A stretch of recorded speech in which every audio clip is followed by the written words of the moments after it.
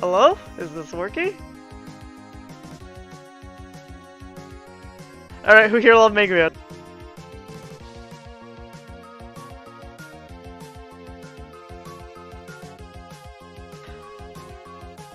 Wow. Okay, well, hello and welcome to New Moon 2021, Psycho 8, Blood Moon 2. I'm your host, Player Zero, today. So, this is the third week of the tournament. Hello, BitMuffin.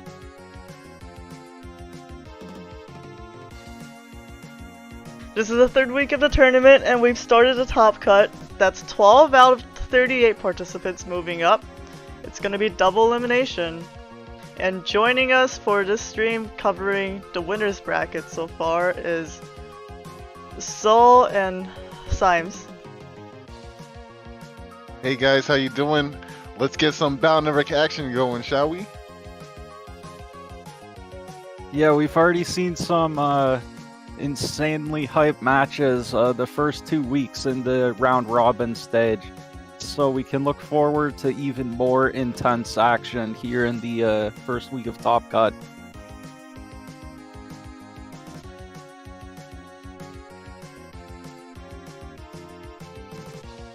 And so our first matchup this is a double elimination bracket.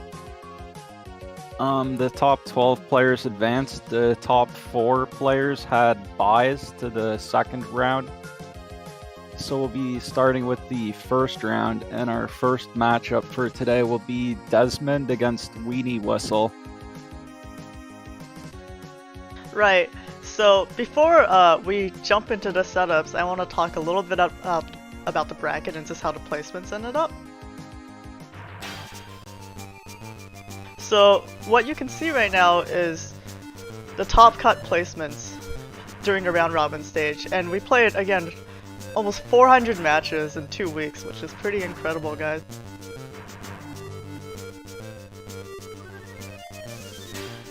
So because of these placements,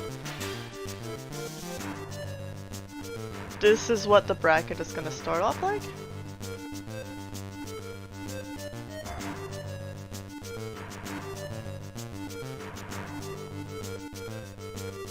Yeah, shout out to Symes with the 69 points. Rockman Day, June 9th. So because of the placements, the top four have a bye, and so they're gonna be starting in the winners quarterfinals. And so as we follow the beginning of the bracket, we're gonna start with Desmond into Weenie Whistle. So let's get into setups now.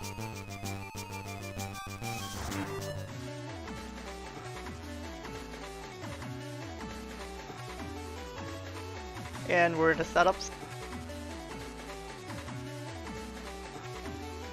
Yeah, and so we've got a classic Gregor against Falzer matchup here. On Weenie Whistle's side, we see this V code with the Super Vulcan, Bubble Star, Electragon. And then we also see a Risky Honey 2 and a High Boomer, so that will give Weenie Whistle some extra wood coverage. What's really interesting here is I feel like the adaptation that Weenie Whistle made to his folder over the course of last new moon, into this blood moon, was what really gave him that edge to like really make his way into this top cut.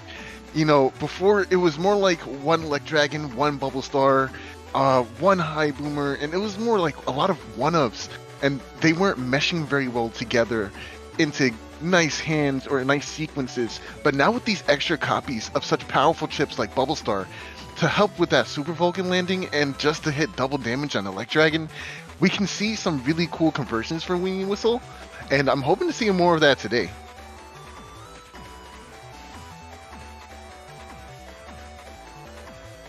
Yeah, for sure. The V code can be quite effective with some of those bubble elect combos.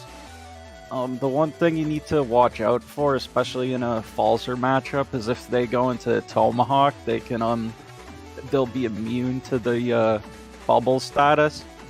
but we do see the Blast Man in Weenie Whistle's folder to hopefully deal with that Tomahawk Cross. And then going over to Desmond's folder, we see the A code along with the folder pack 1. Now, what's really interesting about this folder pack 1 is it's not very often that we see custs like this, but as of this tournament, we've been seeing a lot more folder pack usage. What do you think about that? Yeah, I definitely think it's been a pretty underrated Navi cust piece. As we can see there, it fits extremely nicely on the left side with super armor. And so folder pack 1 gives you a cust +1 and also mega folder +1. So having an extra mega chip, either a asterisk code Navi for the utility, or another SP Navi just to have another huge damage threat, can definitely be extremely strong. Now, to go alongside the extra mega folder in the folder, of course, we see not only just Spoutman SP, but the B brothers themselves, Protoman SP and Blastman SP, which are going to be huge for dealing damage, and also complement that Grab Banish that's in code too. Especially since you can do something like Grab Banish into Protoman into Blastman consecutively, since during a drag animation, or a big push rather, you can mash in a bunch of different attacks and they will all connect, if you time it correctly, of course.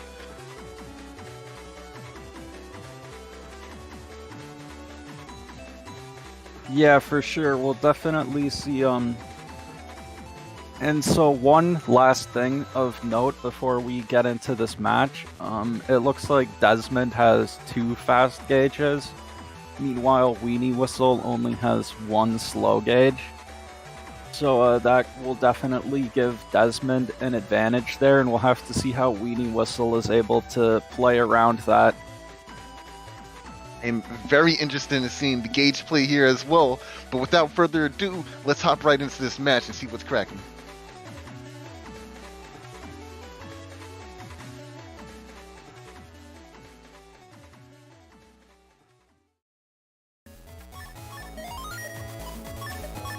Alright, the combatants are set, so let's go ahead and see who would win in a net battle. Oh, the animation is so beautiful. Woo! The little chip designs and the way it pops up with the folders. Oh, that was sick. Alright, Salad, yeah, that's a pop-off right there. That is definitely a pop-off. Ooh, the side piece music? Hold on a second, bro. Yes. I believe we're watching this from Des' side, as a matter of fact. So, shout out to Des using the sound patch and getting us this beautiful music right now, ready to flex this early first round match. Let me see it. And so on the Rock Cube field, we see Desmond immediately going for the Dust Cross with Life Aura. And Weenie Whistle is opting not to use a cross at all. Ooh, connects with the Bubble Star into a charge shot. Ooh, and narrowly dodging 2 of those giant rock cubes, making their way down to the bottom row. Weenie Whistle doing so good so far. And there it is, the first fast gauge. People in chat are saying, wait, Falzer is the sound patch now? No, unfortunately, the sound patch is still just for Gregor.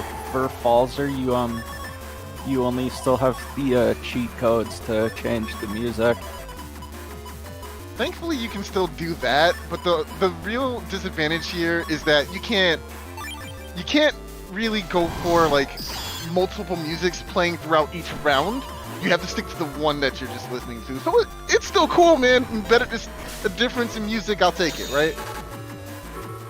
And we see there, Desmond blows away Weenie Whistle's Life Aura with that wind track, and into Beast Out. And with Weenie Whistle in Charge Cross, we'll see if that Aqua Sword can connect.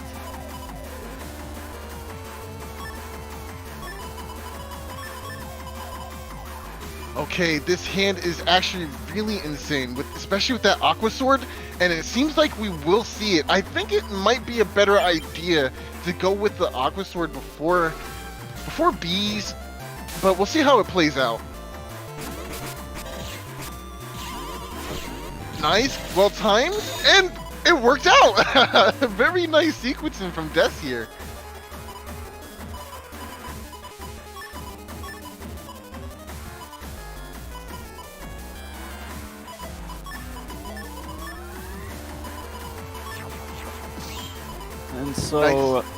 And so Desmond has a big lead now after that last turn. He's up by about just over 750 HP.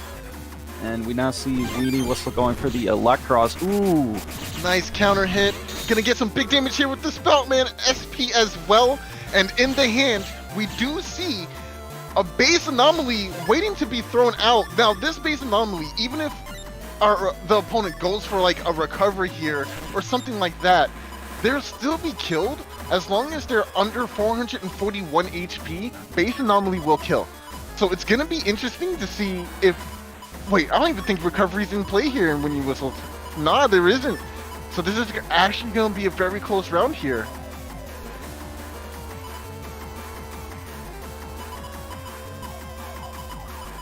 Yeah, we'll see if Weenie Whistle can go for a Q-Force play or something this turn. That would be the only way I could really see them closing the gap here in this first round.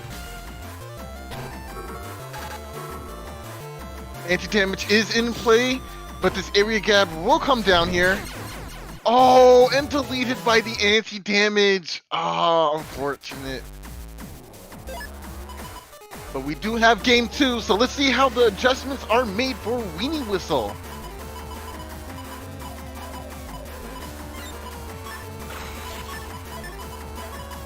Okay, so let's break it down. What went well for Weenie Whistle in the last match?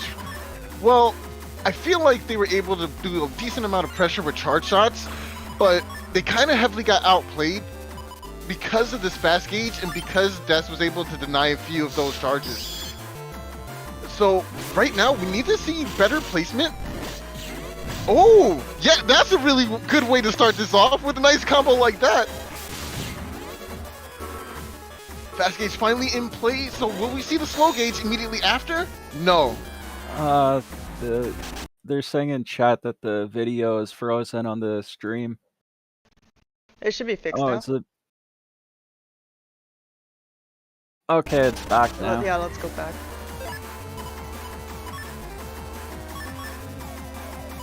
Okay. Yes, this battle music is definitely amplifying the match as we go into this next round here. Now, what's interesting is that we have 2 bees, a wind rack, and this Aqua Sword. So we can do a significant amount of damage to either Elect Cross here, or even if a Charge Cross is put into the play, or Heat Cross is put into the play next turn.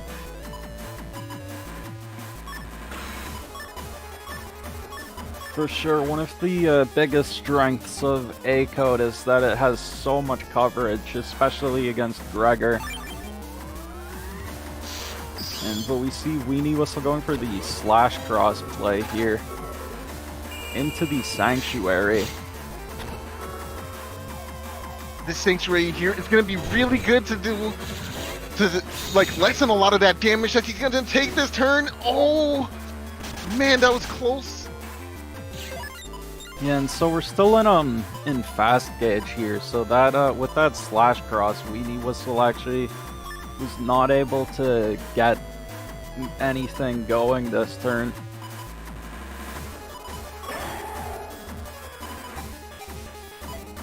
But so it should be noted that the only out to Sanctuary in Desmond's folder is the Element Man, so, and that is nowhere to be found, so Desmond is just gonna have to deal with these holy panels from Weenie Whistle, which cut all that damage in half.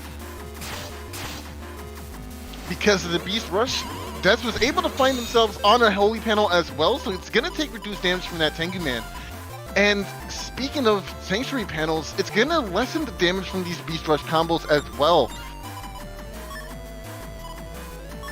We do find Erase Man and Judge Man, and not the Element Man, so this will play a huge role in this upcoming turn, reducing the damage significantly, allowing Weenie Whistle to adapt in some kind of way, but what adaptation are we waiting for? We're gonna have to see it now. And we see the Heat Cross coming out, and ooh, connects on that Tomahawk Cross.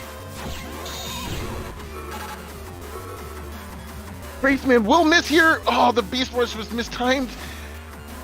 Oh man, unfortunate.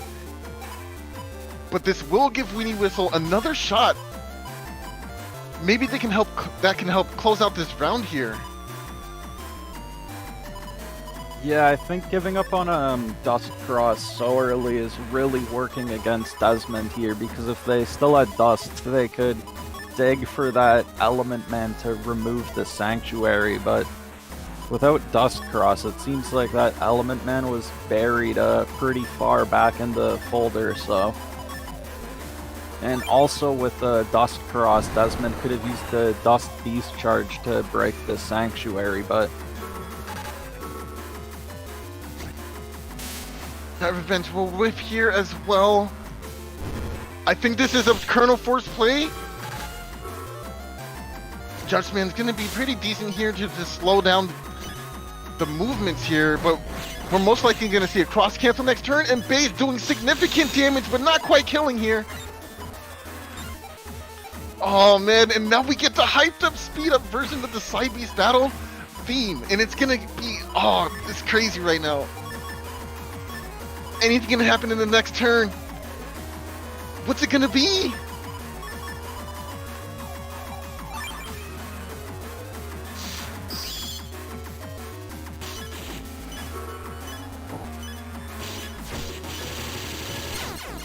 Nice! And the Buster Gun will clear it out for that game too. And we're moving on to the full set. Let's see it. Yeah, it was definitely a great adaptation from Weenie Whistle in that second round after a very one-sided first round from Desmond, so we'll see if Desmond is able to adapt to what Weenie Whistle did in that second round here in this final round. Oh man. There it goes, going into Electros once again, and Erase Man going for it, and the accidental TFC! This will delete this Dust Cross and reduce the flow significantly for deaths here. Luckily, Custe is in play, so it won't be as bad here. And we see another bubble combo! Amazing damage done in the first turn! Now what's scary here is that this fast gauge is only going to propel the turn forward faster for deaths. And this might end up meaning that a wind rack can be found in Weenie Hussle's hand. Desmond has anger and already has that base anomaly. We could be about to see the ×2 base anomaly play here. I think if you're Desmond, you have to go for it here. Oh, 4 discs of 320, that's 1280 damage. Oh, that's big damage, but the TFC and the anti-damage is up here and will protect Weenie Whistle from this big amount of damage here. That was a huge swing, and now we see the slow gauge coming out from Weenie Whistle here, so this will be almost 60% of a slow gauge turn where Weenie Whistle has these Electros charge shots, and ooh. A bunch of them are connecting. Desmond is down by about 950 HP right now. And the second fast gauge we see isn't in Desmond's hand either without that Dust Cross, so this will be another turn of slow gauge that Desmond will have to survive against this Gregor. The good thing about this is we at least have Bs to help with the D-Cross here, and we do have a ways to confirm it. So we can't do a significant amount of damage here, but with the slow gauge means you'll still be at the mercy of taking multiple charge shots, which is exactly what Weenie Whistle wants to do here, especially since we don't have the fast gauge in hand just yet. So it's gonna be interesting to see how Death plays out with this one. Oh, and the change cross here into Sanctuary. That's gonna reduce another big amount of damage from Death here, especially in a slow gauge turn. Oh, the counter hit! Nice! Yeah, but as we can see on those holy panels, these attacks are all doing reduced damage, so... And with all these charge tackles coming in, Desmond is now down to just 75 HP. And man, not fighting that fast gauge again with no out in hand for this Sanctuary in play. This is looking really bad for Des really fast.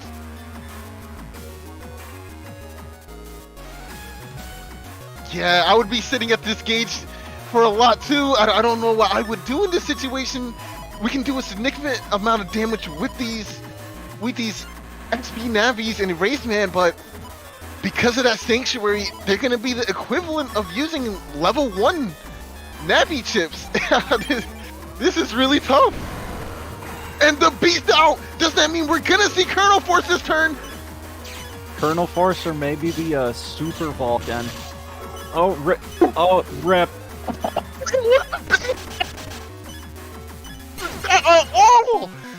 Oh no! Forcing the use of Rush and getting completely punished for it! Oh man, that was insane!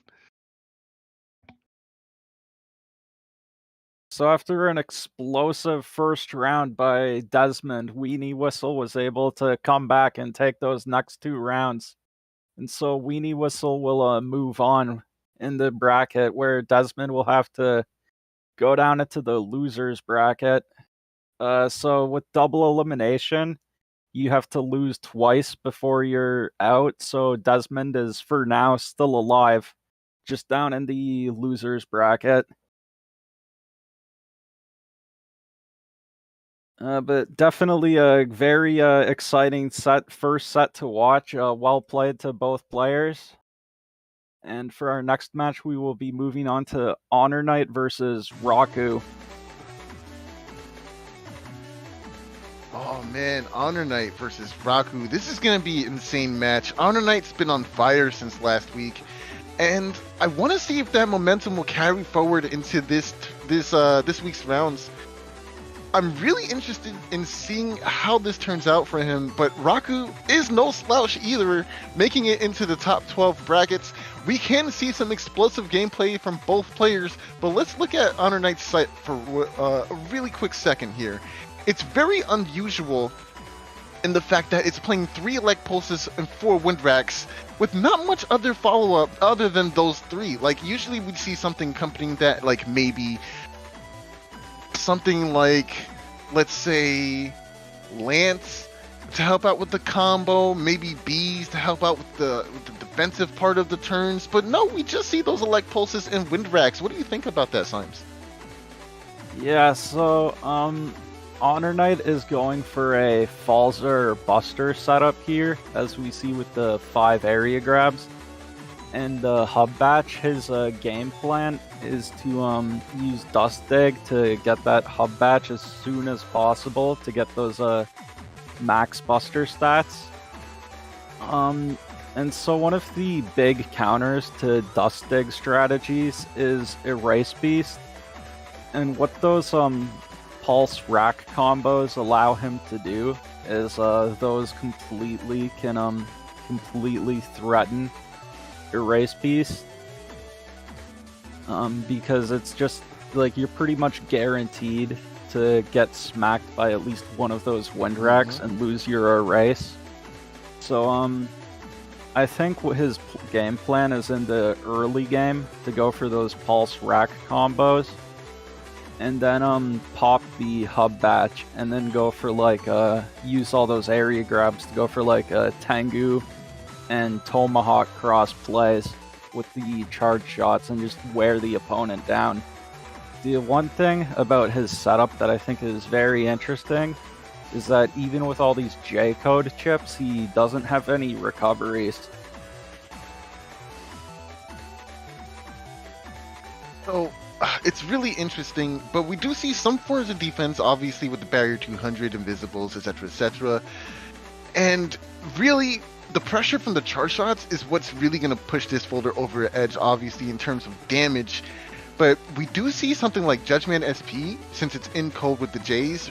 I think it's going to be really important, especially for not getting roll locked himself. But with 5 area grabs and double Judgment, I don't see that happening. And it is a little bit weird to not see recover Jays in folders, simply because they go along with the J code theme as well. But I do see reason not to run it, since things like full cust are really important for fixing your hands with dust or trying to propel yourself forward. Oh wait, we do see recover 300s in his hand. It's very bizarre, but it's like under. Oh, okay, never mind. That was a quick error. Don't look at that.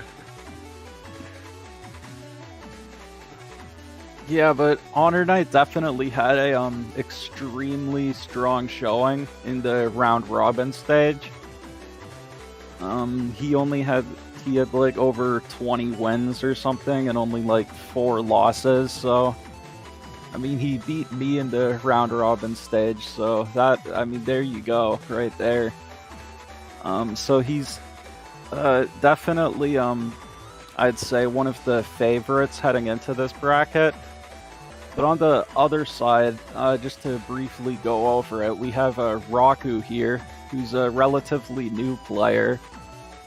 They've entered some of the previous few new moons, though, including Link Navis earlier. They used your boy, the Bubble Boy.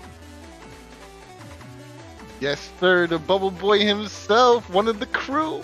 I gotta root for my boy, and he's representing the Bubble Boy theme with the Bubble Star 3s at the top of the folder.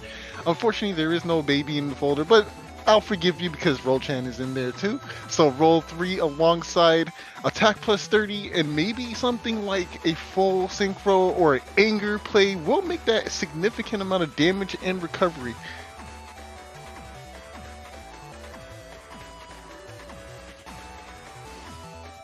Yeah, so Raku's running the classic salad cust, and so with that attack 4, the beat, and then we see the R code with some M code splash, so it's definitely going to be a pretty strong folder. And one more thing before we get into it, we will be seeing the gauge war come into play in this matchup as well. Honor Knight with the 2 slow gauges and Raku with the 2 fast gauges, so we'll see how that plays into it. Alright, without further ado, let's hop right into this match and see what it do.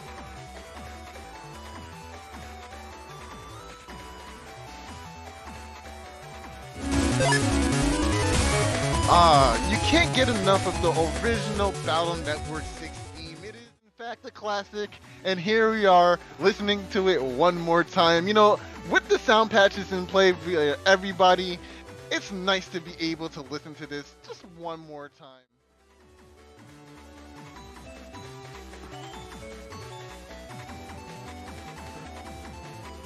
Alright, turn 1, we do see an immediate shift into Dustcross. It makes sense since Honor Knight's going to want to dig through their folder here and try to get his game plan accelerated as fast as possible. And of course, as per usual, we do see the Elect Pulse into... Oh no, we led with the Invis first, excuse me, not just yet. We need to get rid of Rush first. This area grab will help solidify this Elect Pulse drop, of course. Oh, area grab is matched by Raku, and we do see the pull here.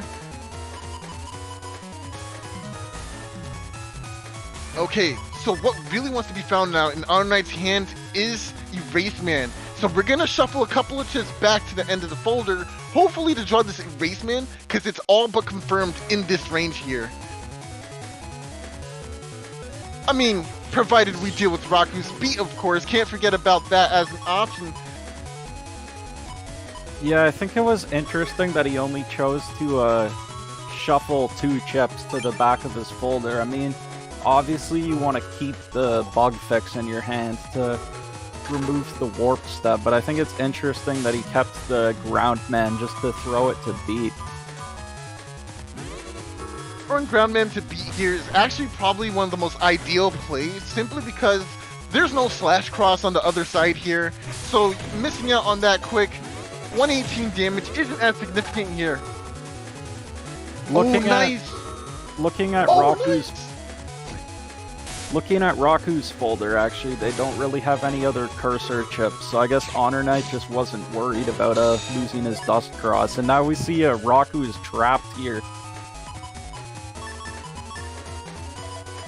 Yes, with this trapped placement, it's going to be hard for Raku to move around. This will instinctively force something like a beast out here, so Honor Knight has to be prepared for that in mind with this next turn sequence. Or at least, no, not even Tengu saves you from this lock here. It has to be beast out, so we might see that coming out in the next turn from Raku's side. Either that or Element Man would remove these conveyor panels.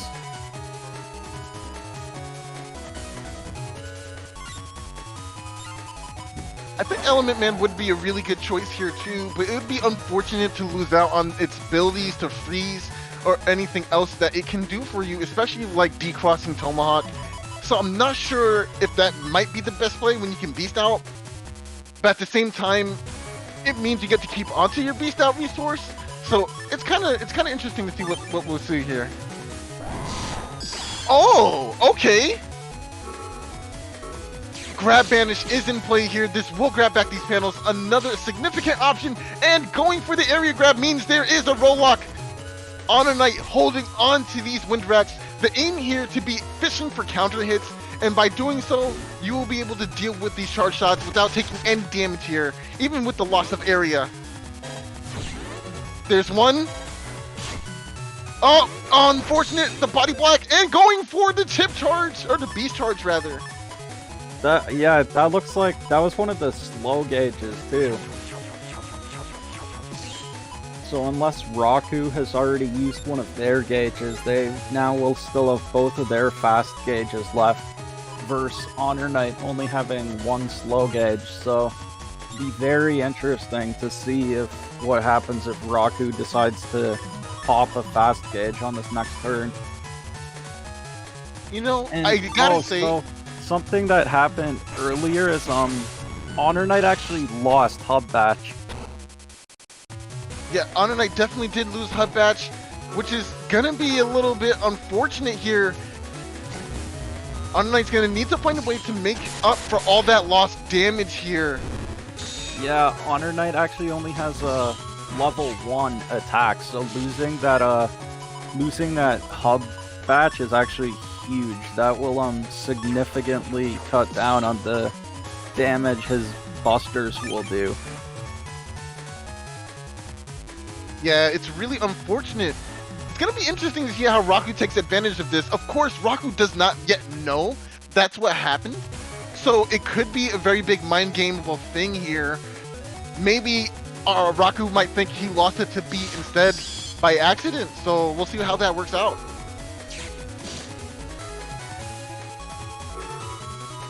Meteor Knuckle!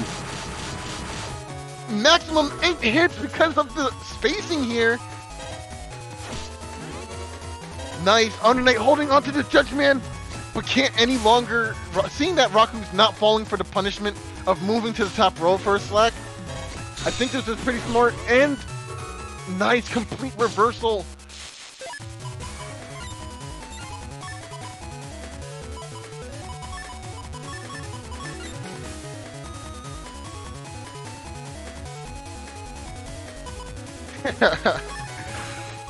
In the YouTube chat, Double CCEX says, sit in the corner and think about what you have done. It kind of did feel like that with the raining fists on you.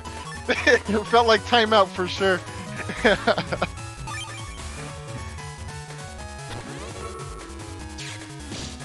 Now the thing about pulse combos is that they kind of lose out on a lot of significance without the use of Beast out here.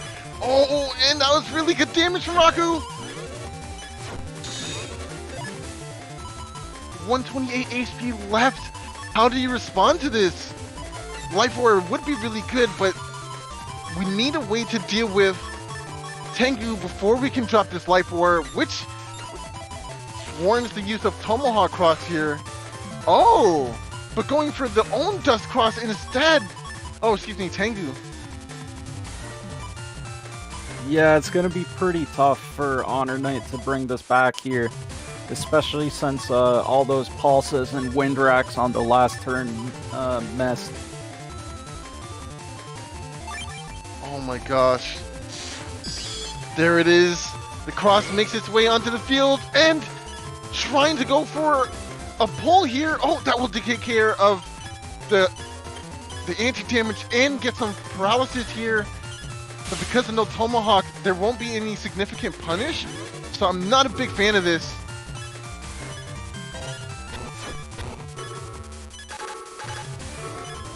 Oh, the ground nice. fantasy.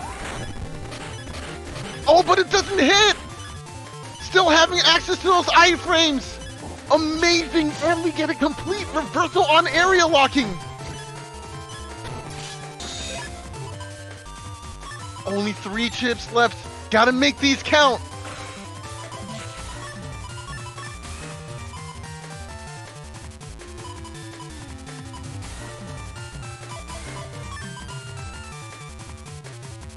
Oh man, what a tough decision. 1 defense is there's 2 defense. We already saw Meteor Knuckle, so there's nothing significant like that coming out. And the Groundman SP, of course, but there is still Roll. And Roll can recover for a lot of HP with an attack plus 30 attached to it. And it also deal non-damage. It will clear through this 124 HP as well. So you definitely need to hold on to this anti-damage just to TFC and make sure you're safe from that. Yeah, and I think for Honor Knight, we don't even have a undershirt active right now without that hub batch, so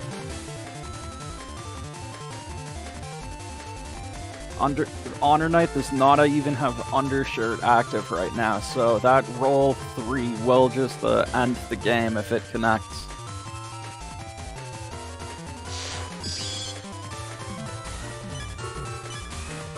Pass Cage will make it head around. Oh, this is excellent because now. Oh wait, does that connect? Oh, it does. But why not chant TFC here? I think I don't think Honor Knight under that fast gauge would have had any other way of bringing that back. So he might have just been conceding that first round. But slow gauge was in hand though, so yeah, we could have seen it drawn out a little bit. I don't know. Losing the hub batch like that was pretty much a worst case scenario for him because his entire build is so centered around that. It's almost like in a BDT folder if you just lose your BDT to something. So yeah, I agree. So I think Honor Knight was basically like, yeah, enough of this round. I just want to move on to the second round.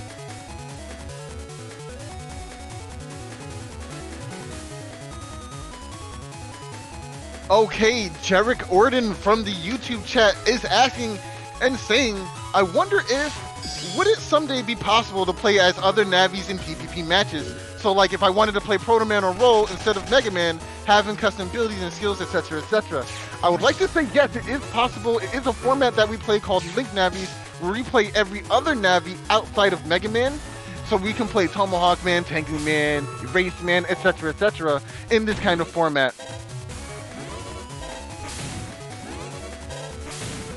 And now I love this first turn here. Both players going for the turn 1 life aura. This is going to be interesting because now it's baiting out the use of Tengu Cross here to try and clear that away and deal with this aura as soon as possible.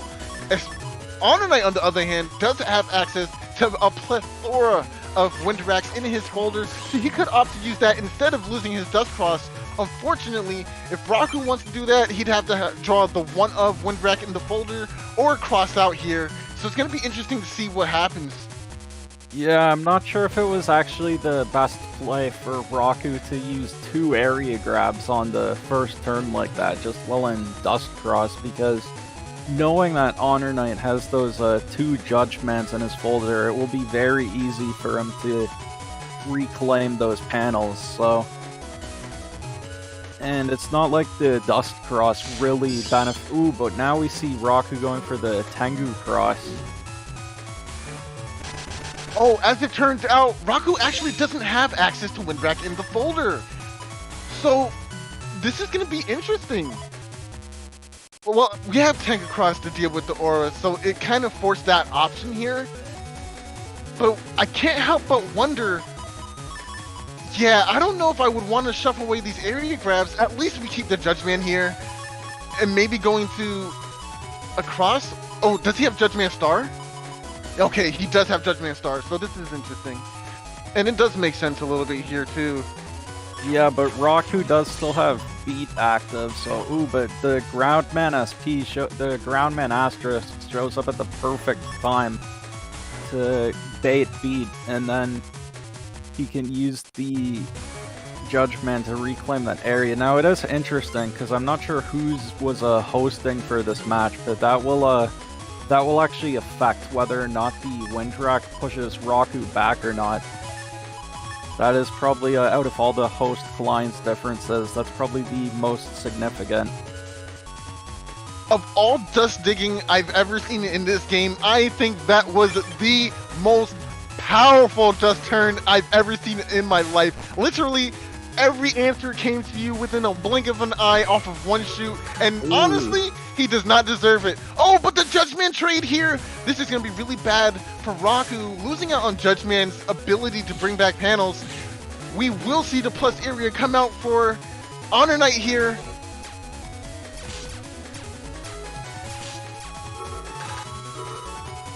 Meteor Knuckles does make its head. Oh, that was so smart. Hold on. 4 hits, area. I think. Yeah, that's actually really good in this area. Can he mash it out? Yes. I think the average amount of hits in that configuration is 2 or 3, so that was definitely above average luck there for Raku. So we'll see if the extra damage from those Meteor Knuckles can end up making a difference.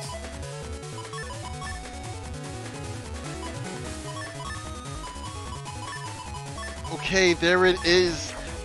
Shuffling away this hand here, I definitely agree with that. Oh, not shuffling, well, pushing it to the bottom of the folder. I think that was the excellent play, and we do see the Hub Batch in hand now. We will get to see how powerful Hub Batch is in terms of giving you the attack 5, charge 5, and speed max options at a flick of a coin. Yes, we didn't get to see it at all in the first round with a very unfortunate 3 frame. So we'll see if in this round Honor Knight will finally be able to use it and actually play his folder the way it's intended.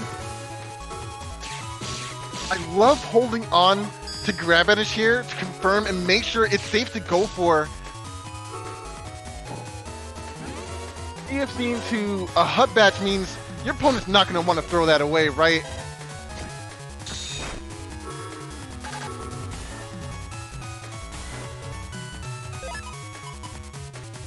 And look at that, from 5 cards in hand to a whole 8 of them at the fingertips of your disposal. I love Hub Batch for this reason, giving you all these amazing options literally at the twist of a hat, man. It's just so powerful, this Giga Chip, and how much it does for you.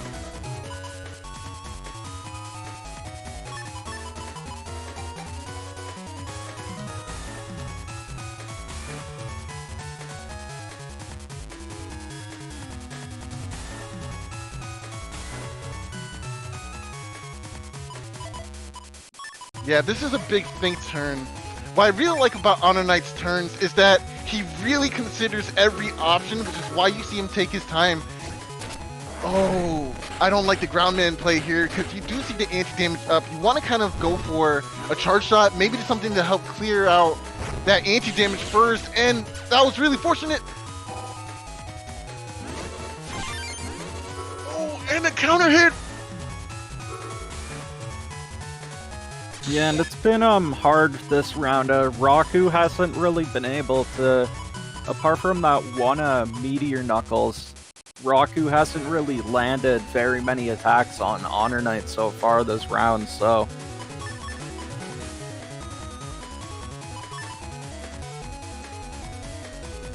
do think this is a very nice reversal of fate here.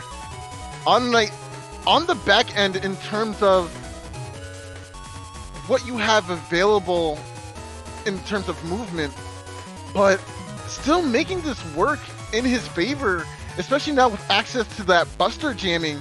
You can do up to 50 damage with a P shot here. Do you want to explain how Buster Bug works here, Symes?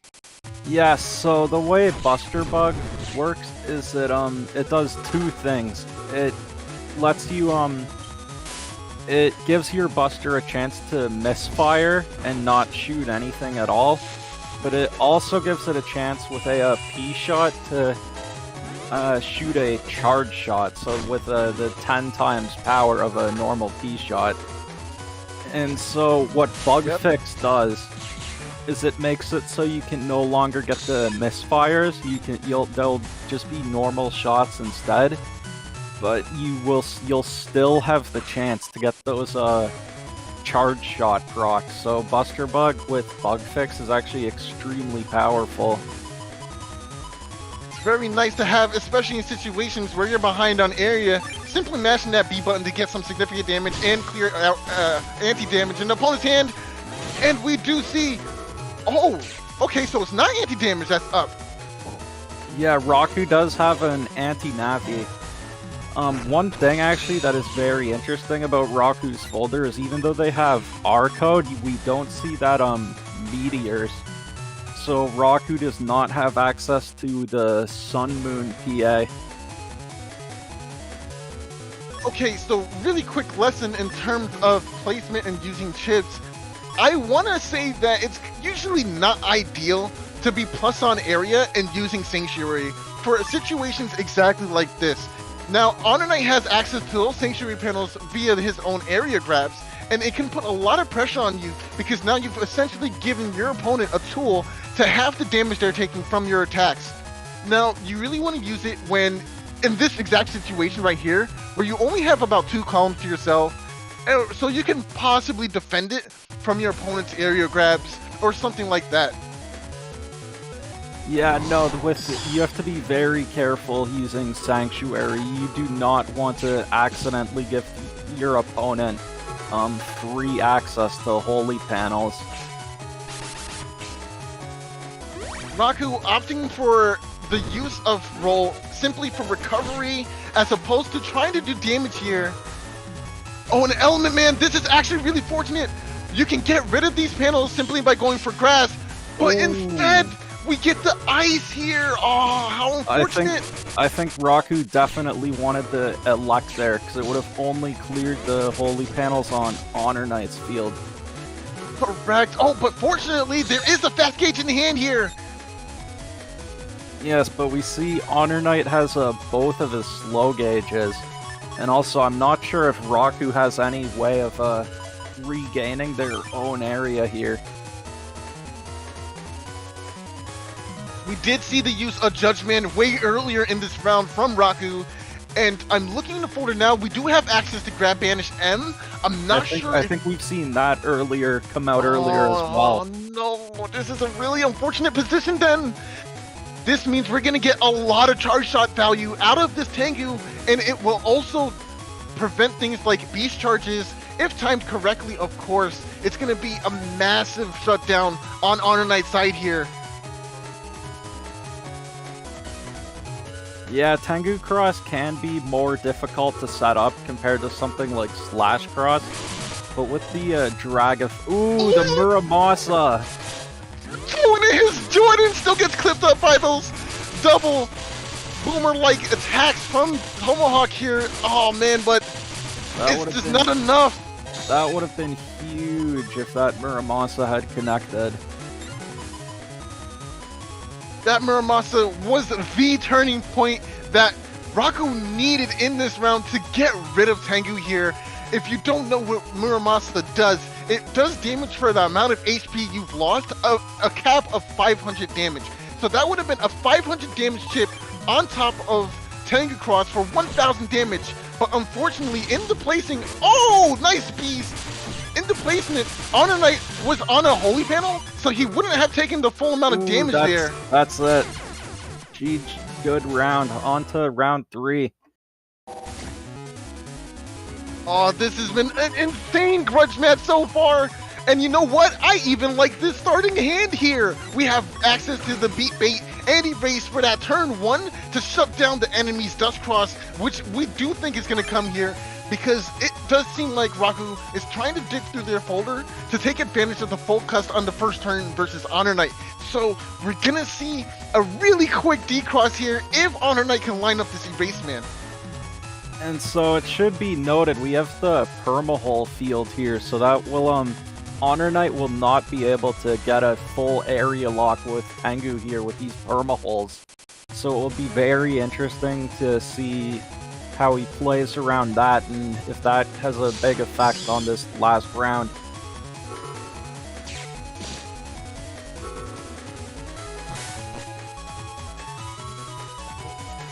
There goes the beat. Oh, and the Race Man does connect! No TFC of Life or barrier to be found.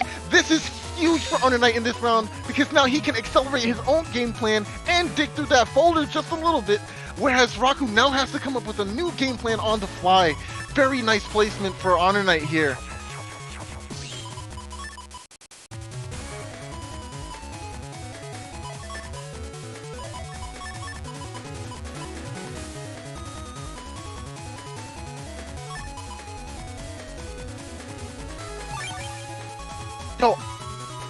Yo, Honor Knight, are you cheating? How do you keep finding bug fix by turn 2? He's cheating, right, Symes? This isn't real. Yeah, he's definitely getting some pretty good pulls so far with that Dust Egg. And Raku has now lost access to Dust, so whatever Raku now knows how all the Gregors out there feel. Whatever you have in your hand, you just have to deal with it. So here's the thing. Cust 5 is usually not played. You usually want at least one custom 1 to help mitigate the fact that you don't have a lot of draws. And it's really interesting because it's like you're supposed to be at a disadvantage with only a custom 5. But with the help of Dust, we can still see more cards in our folder over time and still push out advantage every turn. It's very interesting to see how Honor Knight flexibly plays around this disadvantage here. This is, again, a folder that Honor Knight has said is his comfort folder. He loves this folder and this build more than most other builds in his arsenal. So it's actually pretty interesting. The anti-damage popping the bubble was very unfortunate for Raku there, especially if they had that, I'm not sure if they had a Dull Thunder there, I guess not, but definitely not getting the full value out of that bubble here. And it is definitely very interesting to see how this permahole field is affecting the area game for both players here.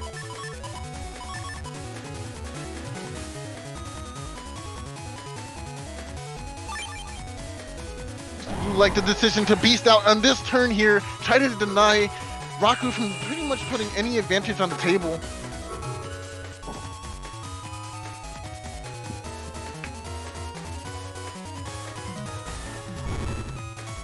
Nice! Baits out the anti-damage. Wind Rack. We should get an easy confirmation here as well. Nice! These Sanctuary panels are gonna play a huge role in Raku's placement and battle damage here. Yeah, but Honor Knight is in Dust Beast, which can, and look at all these null chips he's now suddenly got in his hand. Those will be able to easily remove this Sanctuary.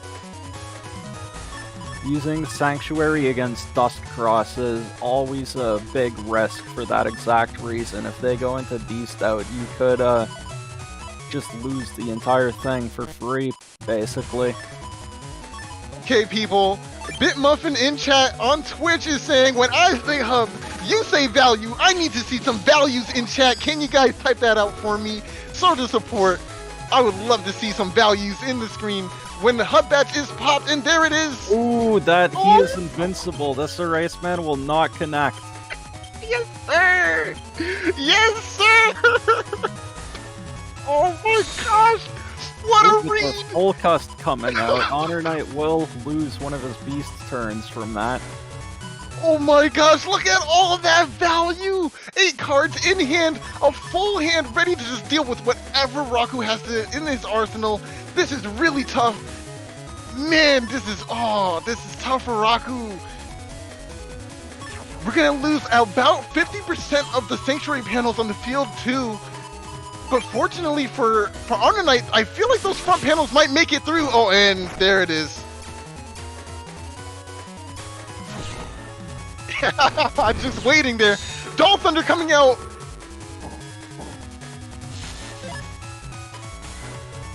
Okay, we are trapped here. And we see Honor Knight with a pretty huge HP lead here, about just over 1500 HP lead. Raku does still have, I think, hasn't used the Meteor Knuckles this round, or Roll 3, so Raku does have still have some ways of bringing it back, but Honor Knight definitely has a big advantage right now. What's going to be interesting to see, it's a trade of area grabs. That's really fortunate for Raku. This means you can babysit this panel and still take some lesser damage. Oh, Ground Man SP will not do a significant amount of damage here because of that invisible intangibility. And now we just have charge shots.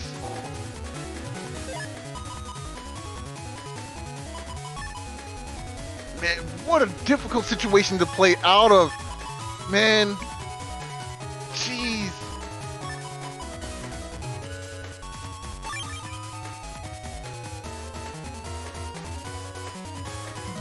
Uninstall is in fact in Raku's folder. I think we saw it earlier though, did we not? I'm not sure. Was it on a bubble star? Well, I guess we'll just have to wait and see when we get this amazing combo! Still getting out 2 hits from the Meteor Knuckle. That's still great value, but man, Electro Swinbrack into Element Man for a nice D-cross play here. That was insane. It was 2 hits and on the barrier 200, so it was actually more like 4 hits, but down to just 70 HP here. It will be very difficult to bring this back. I do think we could possibly see the play on a Muramasa here, maybe with a Beast over, just to try and get that confirm on it, but outside of that, I think we've pretty much seen almost everything in Raku's folder. It's going to come down to maybe a Risky Honey play with some boost on it, or an Anti-Nappy play. It's looking really slim.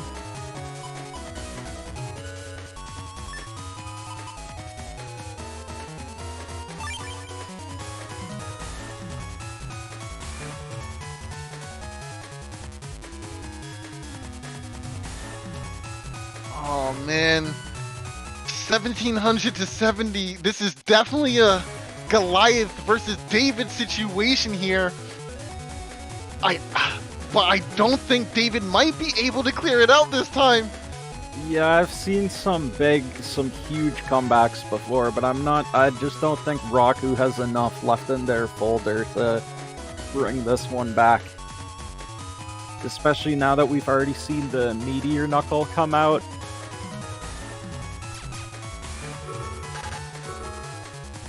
Oh, there goes the roll! Nice! This is kind of what Raku needed to get something started. With this extra HP, we can perhaps get something moving forward. And speaking of moving forward, we get the fast gauge here. Oh, but it's immediately met with a slow gauge. Oh, now we gotta play footsies. I think that panel in front of Raku is actually broken.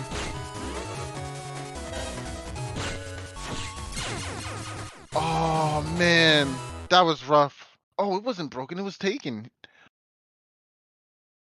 That was really unfortunate. Great game to both players.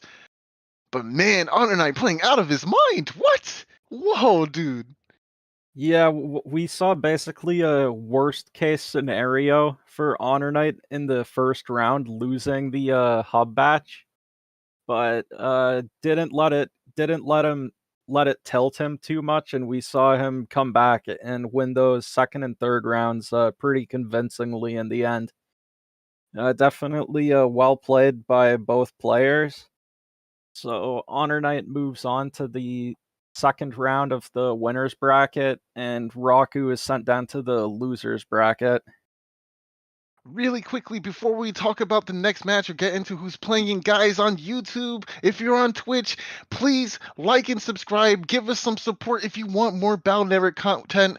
We will keep bringing it to you as long as we get support from the community. So please reach out and give us that support if you can. But right now, we're going to go into the next match, round 3, being Thiago versus Godon.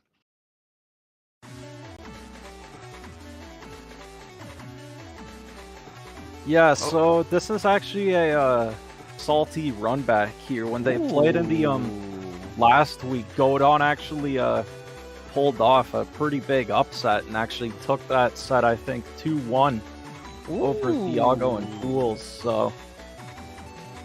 So this got a little salt in it, huh? I like my meat nice and tenderized. So this is gonna be a juicy one. Okay.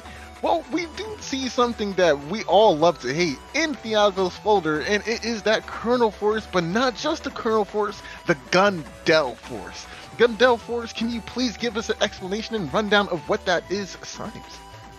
Yeah, so one of the few natural counters to Q-Force is that Invis.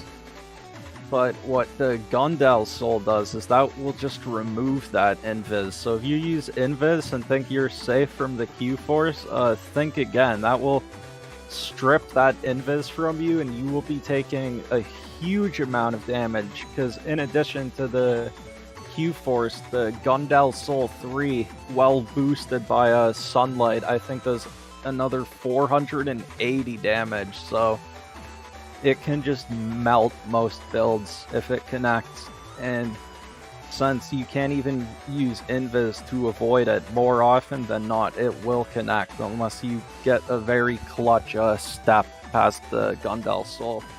Yes, 480 damage, I almost said dollars, on top of whatever the boost on a Beast Out Kernel Force is, which is 30 plus the 30 from the Beast Out times 3 for each soldier shoots 3 times. That's 180 damage per soldier, and then you have to consider the amount of rows you have as well.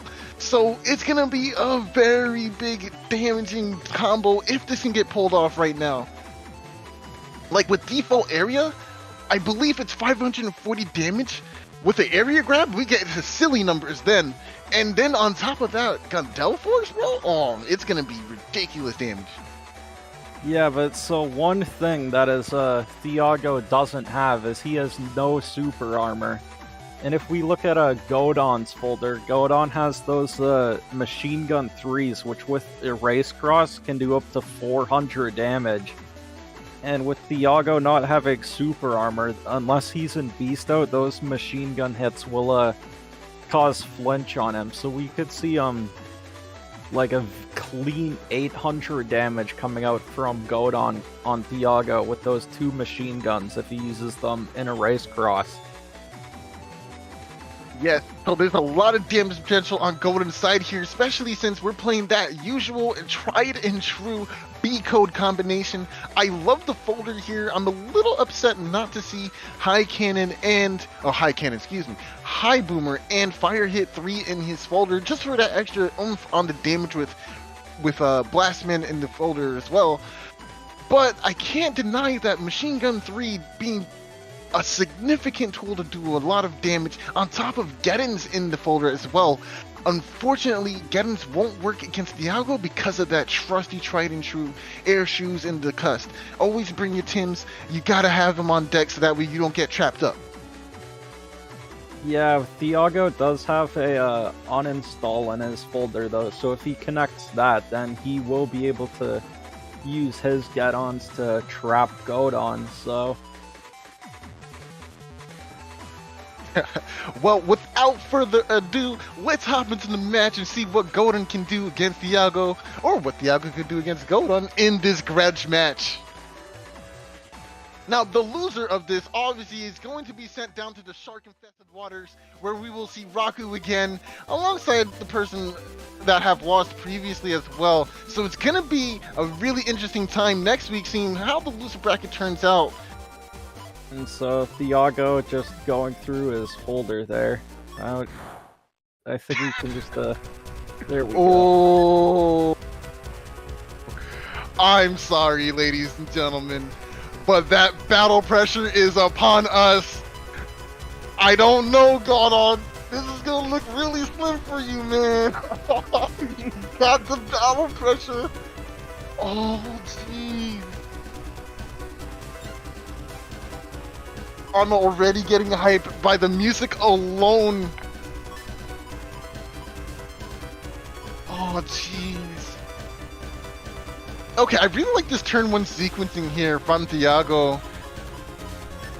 Going with that turn 1 Life Aura with this here anti-damage is just the maximum amount of protection you want, especially against something like Charge Cross. Blackman will come out, unfortunately. That's gonna be before Life Aura rears its ugly head, but now Thea knows it's safe to go for. Yeah, it was definitely a good play by Thiago to just take the damage from the Blast Man and hold on to his Life Aura, because he will probably get a lot more value from his Life Aura against this Charge Cross than he would have by just blocking the Blast Man. Amazing footwork from both players here, attempting to dodge every shot so far, and it worked out very well for Godon. Very great placement here.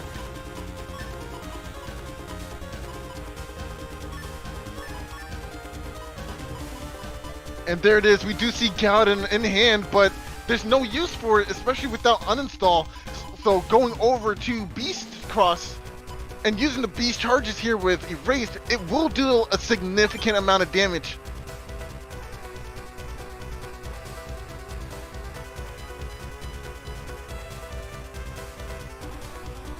Now, here's the kicker. We do see that Thiago does not have super armor in their cust here, but Beast Out in Gregor version specifically does give you access to that beloved super armor tech that you know and love. So for 3 turns, super armor will be in play, and all of Thiago's moves will be uninterruptible. Ooh, that was actually an anti-Navi.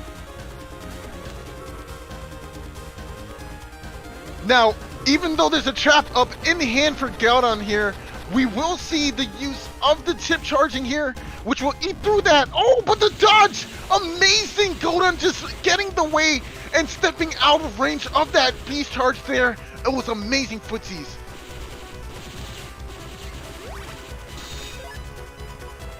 Ooh, and we already see the Q-Force in Thiago's hand. Ladies and gentlemen, but we're gonna wait, right? We're gonna wait because we need to see that Gundel Force combo come No, into Thiago, he's just going for it. Okay. I would love to see the placement of Windbreak first, and then going for another Windbreak afterwards, just so we can get the early D-Cross here. We see a main character Thiago with yet another early Q-Force pull.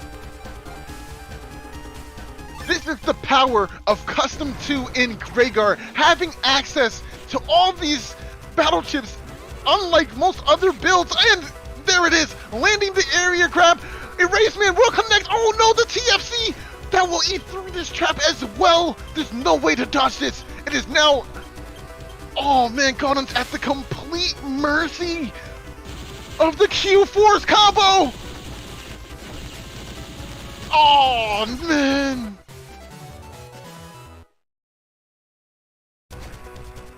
Oh, and we get the run back on battle pressure! Oh, I can't. Oh my gosh. I can't right now. Oh my gosh!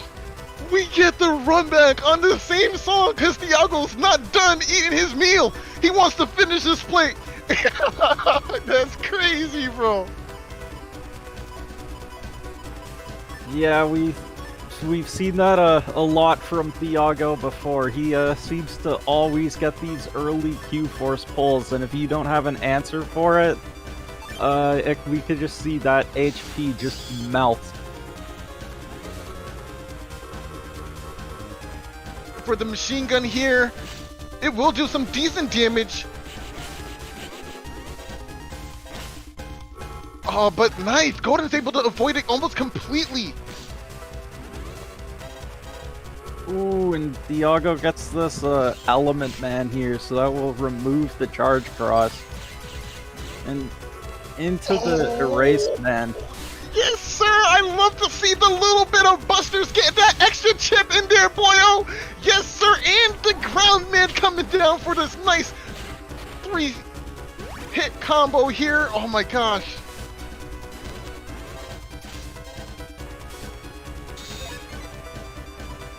Ooh, and here we see the Gundel Soul, but this time with a no Q force. And yeah, it looks like Diago's definitely getting the salty run back from the pool set. Godon definitely poked the bear by winning their pool set, and Diago is out for blood right now. Algo, the vicious monster we don't want to see in bracket at all, is now rearing his ugly head, looking at Godon as his next victim. Oh no, you think Life Roar is your ally? I don't think so. I will chip charge away this damage. Never mind. Never mind! Amazing comeback from Godon, going for the D-Cross with the Wind Rack, which will shut down that beast charge there.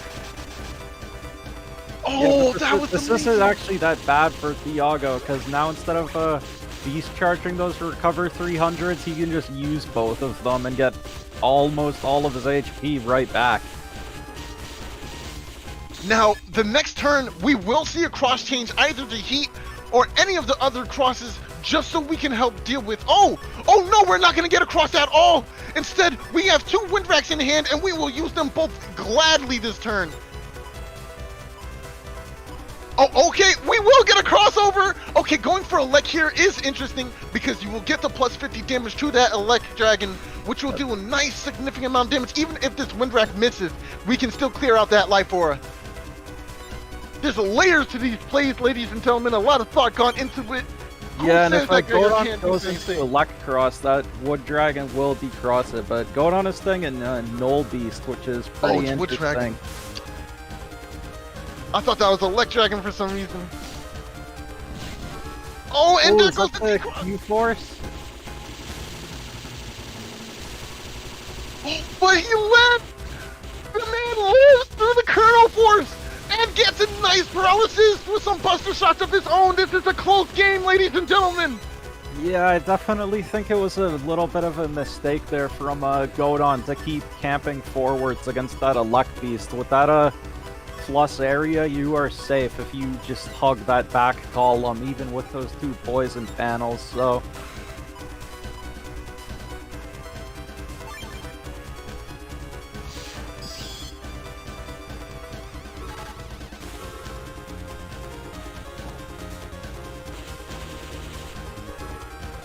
Ooh, and Sting, I'm not sure why Godon is using that Element Man there instead of just chip charging it. Oh man, Element Man, it is in hand! There it is! That's gonna do a significant amount of damage on that grass pedal! But the Judgment! This will get paralysis here for Diago! And end the game with a simple buster shot! Oh man, 33 HP? Yeah, Godon was definitely playing with fire at the end by staying on those grass panels, and he got burned. Wow, what a round from Diago. This is what I came here to see, ladies and gentlemen. This is the Blood Moon, ladies and gentlemen. Top bracket. We're going to see the top 12 players of 3 weeks of grinding and tons of playing just to see the best of the best duke it out in these setups.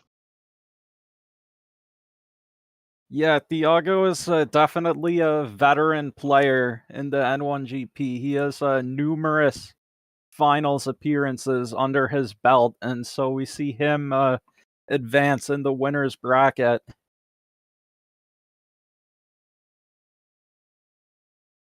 Oh man, who do we got next time? Let me know.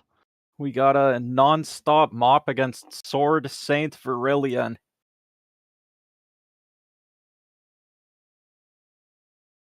Oh man, Sword Saint Virillion? The man himself? The legend? Versus Nonstop Hype? What? Oh, come on. Nonstop Mob is definitely going to be going hard here. A new favorite of mine, and we will see the beautiful symphony that is Crackstep BDT. You know, I usually don't even say that. This is cursed for me.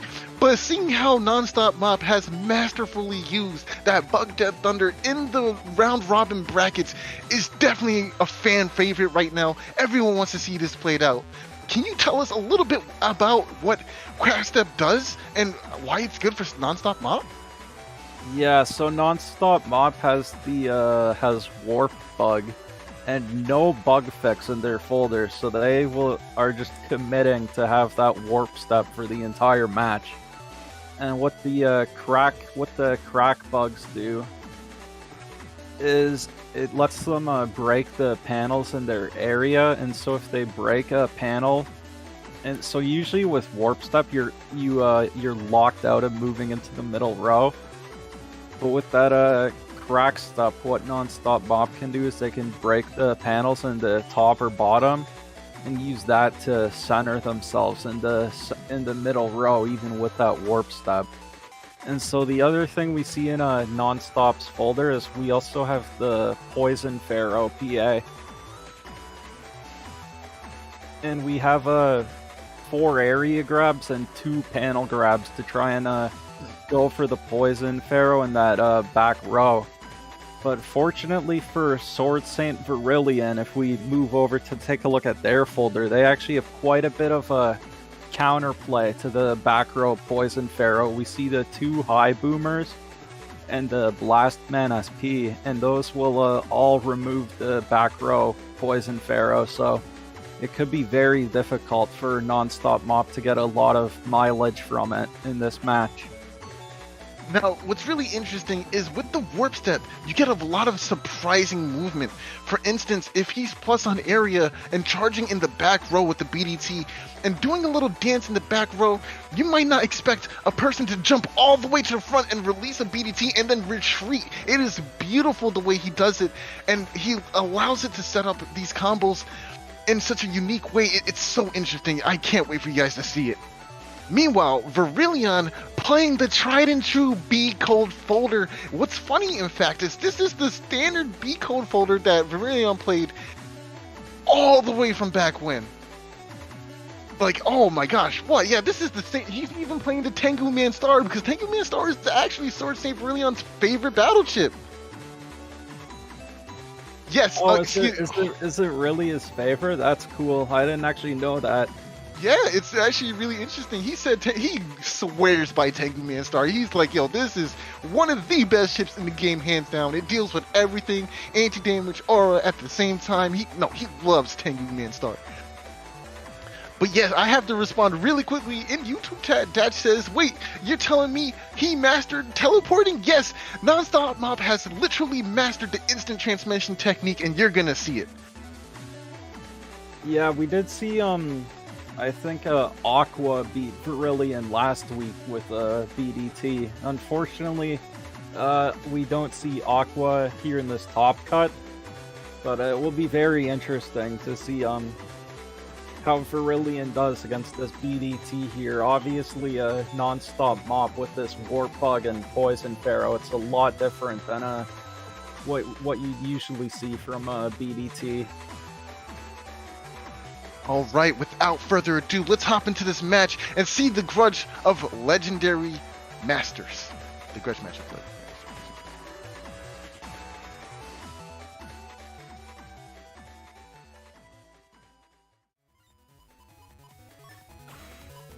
Alright, you know what? If it ain't broke, don't fix, right? Turn 1 Dust going with the full cuts, trying to get through that folder, because there's a lot of digging that we gotta do. I love it. We all love it. Let's go ahead and move on into this next round. And we do see the erase, which is actually quite a good punish here. The thing is, using this full cast here will allow Sword Saint Virillion to go for a beast out, and which will be allowing Sword Saint to use beast charges to punish this dust. Yeah, but I think Nonstop Mob does have a statics, but unfortunately doesn't pull any. But we see the turn a turn 2 BDT. Oh, and the slow gauge was popped on the other first turn. Oh my gosh. This means we're going to see a lot of value coming out from this BDT here. I do think Nonstop has resigned the fact that he may lose Dust in this upcoming turn, bringing this Invis in the first... okay, switching around. He's definitely resigning to the fact that we might lose BDT here, or excuse me, lose Dust Cross here. So I think this is actually pretty smart.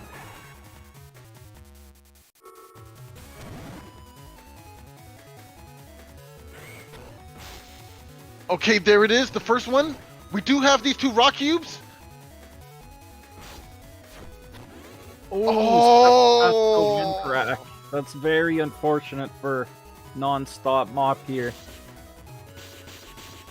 Oh, and stepping into all of those extra hits from the machine gun. That's a lot of extra damage. Fortunately, the footsies did not work out just enough there. But we do see the teleportation to the front row, releasing these BDTs and the retreating, as I did predict. It's obviously the game plan. But unfortunately, losing Dust means you do lose the momentum shift of Dust digging, which means we gotta use what's in our hand right now to do some decent damage. So we will see the use of these panel grabs, area grab and panel grab respectively, to try and close out this area and maybe do a little bit of damage with this fire dragon, especially since there's no Tomahawk Cross in play. It doesn't matter if we use this for damage a little bit early on.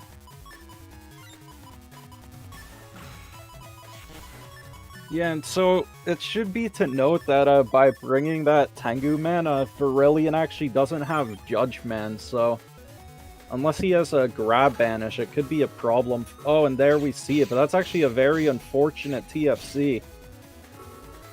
Ooh, but with this area grab, he'll still get it back. Groundman is in risk of missing here, but we do find its mark. Now, what's interesting here is using this intangible state given to him by Groundman, you could step into the back row and let the BDT fall off screen, but instead of doing that, Sword Saint Virillion opts to just move around here. Yeah, I don't think the invisible just from getting hit by the Groundman really lasts long enough to go for that. I think it has to be from a invis chip. Otherwise, it has a chance to time out right when the BDT's on the same panel with you, and then you'll just eat it instead. I think it depends on your placement already. He was in the back row, so I think he could have made it, but you might be right too.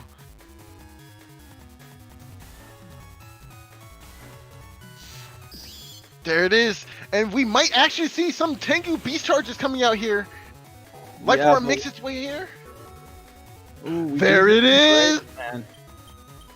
The chip charge is fast enough to go ahead and land one hit at least.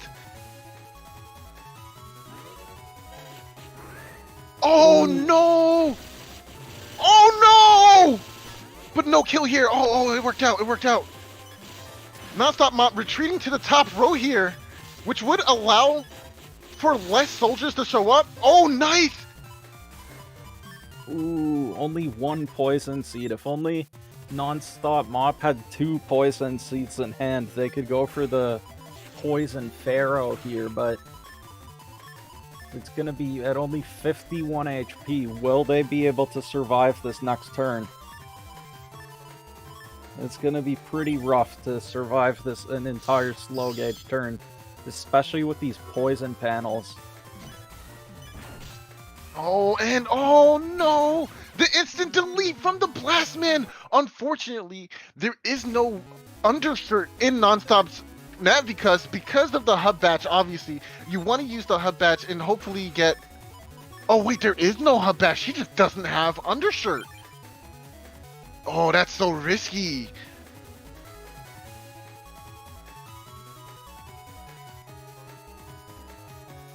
Man, always...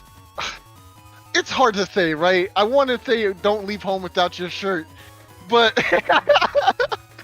I don't know if this is... The build is so concise. I think you can make no undershirt work. It's just You just have to play very carefully around it.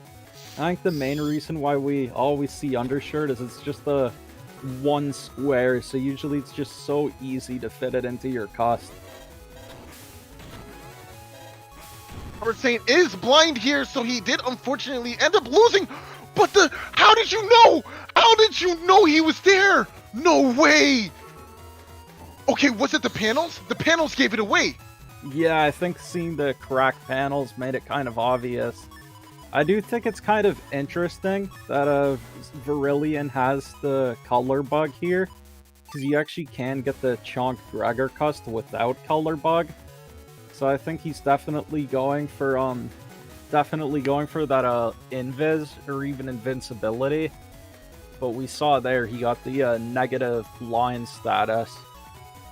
I think we just saw a nice rare case of the IQ 200 read from Virillion. That was straight years of experience. Look how he masterfully stared down that corner panel. He was waiting for that misstep and made a hard read to go top corner and use that erase man. That was excellent. Excellent placement.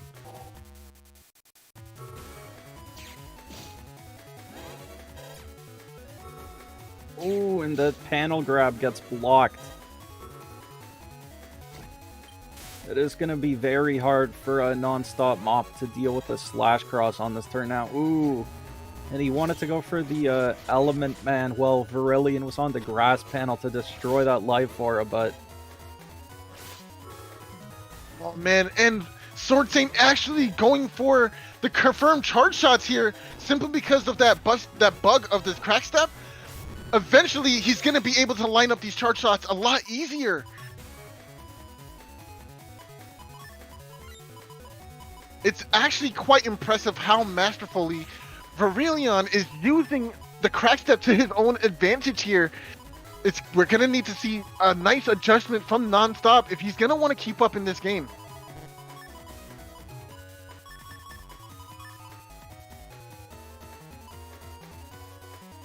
Yeah, and unfortunately, Non-Stop Mop doesn't even have the early BDT pull this game, so Non-Stop Mop doesn't even really have a way to trade back against these Gregor crosses without having the BDT online, so...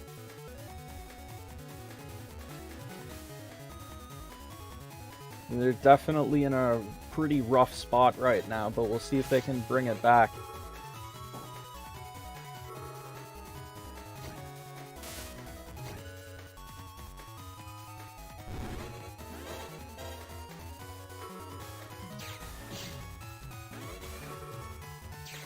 Plus on area is the excellent way to start it off.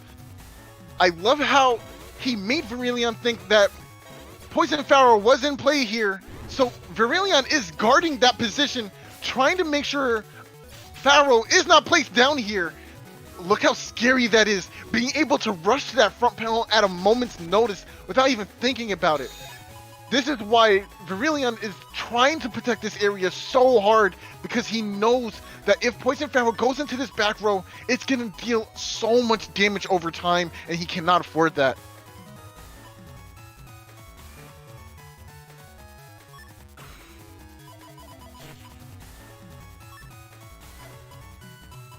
And it looks like Non-Stop Mop is considering their options here.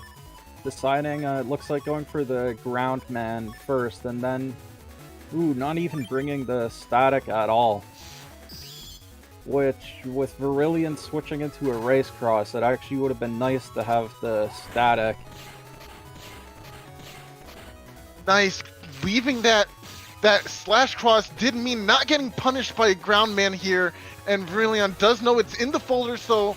Oh, and just going for the machine gun like that! What a mix-up from just going for charge shots the whole time! It forced a mindset of movement on Nonstop! Wow! This is a perfect situation for Nonstop. He loves both these panel placements right now. But still no Poison Pharaoh. But luckily, Virillion does not know that Poison Pharaoh is not in play yet. Ooh, oh, and finally, BDT is in hand. Yeah, but it looks like Non-Stop Mop is instead going for the instead going for the static play. It'll be really easy to confirm this static. All Nonstop has to do is move forward.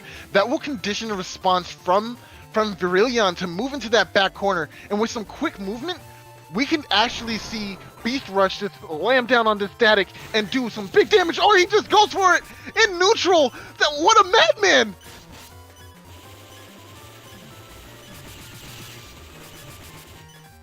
Nice, nice, nice. Making Virillion go downwards so he can trap himself with this panel.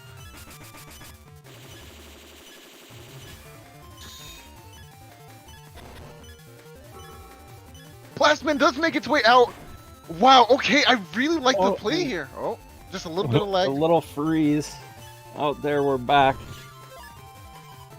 And still does not have that Anubis in hand. And with still under 200 HP left against 1500 HP, it will still be very difficult to make a comeback here. I do have to make a rebuttal here. In the Twitch chat, Strawberry Jam says, "Man, I love waiting 2 whole minutes for Nonstop to decide what chips to use here." You have to understand that this game is very intense in terms of using the right chips in the right order. And taking a little time to consider these choices is very important, especially when you're in a situation at 130 HP with little to none of your game plan showing up in your hand. You have to devise something to fight against whatever your opponent's doing. It's not something that's easily done, and you would only understand that if you played PvP.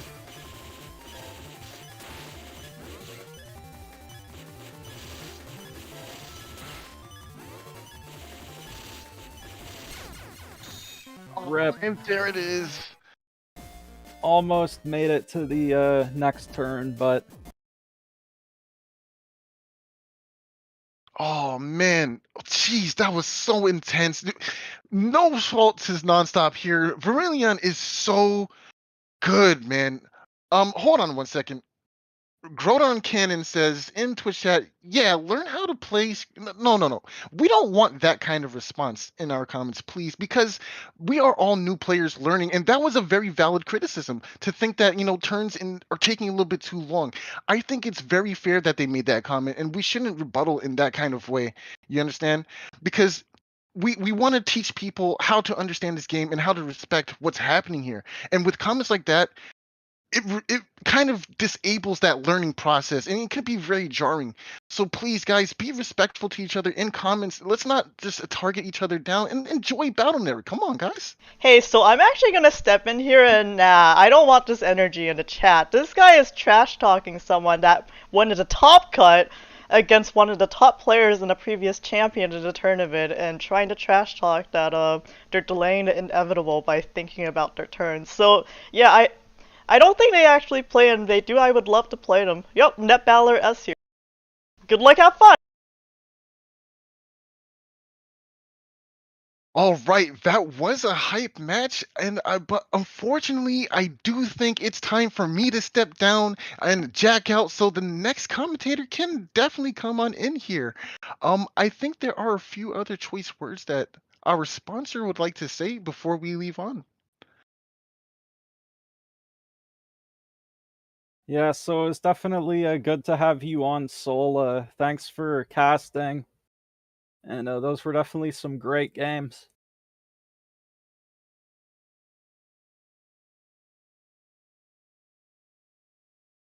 Alright, so moving back to the bracket.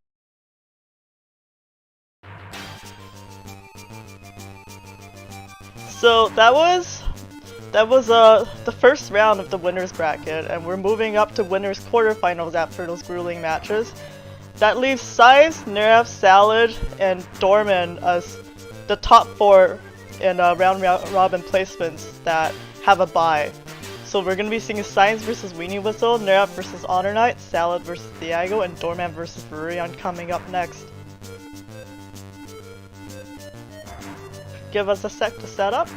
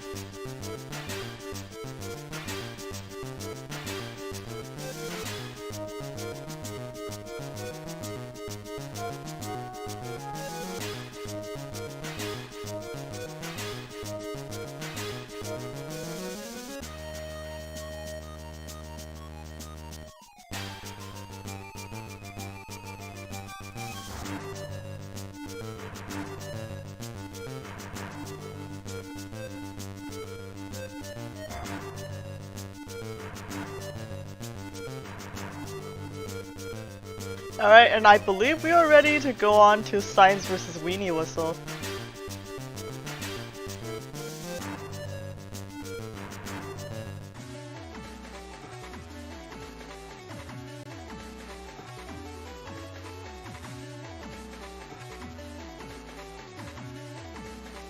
Okay, so hello everyone, this is Nerif, and I'm really excited to be here to cast the next couple of sets with Symes here. And so... Yeah, welcome onto the stream, Nareth. Yeah, it's great to be here. And so our next set is Symes versus Weenie Whistle, and so it's a pretty interesting setup. It is going to be a Gregar versus Gregar mirror matchup, and it's going to be the 2200 HP Chonk setup, V code, coming from Symes here. And you know, it's got the double holy panel sanctuary setup, so it's really durable, really hard to deal with if you're not managing your resources well. You really got to save those chips, got to save those crosses to deal with those holy panels. And from Weenie Whistle's side, we see the V code Gregar setup. It is a Bubble Star combo, so Bubble E-like combo oriented setup here. It's got the air shoes and significantly less HP at 1500, so it also doesn't pack recovery 300s or anything. So there's a huge HP difference between these two setups. And what Weenie Whistle traded that HP difference for was this kind of volatile, extremely potent double damage setup with the E-like chips to combo off the Bubble Star. And on top of that, there is the White Capsule, attack plus 30, potential for Super Vulcan, so it's going to be a lot of damage if it lands. So it should be a pretty interesting match. What do you think, Symes? Yeah, we saw Weenie Whistle against Desmond already, and that was a very strong showing from Weenie Whistle. So I definitely knew heading into it that it would be a pretty tough match. With the Super Vulcan and Q-Force, Weenie Whistle does have a lot of power in their folder, so even with all the chunk, Weenie Whistle in their folder, plus they're still attack 5 Gregar, they definitely have the power to be able to eat through all this chunk, so... And even with the holy panels, you see they have the elect dragons and stuff in their folders. So Weenie Whistle definitely does have what they need to be able to win if they play their cards right. So it'll definitely be an interesting matchup to watch. Yeah, that's for sure. And I think with that, we can jump right into the set.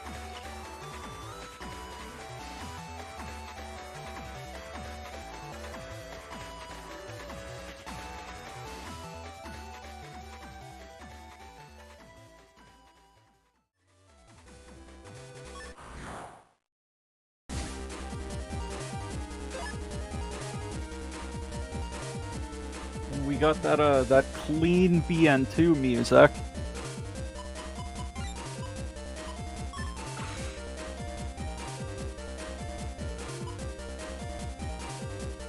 So it's really interesting pulling one of these holy panels turn 1. Would you actually consider dropping it? It looks like that's what you're going to go for right here. Even though Weenie Whistle does have those double Elect Dragons, so you could quite easily lose it on the same turn. And yeah, with Elect Cross coming out from Weenie Whistle, that might be what happens here.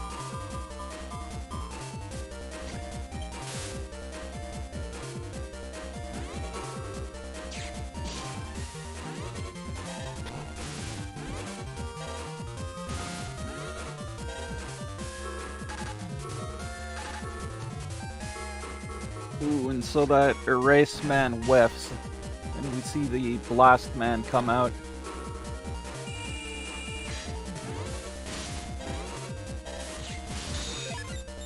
Ooh, and Symes playing the turn slow, kind of probing out Weenie Whistle's chip selection right there.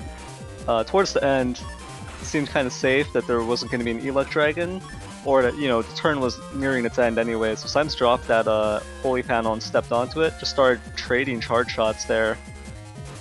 And Weenie Whistle is getting the raw end of that deal, thanks to that half damage from the Holy Panel. Yeah, but unfortunately, I wasn't able to get my Invis out there and proc Rush, so that's one Invis gone, and Rush is still in play for Weenie Whistle here.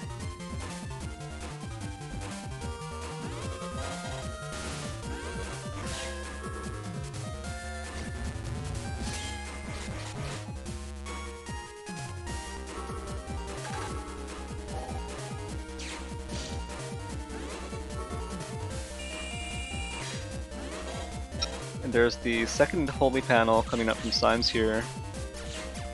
And on top of this Life Aura, it is going to take 400 damage to break it, so it's more likely that Weenie Whistle is going to resort to a Wind Rack on the next turn.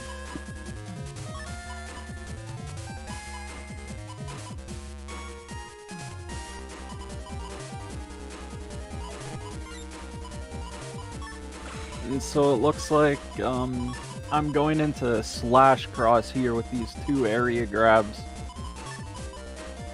And they both recover 300s. And yeah, we'll see if Weenie Whistle has a Wind Rack here to deal with this Life Aura. Otherwise, this could be a very rough turn for them. Yeah, and there comes the Wind Rack. Symes does manage to get this +1 area, which is a huge deal. Ooh, Weenie Whistle with that counter hit, the Bubble Star right there.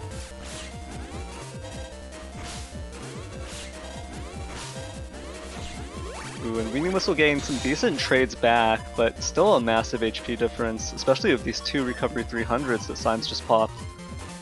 That was a pretty juicy charge tackle on grass that landed, but not enough to cover this HP difference quite yet.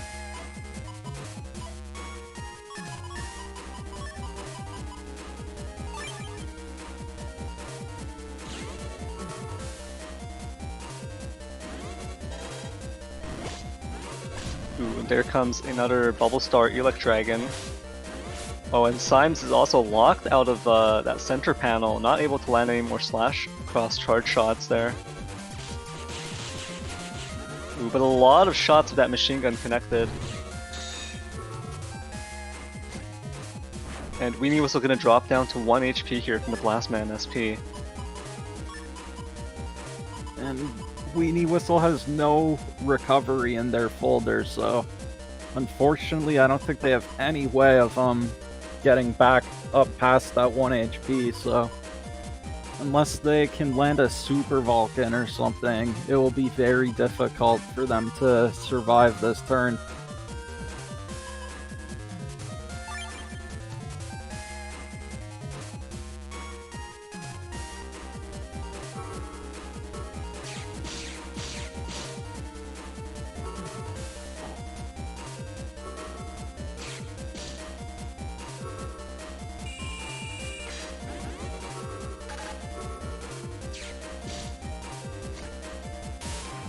Ooh, Weenie Whistle actually gonna get these panels back with the Judgment.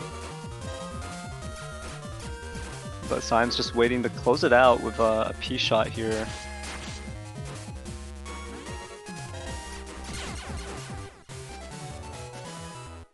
And Symes takes game 1 of the set. So we see the massive HP difference, both in recoveries and through the Holy Panels, just the difference in the defenses coming into play there.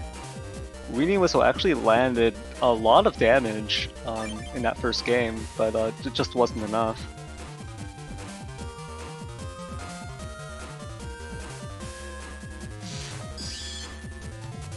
And so Symes does, I do have to be careful here because Weenie Whistle does have a Tengu Man in their folder, so that will threaten the Erase Cross. And we see the Life Aura coming out here from Weenie Whistle, but with those conveyor panels, they're actually locked out of that that first panel with the charge tackles.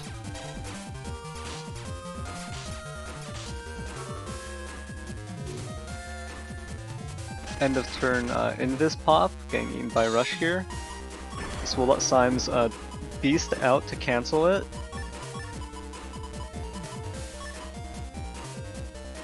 And gonna have this Wind Rack to deal with the Life Aura, but because it'll be Beast Rush, it has a risk of that not actually connecting.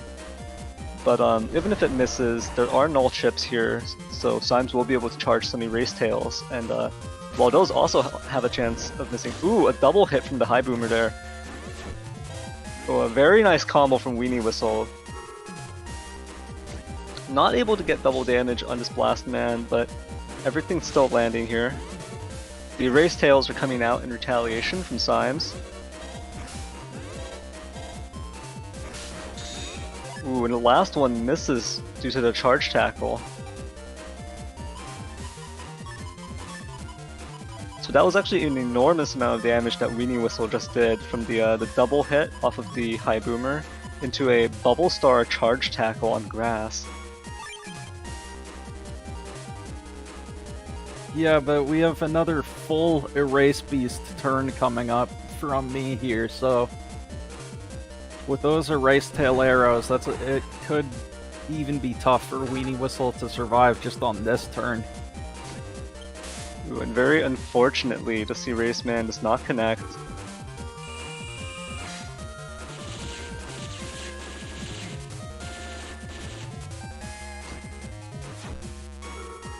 Ooh, and Symes actually dodging that Wind Rack, stepping back right on time.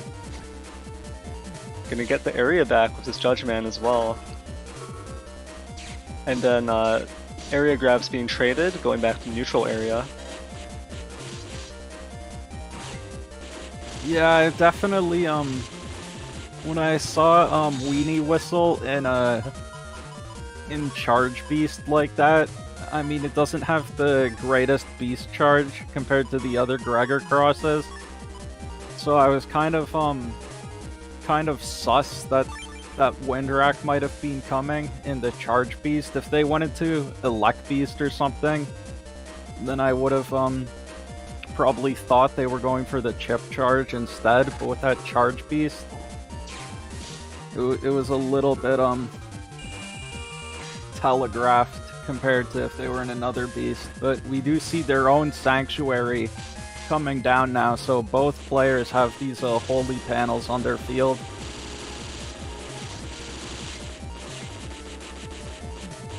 Ooh, Weenie Whistle only taking one hit of that machine gun, and it was half damage. Symes choosing to convert the entire field into grass, gonna give up his own holy panel in order to get this Blast Man SP off, and it is gonna be double damage. 500 damage, dropping Weenie Whistle to 1 HP. And Symes wasn't able to close it out before the end of turn. But Weenie Whistle with no recoveries in hand is gonna be hard pressed to survive this next turn. Yeah, and I think we actually saw right before Cust opened, I got one last Buster shot off. So we'll have to, I'm not sure if Weenie Whistle actually noticed that, but they have to their only chance of surviving here is if they try to move up and like just hold up to move up to that middle row immediately. Otherwise, they're just gonna get hit immediately. Yeah, that one Gregor Vulcan bullet might be in transit right about to hit Weenie Whistle, so... Yeah, and so the reason why I went into Beast over here is, just in case Weenie Whistle does survive, I want it to be safe against the Q-Force or Super Vulcan, but as we could see, that final shot just, instantly closed it out. Yeah, well played to Symes and Weenie Whistle both. And we really saw the merits of the Chonk Gregor setup with the double holy panel and a really heavy defense. So even though Symes took some really big combos from Weenie Whistle, to be honest, losing a ton of HP on certain rounds, And I think even in the first game, I think Weenie Whistle did more damage to Symes than Symes did to Weenie Whistle. But just because of that huge HP difference, Symes managed to squeeze out that game. And then and a similar occurrence in the second game there, Weenie Whistle landing a pretty solid turn with the high boomer bubble star into charge tackle, and a lot of just decent amounts of damage coming out, but just not enough to close it out. Yeah, and I don't think in that entire set we never even saw a Q force or anything come out from either side. Yeah, so that really demonstrates just how much damage Gregor can put out with just their charge shots and their beast charges, and then just a couple of offensive chips like that, right? Not even needing to throw out your Giga to finish your opponent off. But yeah, well played once again to Symes and Weenie Whistle, and I think with that we can head into the setups for our next set of the day, which I believe is Honor Knight versus Nerif. Yeah, so we saw Honor Knight against Raku already, but this is our first time today seeing this this Nerith guy here. Yeah, I can't say I approve of this folder, because you can see here that Muramasa is placed at the top, and that actually affects the chip draw order, so it affects the probability of drawing an early Muramasa. And so this guy must be pretty new, because he clearly doesn't know that, which is why he placed it at the top of this folder. Yeah, and it's not even like this is just using the ID sort either, because we see that Q Force and those SP navis right at the top. This actually looks like it might be a code sort, which is pretty interesting. Yeah, this looks like an alphabetical sort, so it is sorting by the code letter. So I would advise this person to, in the future, switch out that Muramasa or move it further down the list so that it doesn't come up like turn 1 every single game in your hand. Because sure, you've got that cust +2 cust, so you've got cust 7 as Gregor. That's pretty good, but definitely you might as well have cust 6, because that's what that Muramasa early draw is going to do to your hands. Yeah, it won't show up at the beginning every round, but it does have a higher chance, and I don't think that 0 damage Muramasa on turn 1 is going to be very useful, so... Yeah, definitely something to reconsider when submitting your folder and when building your folder. It's just the chip order. But yeah, what do you think about this matchup? I think that you won the pool set with right, with a very offensive folder. Yeah, that's true. So in the round robins, I did manage to take this set against Honor Knight, but this is gonna be Honor Knight's chance for revenge here. So we're gonna see whether or not there are any adaptations being made that can anything that can be learned from that previous set in the round robin stage that would give Honor Knight an edge in this matchup. And I think we can head into the set. Yeah, I think so.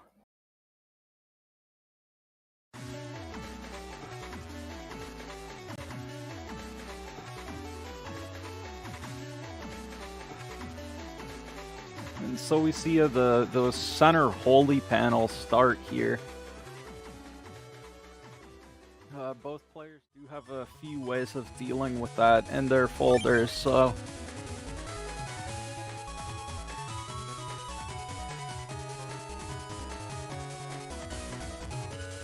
Yeah, Honor Knight choosing to go Dust turn 1, trying to pull the hub batch, as well as the bug fix here.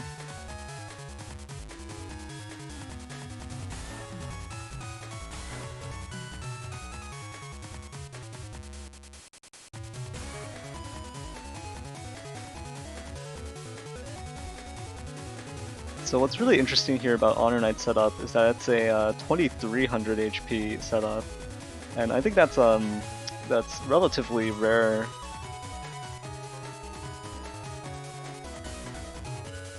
Even for a hub batch oriented setup, or let's say a BDT setup, it's a little bit strange to see 2300 HP. Yeah, I think it's not even, it's that he has a 2300 HP, but also has both beat and rush.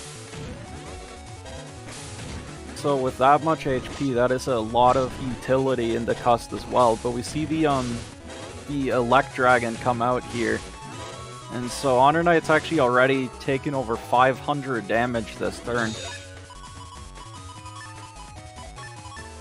Yeah, and both players managed to destroy the holy panel that was present at the start of the turn. So.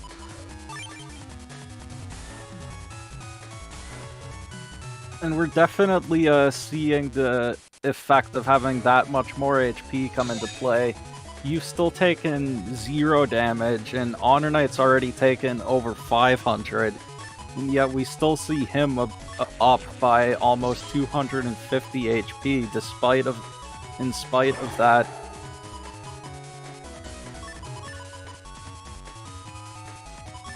Yeah, definitely the raw HP difference can be pretty difficult to handle, but at least Honor Knight doesn't have the recovery 300s. Ooh, Erase Man getting stolen by Anti-Navi here, so Honor Knight not able to use that to paralyze Nerif right here. And it looks like Nerith actually has no way of dealing with this life aura.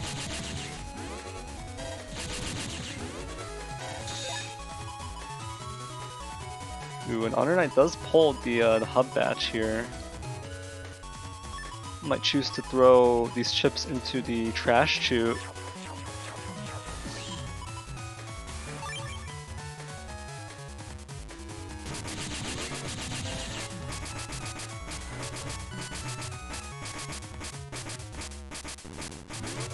And with no bug effects pull from Honor Knight, he actually cannot damage this center back panel at all, so...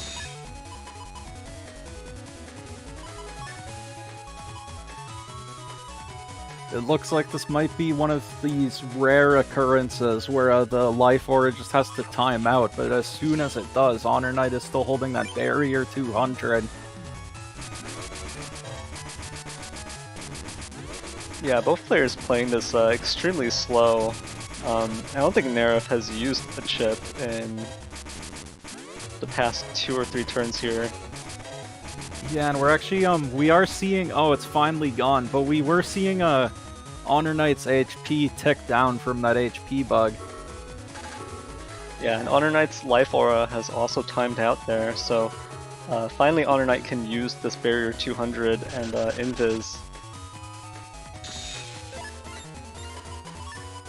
And that also used up all of his beast turns.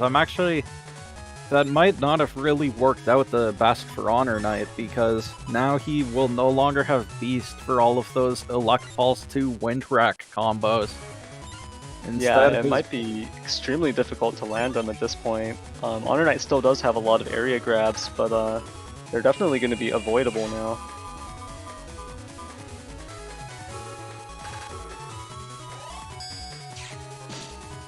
Yeah, I do think it's worth pointing out that patience in this game is definitely a virtue, but I feel like in cases like that, it's almost possible to be too passive. I think sometimes you just have to, go more aggressive and try to, not force a play, but sometimes you definitely have to just, take advantage of the situation.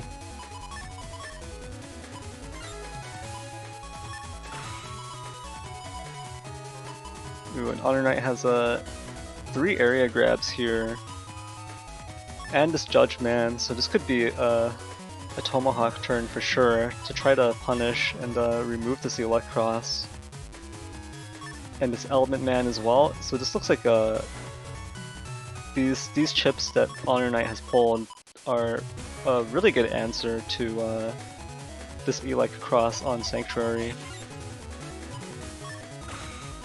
Yeah, getting rid of the holy panels and the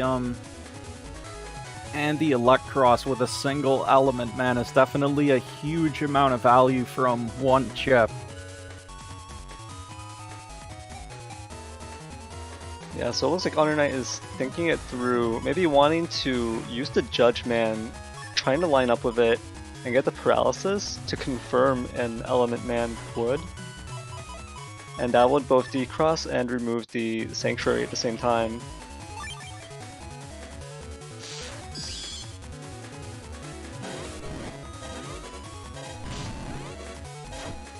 The Bubble Star misses. And Honor Knight puts up an anti-damage here. Gets back some area with this Judge Man, and goes for this Tengu Lock play right here.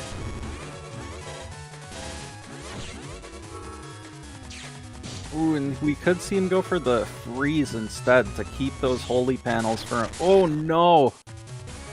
You very unfortunate whiff. It looked like he was going for the freeze there, but unfortunately just missed it.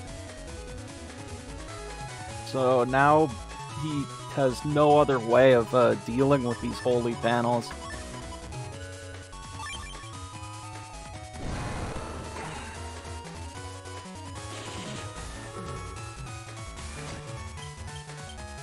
But this is actually still a very strong position for him. Oh, never mind. The Windwrack into Muramasa.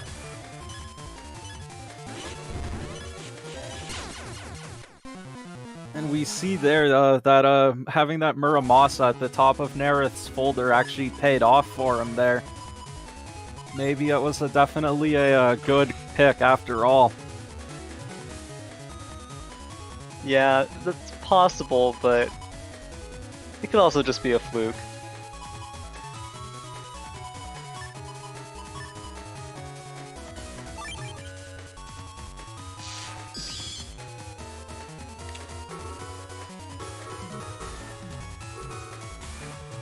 So Honor Knight going to Dustcross once again to use the Trash Chute, and Nerif going into Erase Cross here, but this turn 1 Erase Man gets blocked by Life Aura. Yeah, losing Dustcross on turn 1 would have been really bad for Honor Knight, but fortunately for him, he was prepared with that Life Aura. I don't think you have any other cursor chips in your folder, right? So he knew he could would be relatively safe if he just camped that Life Aura. Yeah, there were no other cursor chips there, so the only possibility was that Erase Man.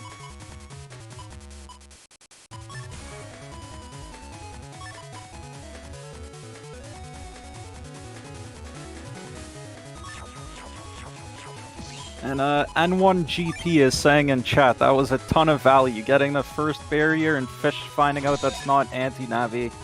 Yeah, so as we mentioned in his previous match, Honor Knight has that has the Buster bug, and he got the charge shot proc there, and we could see from the damage it did that Nerith has anti-Navi up, not anti-damage. So yeah, shoutouts to the N1GP user in chat.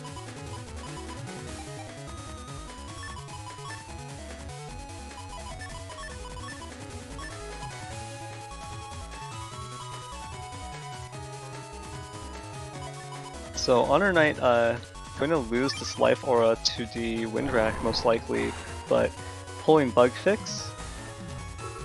Yeah, he tried to step forward there with the Warp Bug to keep the Life Aura. We've seen that a few times before, but it looks like the Windwrack was still able to remove it. Yeah, so it's kind of interesting that the Windwrack basically sends out invisible projectiles and that's the actual the wind push effect.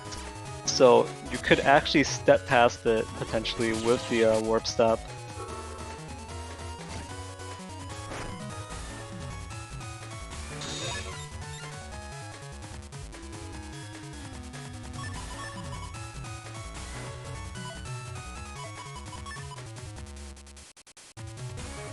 So Honor Knight not pulling the hub batch yet, still stuck at Cust 5, but these hands aren't too bad. Because of Honor Knight's folder being primarily star code chips, there's nothing really weighing these hands down. Yeah, it's a very interesting folder. In some ways it almost plays more like a Gregor folder, but instead of Q-Force, he has the Pulse Windrack combos, as we're seeing here.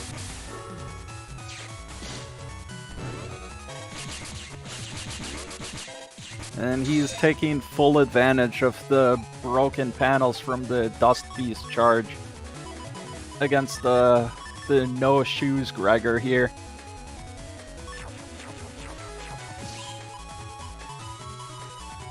Yeah, definitely showcasing the utility from the Falzar Beast charges.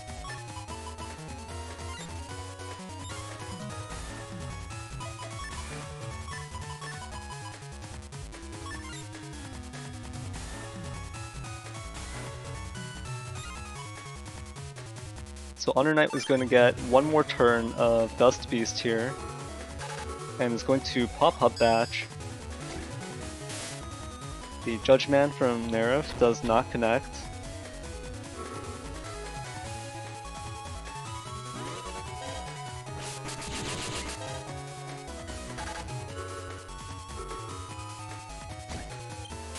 And we saw that very threatening Muramasa come out from Nerif right there. Yeah, and we saw him bait the anti-Navi with that Erase Man, so now he's able to get the slash D-Cross with this Ground Man.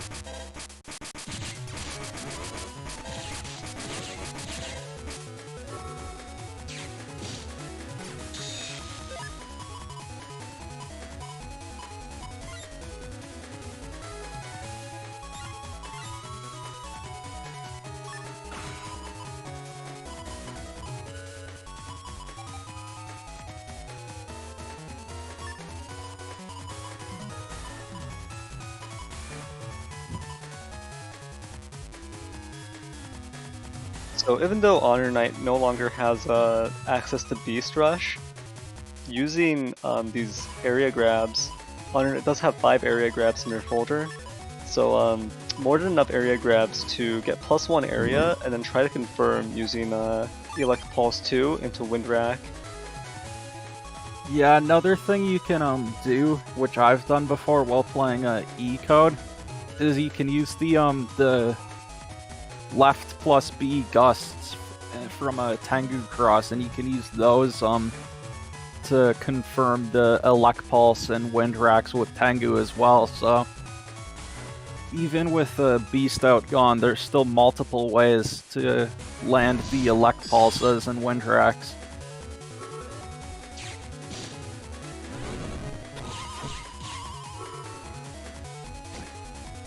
And he uses the Element Man on the whole, but with the drag from that Elect Pulse 2, I don't think it was possible for Nerith to move out of the way in time of that final P-shot, so we're going into another do or die round 3 here. Yeah, that was a very smooth combo from Honor Knight, except for the final little Element Man trying to land on the panel only to disappear.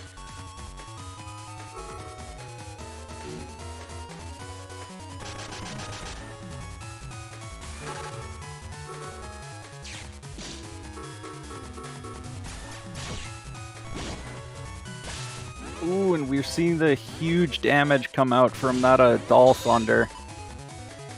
Ooh, and Honor Knight choosing to just pop that full cast, not gonna wait until the end of turn there, and get an extra turn of Dust Digging. Yeah, it looks like he was considering it, but he already has lost so much HP. I guess he didn't want to deal with a deal with the rest of that slow gauge turn against the Elect Cross with the warp step. He could have, and on the poison panels as well. It may have been a good call to just cut his losses with the and use the full cost instead of going for the extra turn, because that could save him a lot of damage in the long run. Yeah, definitely it was possible there for Honor Knight to lose another 300 or 400 HP before the turn was over. Yeah, I think it would have been pretty greedy in that situation to hang on to his full cost.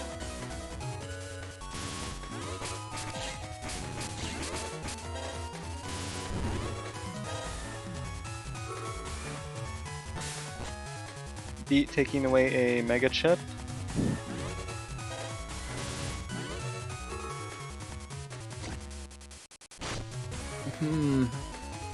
He opted to just take the damage from the Tomahawk Man instead of using his barrier as well. He's actually now lost in these first 2 turns. He's already lost just over 1000 HP. Yeah, and with no recovery 300s in play, this HP is going to be what he's stuck with. Yeah, and despite all that though, the HP here is actually still very even.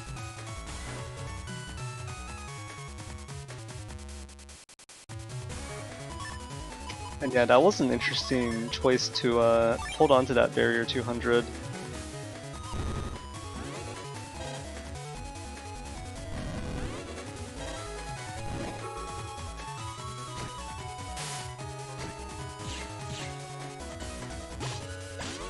Ooh, and Honor Knight actually manages to take the bubble while buffering the movement back, and that resulted in Honor Knight warp stepping back and actually breaking the bubble with a second hit of the same bubble star.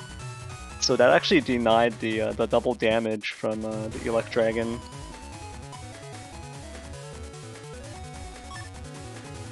And we do see that all-important hub batch now in his hand.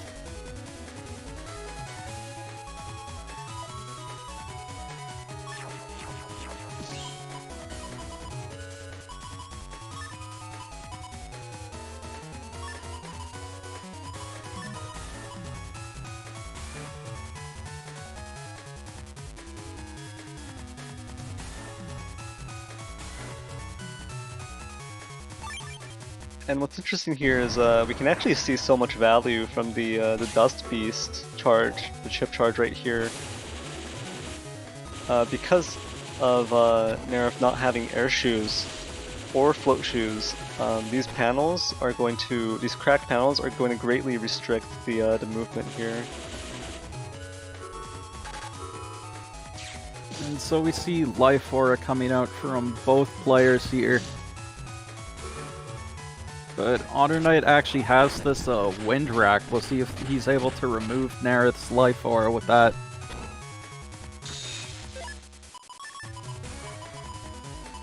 And he's got that lucky 7 HP, the main character HP there.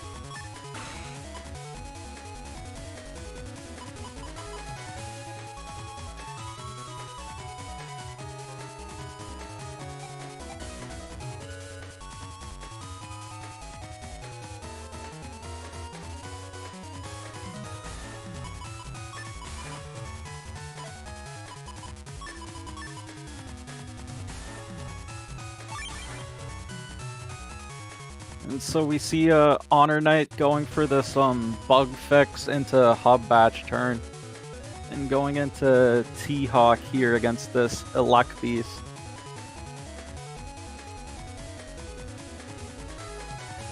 It's definitely a good call going into Tomahawk here with against this V-Code folder with the Super Vulcan and the Bubble Star combos. That Tomahawk cross will keep him safe.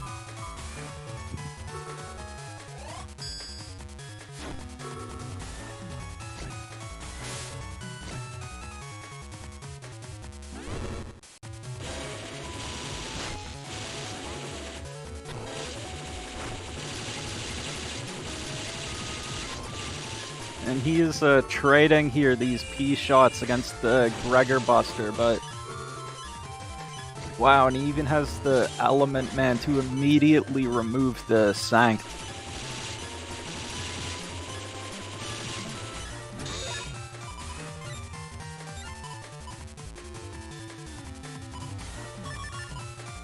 I'm not actually sure who these trades are better for, because if he was using the Buster Bug with Buster Ups to get like the attack 8 or 9 or even the full 10, I think the Buster Bug could definitely win the trades even against that Gregor Vulcan, but with only attack 5, I'm not really sure who wins those trades.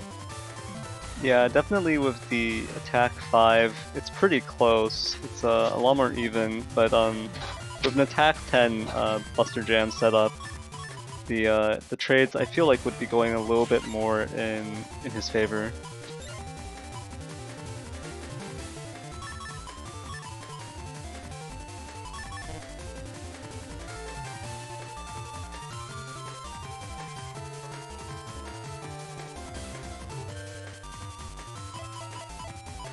It'll be interesting to see what cross Nerith goes for here on this grass field against Tomahawk Cross.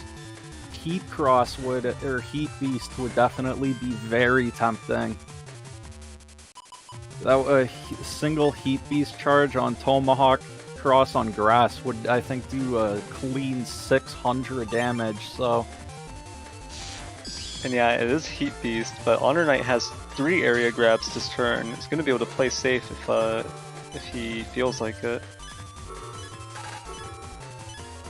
Ooh, that is a very unfortunate Judgment TFC on the area grab there.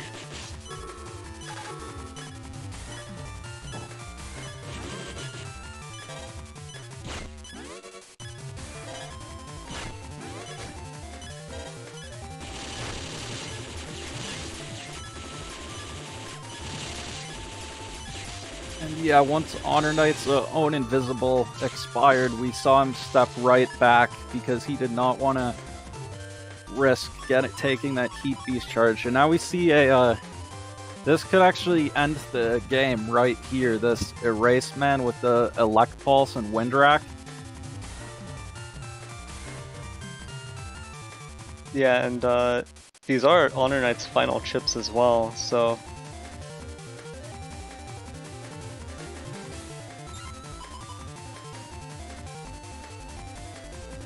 Yeah, unless we see a Beast over from Nerith here, it could actually be very, will be very rough to survive this final combo from Honor Knight's folder, but it looks like he might even be thinking about holding on to that final Elect Pulse and Windrak.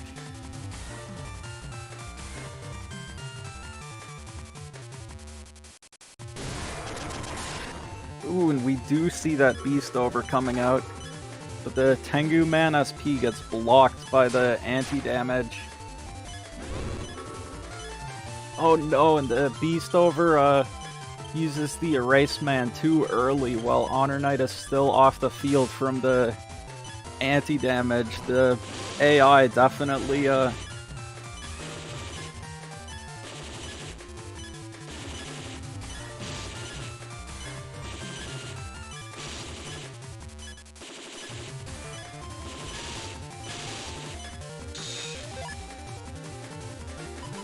And so now we're about to see the rapid HP drain that comes with the tired status and the use of Beast over.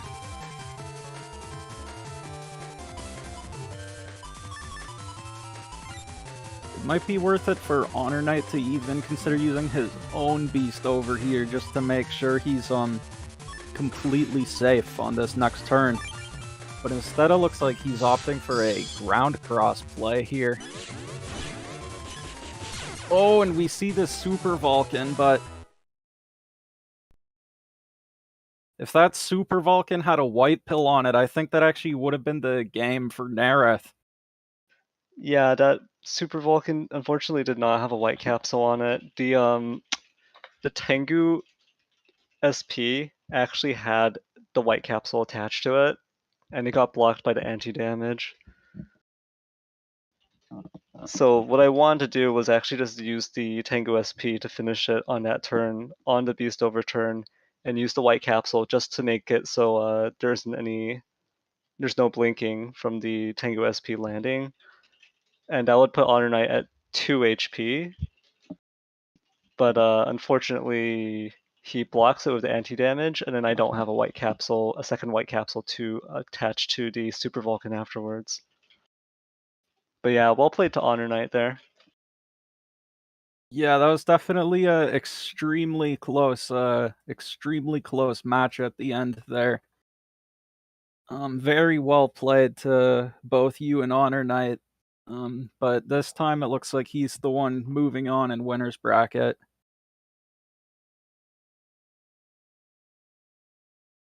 Yeah, and I think with that we can move into the setups for our next set of the day, which is Salad versus Thiago.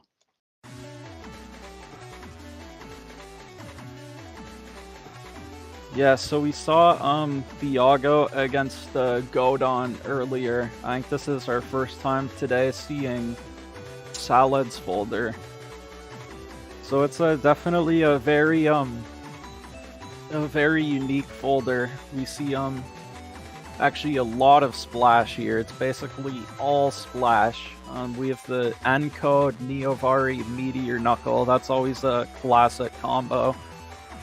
That can like clear well over 1,000 damage just in one turn if you get the full damage from the Neovari and then like 5 hits from the Meteor Knuckle. Then we see the 2 Electragon L codes with the uninstall, the Grab Revenge Sanctuary, Bubble Wrap, all in a Z code. And then even the Barrier 200 and Erase Man as P and K codes. So there we have, and then the 2 T SP Navis, the Tomahawk Man, Tengu Man, T Brothers.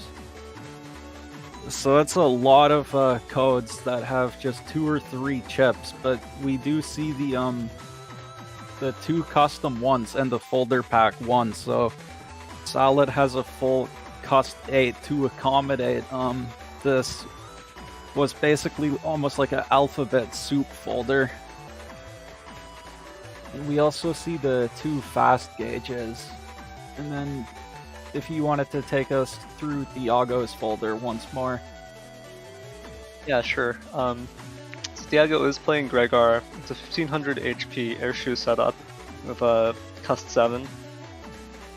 Running Kernel Force, Element Man SP, and Ground Man SP. And uninstall in G code. A lot of the usual suspects for a Gregar Buster oriented setup. So the double slow gauge, standard defenses, just missing 1 anti-damage and 1 invis, so running 2 of each instead of 3. Which does make the invis a little bit worse against Rush. But really what's going on here is the Kernel Force Gundel Soul combination. And I believe it's already been mentioned, it's already been explained earlier today, but basically the Kernel Force, one of the major defenses that can block the Kernel Force is Invis. So the Gundel Soul chip series has an effect that as long as it tags a target for even a split second, if it does any damage whatsoever, it strips Invis from that target. So using Kernel Force and then using Gundel Soul on the same turn, the synergy there is that the Gundel Soul will remove Invis from the target, and then the Kernel Force will connect and paralyze the target, which also confirms the rest of the Gundel Soul, which does 480 damage with Gundel Soul 3. So just a massive amount of damage from that Kernel Force Gundel Soul combo. And I believe we saw Thiago do 1500 damage with that combo earlier today. So it's really extremely lethal, especially against the lower HP setup. And Salad is running 1400 HP, so definitely there's the 1-turn kill combo potential for Thiago right here. And I think that's everything to cover here. Yeah, I think so. I think we've already seen a few of these earlier, but I think this is yet another salty run back match because I think Thiago won in their round robin match 2-0. So we'll see if Salad can complete the salty run back here.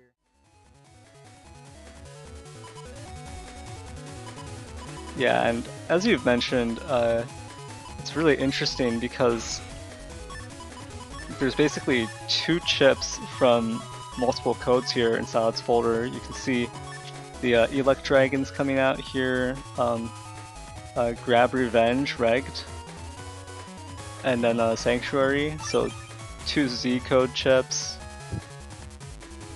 So yeah, it is extremely alphabet soupy, but having the Cust8 and being in Falzar, really giving you access to that Dust Cross, is what makes this folder really playable here.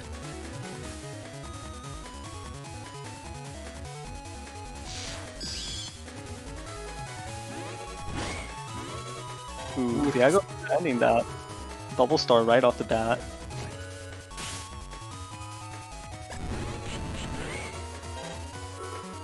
Ooh, and that Wood Dragon missing. I wonder if that Wood Dragon might have had Thiago's uninstall on it, so... Yeah, it's very likely that it did.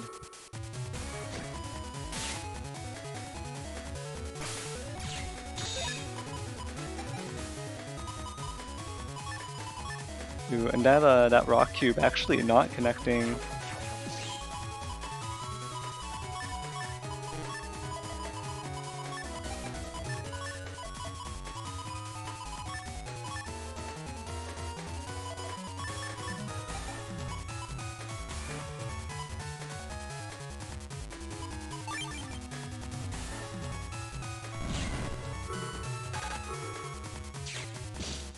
A double area grab coming out, 1 from each player, gonna cancel the area out back to neutral, and then Salad pops the full cust here, goes right back into cust.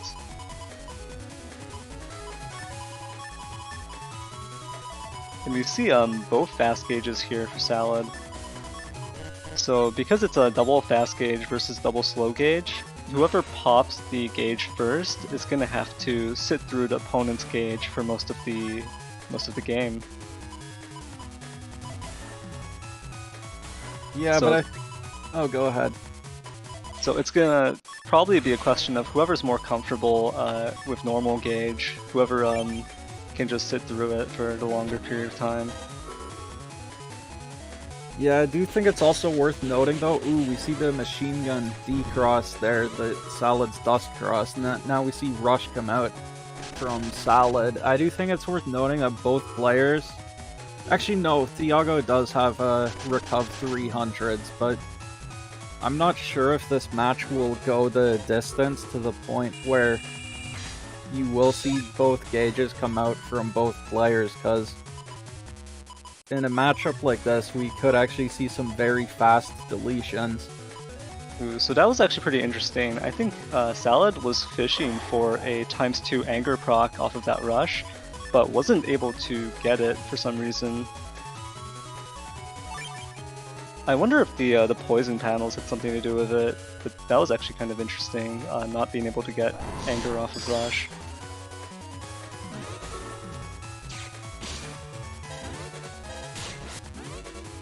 Ooh, and Salad actually charging these fast gauges.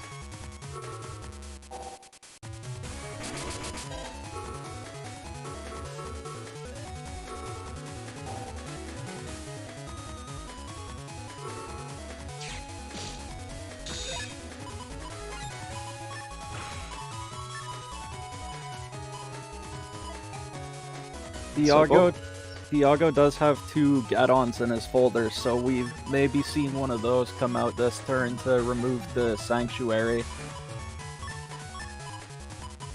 Yeah, that would be a good use of the get-in, although Salad is in Beast out right now, so it would not lock Salad in place.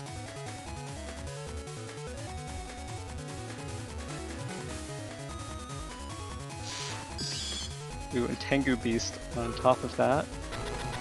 There comes the Geddon to deal with the holy panels.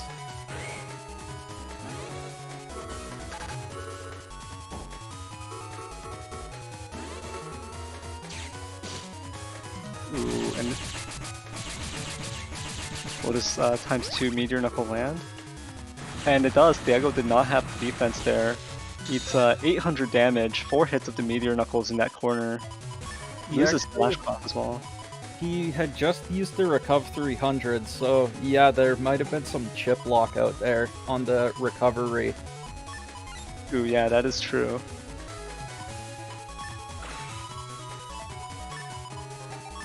And I think 4 hits in the corner like that is average. It's not above or below. Yeah, it's exactly average. Yeah, it definitely could have been a lot worse for Thiago right there.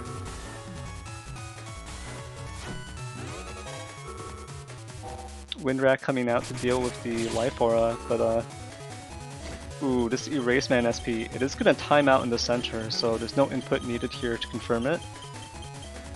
And we'll see if Salad gets the Ground Beast chip charge off of this. Oh wow, that was a huge amount of damage. Gonna area grab forward too to confirm these Falzar Feathers. Ooh, but sent back by the Grab Revenge. The Barrier 200 was damaged. Ooh. And Salad closes out game 1.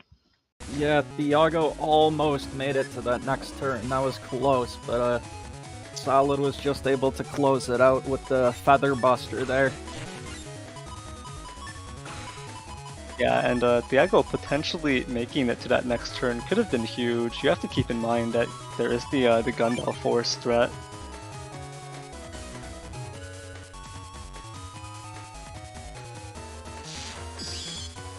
Ooh, and this is a bad cross matchup for Thiago here. Yeah, and he did have that Element Man SP, but Salad had the anti-damage for it. Both players trading Erase Man here, but Salad's gonna do twice as much damage thanks to this freeze.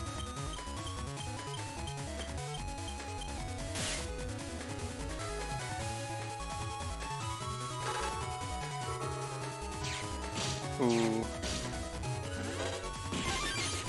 Ooh, and Thiago gets the counter hit. And Salad is unable to use the Neo Variable Sword before the end of the turn. It looks like, unfortunately, she's just gonna have to toss it. And we'll see if Thiago is able to go for a full Synchro play on this turn. Salad does have the Invis. Yeah, and Thiago doesn't have that many high damage chips that would benefit from the full synchro outside of Time Freeze. Oh, he's going into Beast Out. Oh, the Ground Man SP. That is a ×2 Ground Man SP, so... Yeah, with the Beast Out, that actually looked like it could have been a full Synchro Q-Force.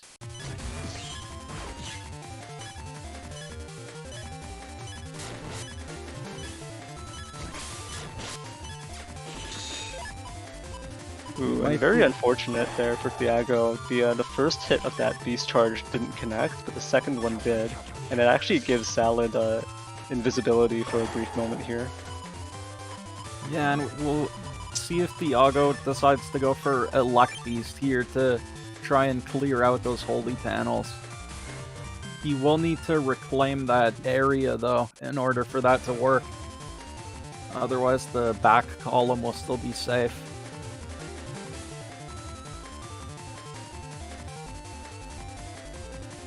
But we do see Salad already at a very low HP here. And he's going into Heat Beast instead. With the Q-Force. Ooh, and the Gundel Soul finisher. The Kernel Force soldier is paralyzed to allow that Gundel Soul to connect. And the Gundel Soul is actually unaffected by holy panels. It will still do its full damage. Yeah, it goes through barriers and life aura as well, so there is no defense that can protect against the Gundam Soul other than green invulnerability I from think either Beast Over or I think Fanfare. reflector chips actually Oh. block it. Yeah, that is right. So Reflector, and I'm not sure if Shield as well. I don't think Shield does, but we see the Judge Man on that area grab there. Ooh, into the Getten. Ooh. So this is going to be probably an instant full cust pop here to try to mitigate this Gundam Soul. Yeah, I'm not sure if it was the best play by Thiago to go for it on turn 1 when, I mean, Salad doesn't have full cust reg though, she has the grab revenge reg instead, so I guess to be fair to Thiago there, you don't know if she's gonna have it on the first turn or not like you normally see with Dust Egg builds. Yeah, unfortunately, Thiago gambled that Salad did not have it and ended up losing out on that trade.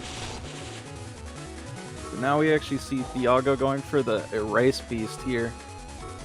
But with that fast gauge from Salad, Thiago will not have time to... He only has time to charge that first tail arrow to take out the life aura, and then he just has to use those other chips. We'll see if the slow gauge comes out from him on this next turn.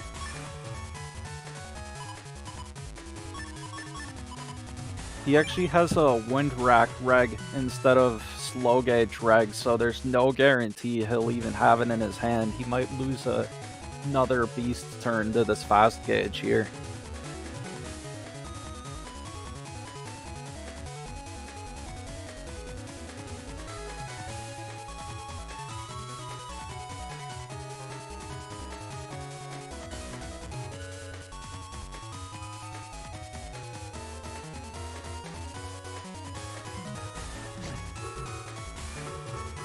Ooh, he does have the slow gauge and the life aura. This could be a bad turn for Salad. But she uses the Dust Beast charge to avoid the tail arrow. And this Tomahawk SP is going to destroy that life aura as well.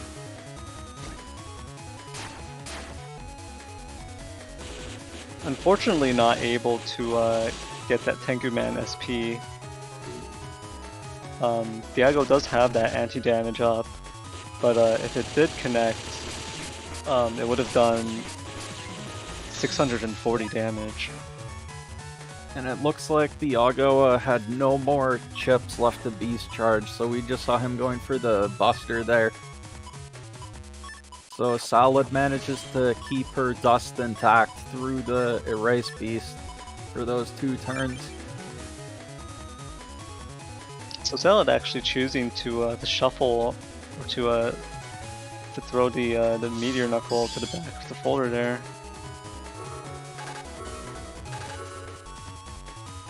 Ooh, Thiago managing to take down his Dust Cross finally. Ooh, and this Erase Man SP does not connect from Salad. Yeah, the problem for Thiago is he threw his grab revenge here, so his area grab will actually just set it back to neutral area. It may have been the better play for him to hold the Erase Man and just let the grab revenge go through. Ooh, Salad losing that Barrier 200, the final hit of it at the end of that.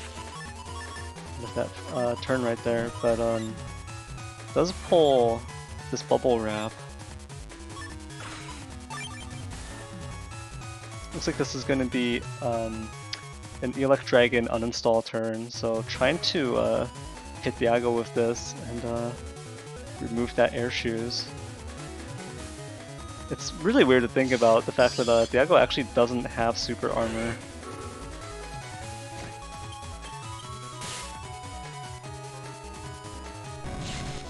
Ooh, and the uninstall connects.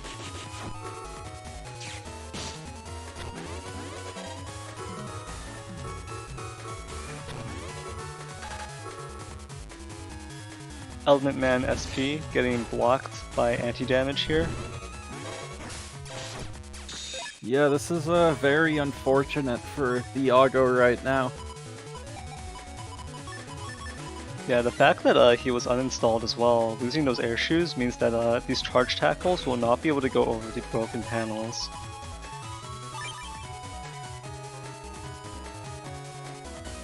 This could be very bad for Salad actually if Thiago goes into Electros this turn, but he might stay in charge.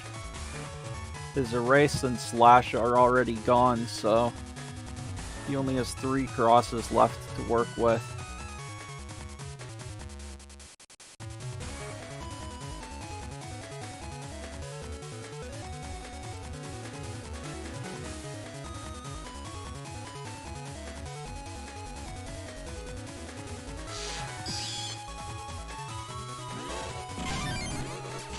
Ooh, that Wood Dragon delivering a counter hit.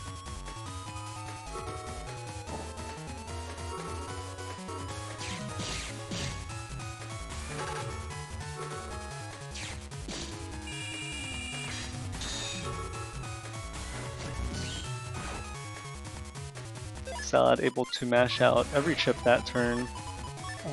Getting a lot of value out there from putting on the Bubble Wrap and the Sanctuary on the same turn.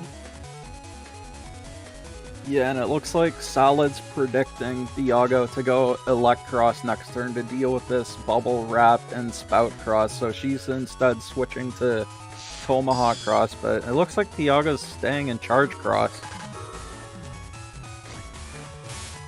Yeah, and very nice here, getting that Judgman panel return before this Geddon comes in. Ooh, and we could be about to see a full Meteor Knuckle. Thiago, you gotta get out of the... He can't get out of the corner though, he's locked in there. His own get-on is working against him after being uninstalled.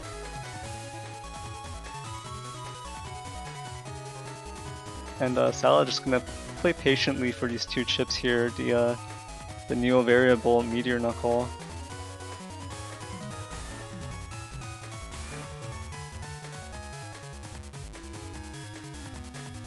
Thiago trapping himself with his own get-on is definitely very unfortunate for him. Yeah, if not for those area grabs, Thiago would actually have access to those panels right in front of him though.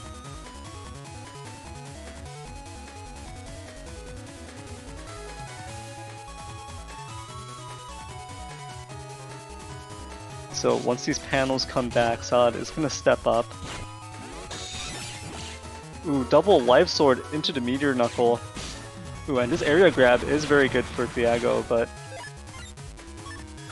hard to say exactly how much damage. Look at the Mega Man trying to escape from the Charge Cross. Or is it Charge Cross trying to escape from Mega Man? It looks like Thiago's his soul is trying to escape from his body. He does not want to be here. And now he's actually locked to take these ground cross charge shots. Oh jeez, this is brutal. So ground cross, you know, no one could walk into it and take the hits, but because Thiago has nowhere to go, he's just forced to eat them.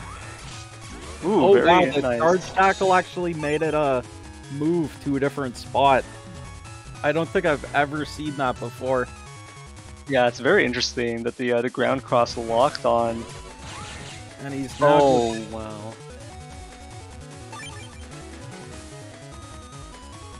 That's actually so painful, and it doesn't even set your opponent to blinking. So oh no, and he's going for the beast over Q-Force, but with that middle row blocked. oh no, and the ground cross comes up and finishes Thiago right off with that drill. Wow, so that was quite a set. Yeah, that was extremely well played by both players there, but seeing the ground cross lock there come out from Salad at the end, there was not much Thiago could do. Yeah, definitely, especially with all of that panel breaking. First from the Geddon there, and that double area grab from Salad, locking Thiago in place for the double life sword Neo variable sword and the meteor knuckle. And Thiago managing to probably avoid a little bit of damage with that one area grab back. reducing the meteor knuckle damage by just a little bit, but ultimately just not enough. Those ground cross charge shots were really brutal to watch. Yeah, it seemed like Thiago had used all of his defense. He didn't really have any options left to avoid it, so instead he just had to take them. And it's rare to see it, but if you can get the ground cross charge confirmed, it's actually one of the highest DPS charges in the game. And Salah does have attack max, so we saw that was a huge amount of damage on Thiago at the end. Yeah, that was a really good set between Salah and Thiago. Well played to both players, and yeah, I think that was honestly pretty. That was just a pretty brutal set, coming down to both players using up all of their chips, I think. Yeah, but so that will actually be it for me today on stream. Definitely saw some great matches. And so I think Soul will be jumping back on, so Yeah, thanks for casting, Symes, and I hope you have a great rest of the day. yeah, thanks for having me. I think there's still a few more hype matches left, so those will definitely be fun to see. And bye. And I think with that, we can move into setups for the next set of the day.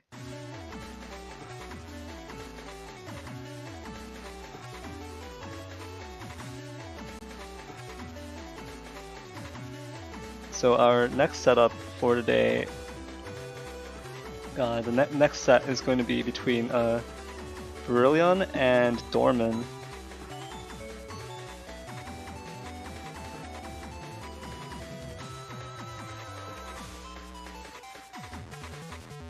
Alright, I am finally back. Thank you, Symes X Cross, for taking my spot so I could eat some delicious meals.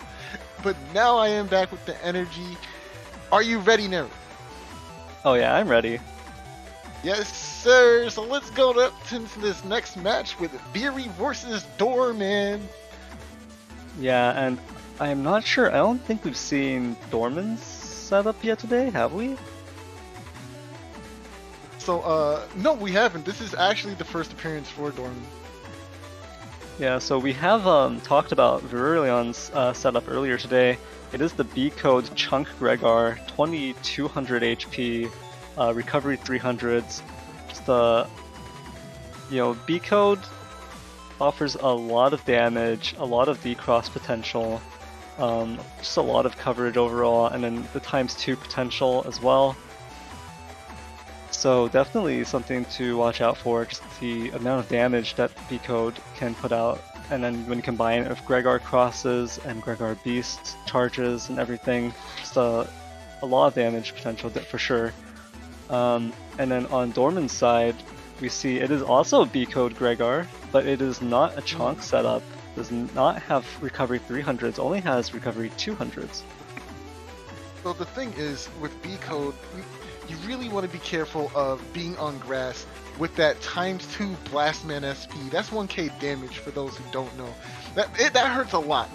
Like, oh well, no, it's 500, but with full synchro or anger is what I meant to say. It does 1k damage. So if you use something like Invisible, knowing that your opponent has Rush in their folder, so you can intentionally trigger Invisible to get that Rush to activate, let it time out, and sit on that hefty ×2 big damage energy. It is one of the scariest things to look down without an anti-damage or an Invis in your hand, because you know you're about to take all that. Yeah, and Virulion does not have Rush, but Dorman does, so there is the potential for Virulion to bait that Rush, get anger through it, and then get that ×2 play. So we'll see whether or not that happens here. Yeah, it's gonna be a grudge match for the ages. I'm thinking maybe those recover 200s in Q code might make a little bit of the difference in the HPs here. Depending on when it's drawn, of course, there's no guarantee that that'll be in their hand by the time this comes into play. with a cut size of 6, but we've all seen Honor Knight's luck with his draws. Granted that he has Dust Cross to help out with that, but I don't know. It's gonna be really interesting to see this match. Let's hop into it, shall we? Yeah, let's.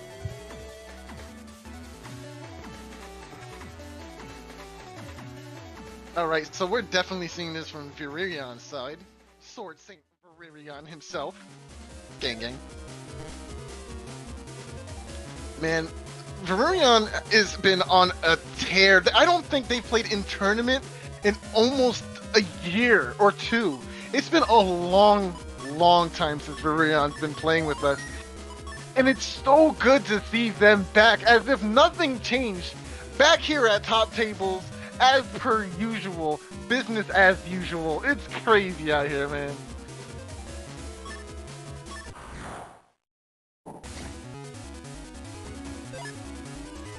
Alright, here we go. The combatants are set. It's time to see how this match turns out. Oh man.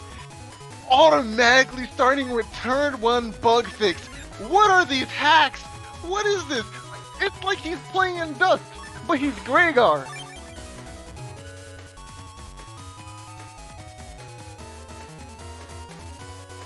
Man, what luck.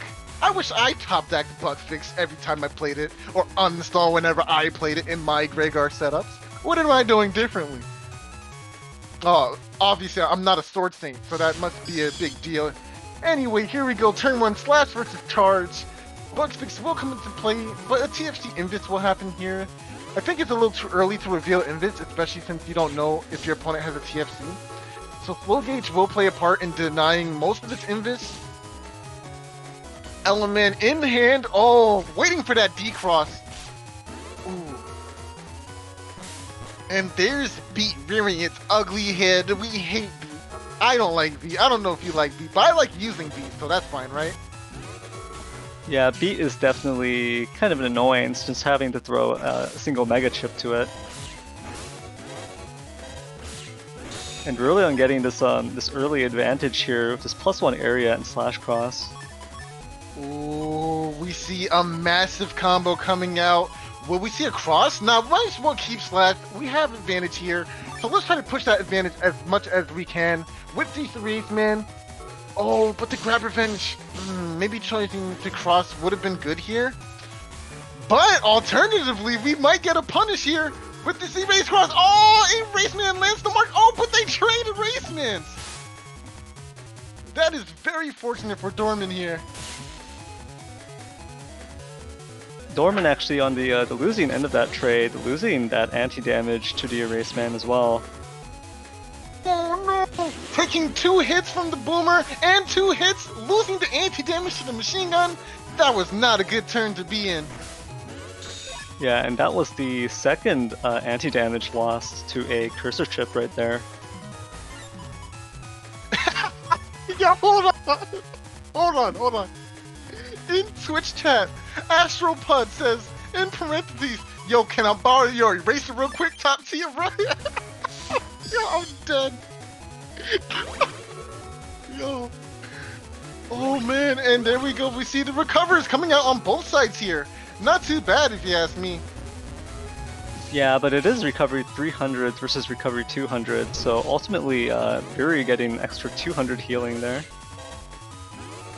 Dorman taking quite a bit of damage from this erase beam. Ooh, 2 hits from that one. Yikes. Ugh. It's something that a lot of players accidentally do, and that's walking in and out of erase beam. You want to go up, down, not left, right, which is walking through the beam, because then you'll take multiple hits.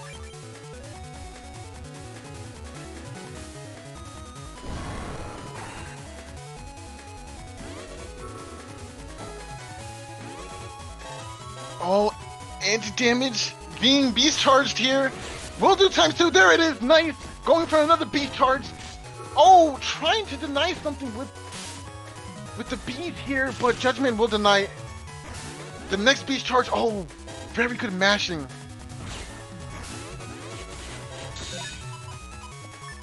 Barely made it out. Dorman brought to 1 HP from these erase tails.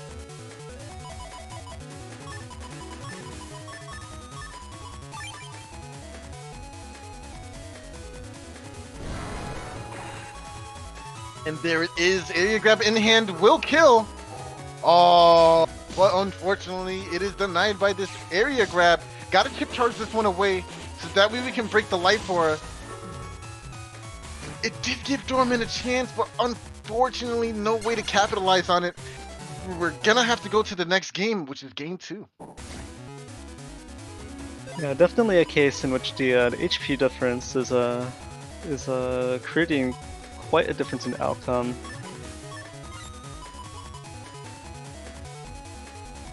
Basically an 800, or rather 750 HP difference at the very start. Hey, Nerith, let me ask you a question, man. How would you feel if base was in B code? That would be horrible. Wouldn't it? That'd be pretty bad, I'm not gonna lie. So, what's interesting here is I feel that when it's a Gregar versus Gregar matchup like this, and both players are running B code, there's a really interesting dynamic that you start to see unfold. So the B code SP Navis are extremely anti-Balzar. Proto Man SP does 280 or 290 damage, gets doubled against Tengu Cross, of course. Blast Man SP, 250 damage, gets doubled against Tomahawk Cross. And Tomahawk and Tengu are both really important crosses for Falzar, quite usually. But because it's a Gregar versus Gregar matchup, neither player is getting that extra value of the D-Cross threat from the B-Code SP Navis. And that's resulting in the situation where you see Virillion with all this extra HP able to get extra mileage out of the charge, out of all the charge shots and the beast charges.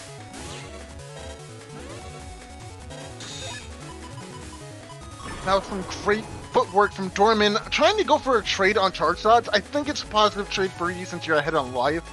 You really don't want to trade too many because you'll still be taking a lot of damage, right? But here we go, seeing Colonel Force in hand. This is going to be a turn unlike any other. Hopefully Dorman doesn't go erase because that will be a ×2 and a D-Cross with the wind rack. Oh man, this is going to be an explosive turn. Yeah, if Dorman does not have Invis. Oh, that's pretty this is good. Ooh. Oh, the beast! Oh, the TFC! He escaped with his life!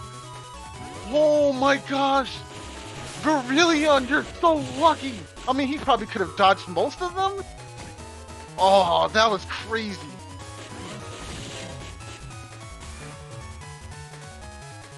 Oh, they're both just staring each other down. Oh, I walked into the charge shot!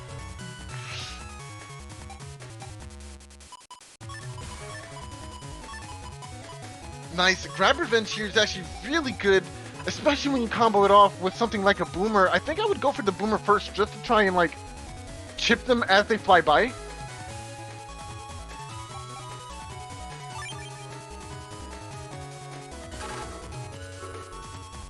Oh no, this area grab is gonna add an extra 80 damage to that grab revenge. Or actually, that was a grab banish, wasn't it? It's just an extra 40 damage there.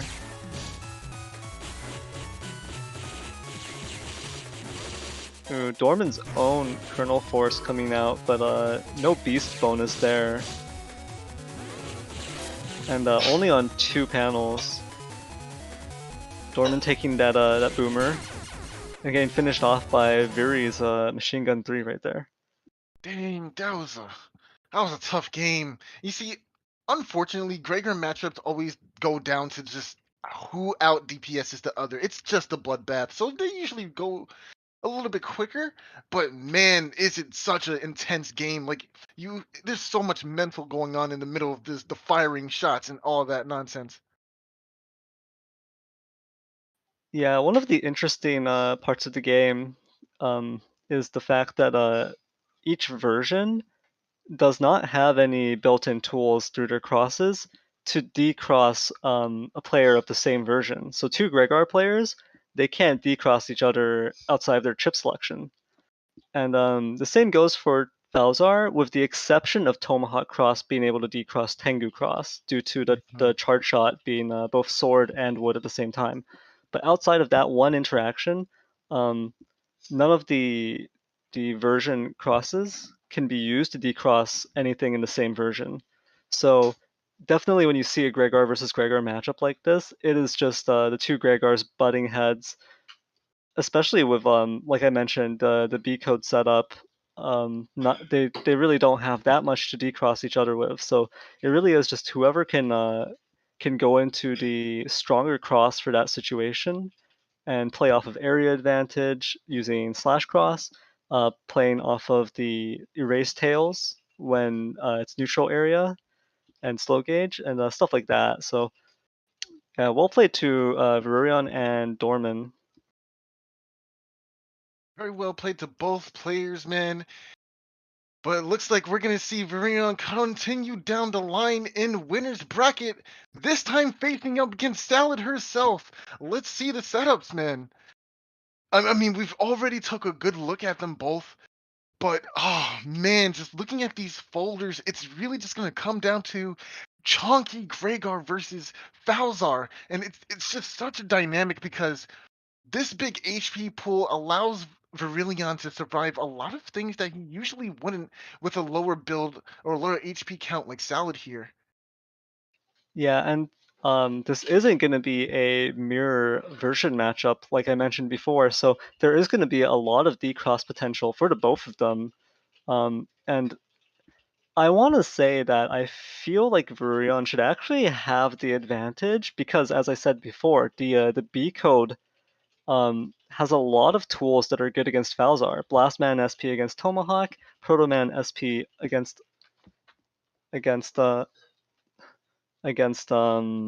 Tengu, and then the machine gun threes against Dust Cross and Ground Cross. So that's already almost full coverage, right?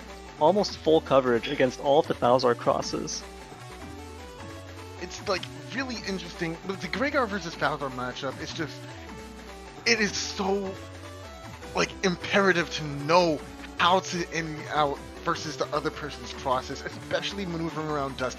Especially maneuvering around Erase, because I feel like Erase is such a terrifying cross to deal with from a Gregar side, especially when your lead first turn usually wants to be that Dust. Yeah, definitely going to be a very interesting matchup here. And I did mention that Virurion has all of these tools to deal with Falzar crosses, but on the opposite side, you actually have all of these tools that Salad's packing that are really good at dealing with Gregar crosses. Tomahawk SP to take care of Elec, that's 580 damage.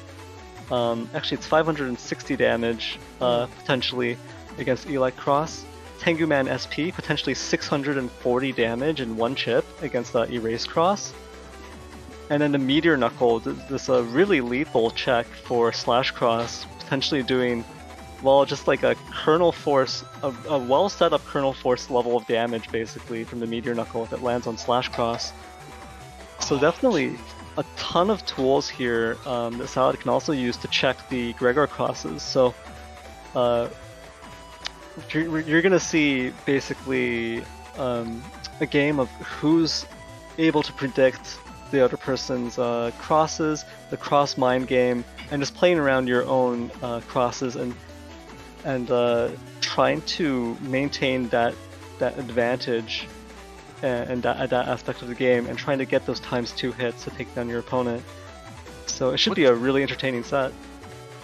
Yeah, you know what? I think we're well versed in the setups. We know what's happening. We know the players. Let's hop into this match and see what shakes, bro.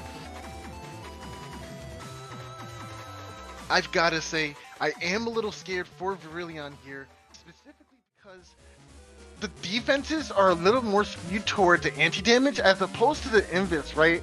Usually you would run 3 invis, right? And maybe the 2 anti-damage if you want to run lower defenses. But with only 2 invis here, that means it's 1 less defense against rush, and hypothetically, only 1 other invis to protect you for a turn if you need to draw it out in that kind of way. It's pretty difficult when it comes to defenses and how to play them, but we've seen Viri is no slouch using his chips correctly. So we're gonna see how he plays around Salad's game.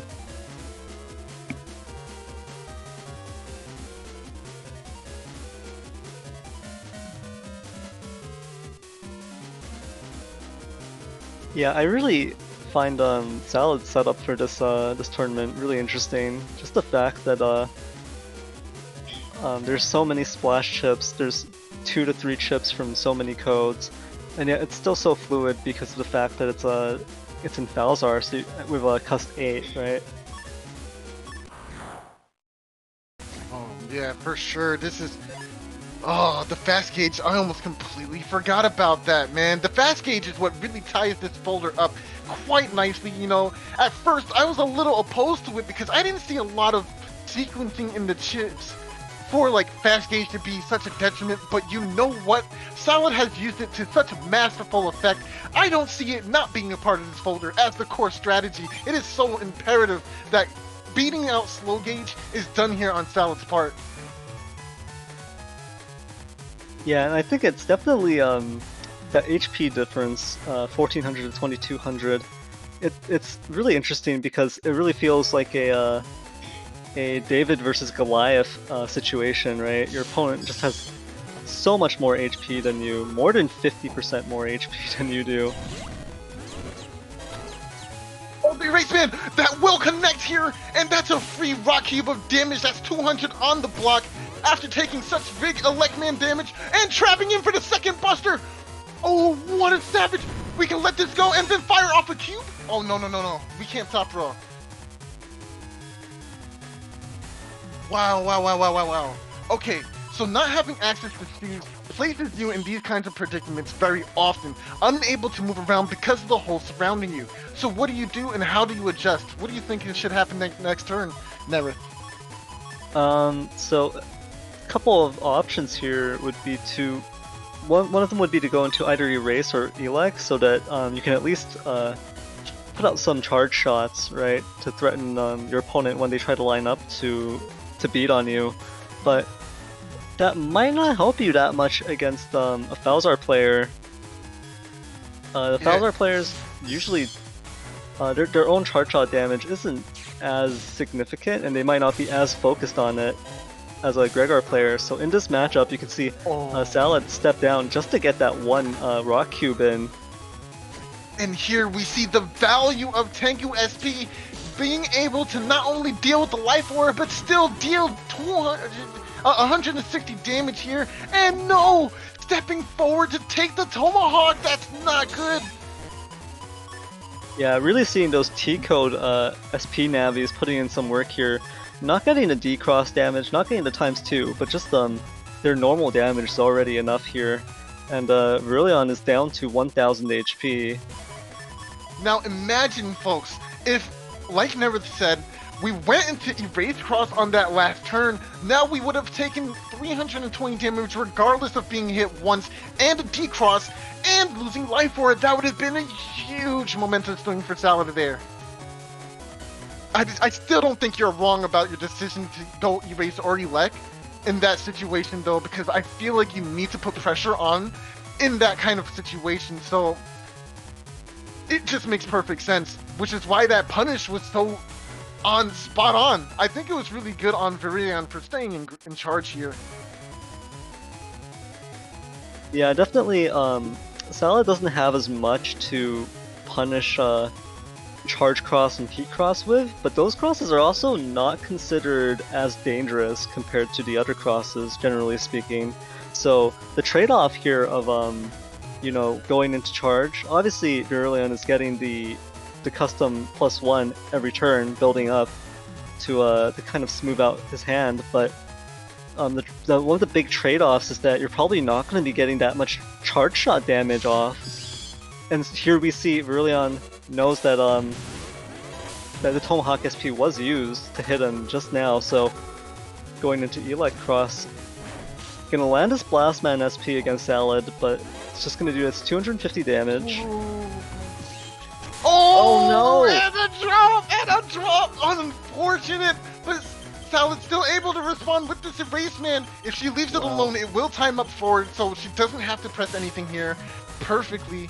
But losing out on that D-Cross is huge in this moment. Oh no! Oh, and Brilliant no. just managed to trap himself into this one panel here. Luckily, I do think one of these panels surrounding him is gonna return quite soon, but it is still a very bad situation. You're gonna have to allow yourself to get comboed here potentially. Thankfully, there isn't a whole lot of combo tools in Salad's hand right now. Much more defensive. Maybe we will see a Tomahawk change here. The Tomahawk change will make it a very desperate situation for Veer here. Oh, but we see a cross change. Amazing cross change in this moment. That was so smart. No longer fearing the Tanking Man SP. We can safely go into this cross. Maybe we won't see a Windrak, hopefully. The Race Man not connecting from Viri does manage to steal this one panel here, but it quickly gets taken back by Salad. Invis gain dropped by Salad as well. Viri trying to remove it with this Erase Beam. Not able to do so before the end of the turn. Oh, the Meteor Knuckle into Neo Variable True combo! I'm trying to see it! I'm trying to see it! Aw, man, come on! Salad, did she take it? I don't think she did. Oh! Very no! Oh, wow. Very no!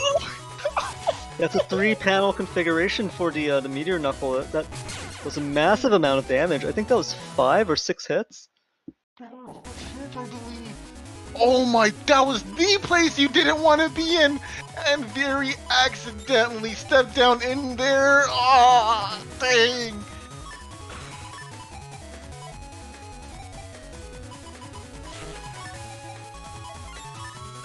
So there we see, even with that huge HP difference, you can see how quickly you can lose it to the sheer amount of damage from these SP Navis.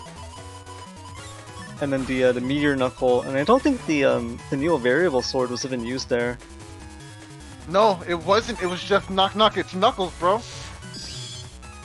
Oh, and here we go. Turn 1 going into Spout here. Predict. Oh, the movement. Yo, hold on, time out. Yo, the tiptoeing. Come on. This doesn't get any better than this. Able to preserve the trap and tiptoe in and out of that machine gun. That is supreme movement just now.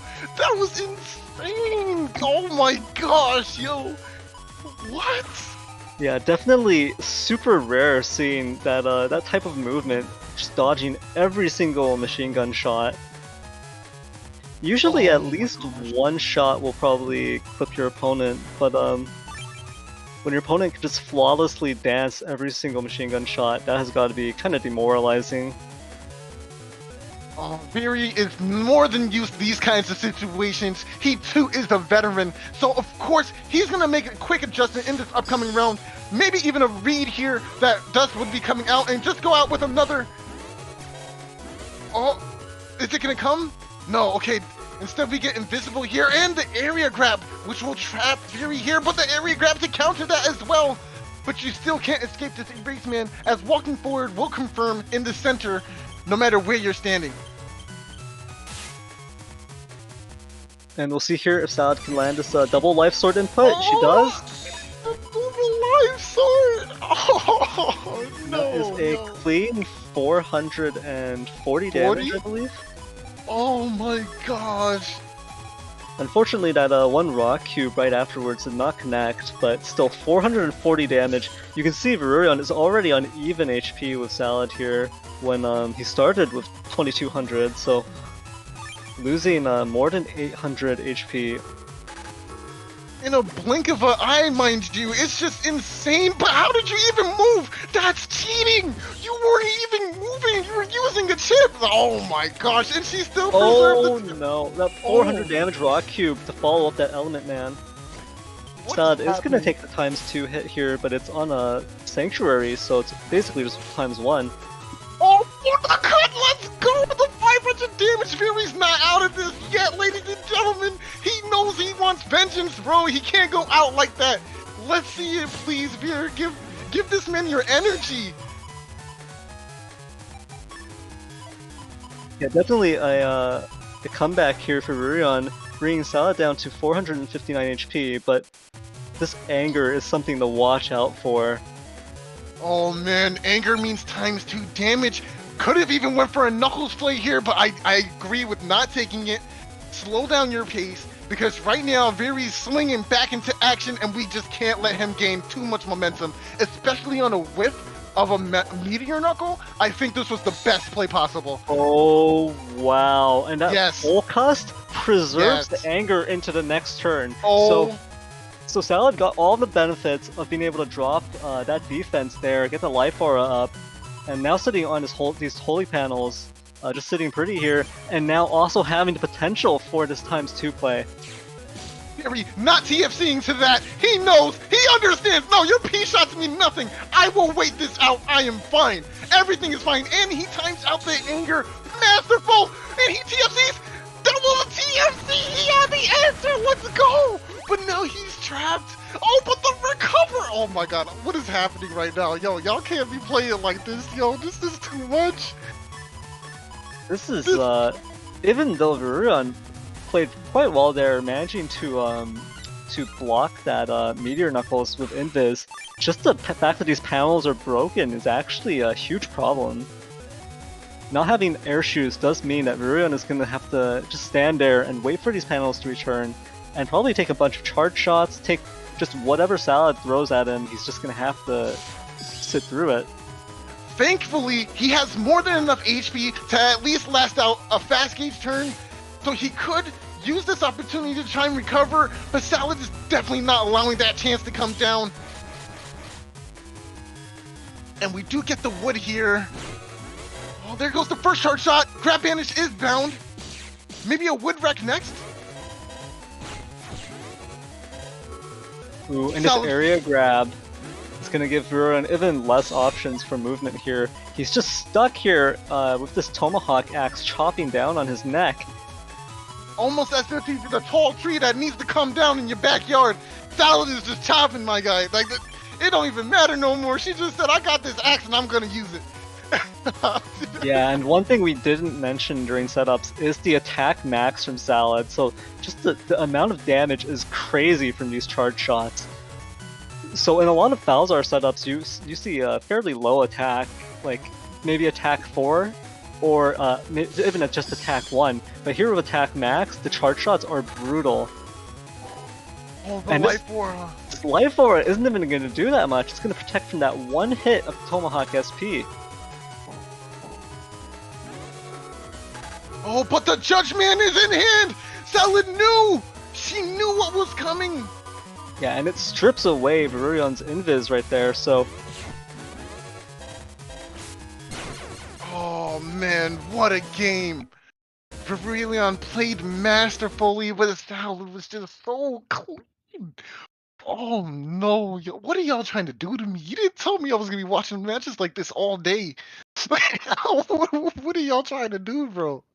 Yeah, Oh an my insane set between Salad and Varurion. Just well played to both players there. But just wow, some of those turns were just just leaving me Bruh. speechless here. Yeah, same, bro. Like, okay, I don't want to be the opponent that fights Varirion next. Not after that, bro. That is anger. That is masterful anger, bro. I don't even want to look at this man in the eye, bro. I'm just gonna walk away. And hope I'm not his next opponent, because Virion's coming for blood in those shark-infested waters in the losers bracket. So if you thought this was crazy gameplay, wait until you know that this is on the line and I can go home from here, and I don't want to do that. Yeah, definitely. It's going to be something to watch the rest of those sets. But until then, we have our final set of the day, I believe, which is Symes versus Honor Knight. Oh my gosh. Is this just gonna be another one? Am I? I'm not ready, bro. Like, what do you want me to? Oh my gosh, bro. So this is another Gregor versus Falzar matchup here, and I have to admit, I prefer having the opposite version matchups compared to the same version matchups for the reason that I gave previously, which is just that there's a lot more D-cross potential, and the cross mind games are a lot more, I feel like, a lot more intricate. But here with Symes' setup, it is the B code Chunk Gregor with the modification of having these two holy panels. So it is extremely beefy. It's very similar to Varurion's setup in a lot of ways, and a lot of people entered the tournament with this B code setup.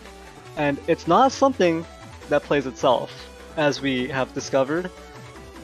Just because a lot of people entered with a B code Gregor setup, fairly similar setups, doesn't mean that everyone can play it to its utmost potential. It does take practice, it does take some game knowledge and understanding, and then the execution, of course, as well. Absolutely, absolutely. And speaking of execution, we're really thinking about Honor Knight with this five chip hands that he has to deal with, right? But he's going up against Symes. Symes is a repeatable top player. Like, he's won the last few events straight up. And it's just like, this is your opponent now. So Honor Knight, you really gotta be on your P's on Q's for this one. You know what I'm saying? Yeah, Symes definitely tends to make it up to the finalists. Tends to make it in the top cut every single time, and then usually top 2, top 3 without much trouble. So Symes is one of the top players for sure. And Honor Knight's setup. 2300 HP, Falzar, the hub batch setup with the Bugged Buster. I'm not sure if it's gonna... So this is probably gonna be a pretty brutal matchup with both players running slow gauge with the super high HP setup. Elect Pulse 2s and Wind Racks coming out from Honor Knight here. It's gonna be really interesting because Honor Knight doesn't have it, so this isn't gonna be like that match we just saw with Salad versus Varurion, because Salad had a lot of SP navies, a lot of heavy hitting chips, had Meteor Knuckle, had a lot of chips that can really smash Gregor into the ground if the Gregor plays it wrong. Honor Knight doesn't really have as much of that. There's the Ground Man to check Slash Cross, and there's the Wind Racks to check Erase Cross, but there's not a whole lot outside of those two. So Honor Knight's actually going to have to depend a lot on his crosses to get some of the D-cross hits onto Symes and deny the Gregor crosses. So it'll be very interesting to see.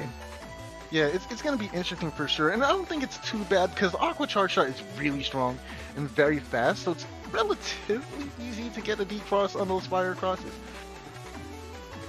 And of course, with all this area, I mean, both players have a lot of area, so it's going to be a really big control board or board control positioning kind of match. It's going to be very mental, and so we're probably going to be in here for a long one. I'm already assuming. Yeah, that is probably a safe bet. But yeah, I think with that, we can step into the set. Alright, let's get it. I got my water in my hand, in my little sippy cup, bro. And I'm just watching these games, bro. I don't know what's happening. Oh my gosh, and we got the sound patch. Oh man.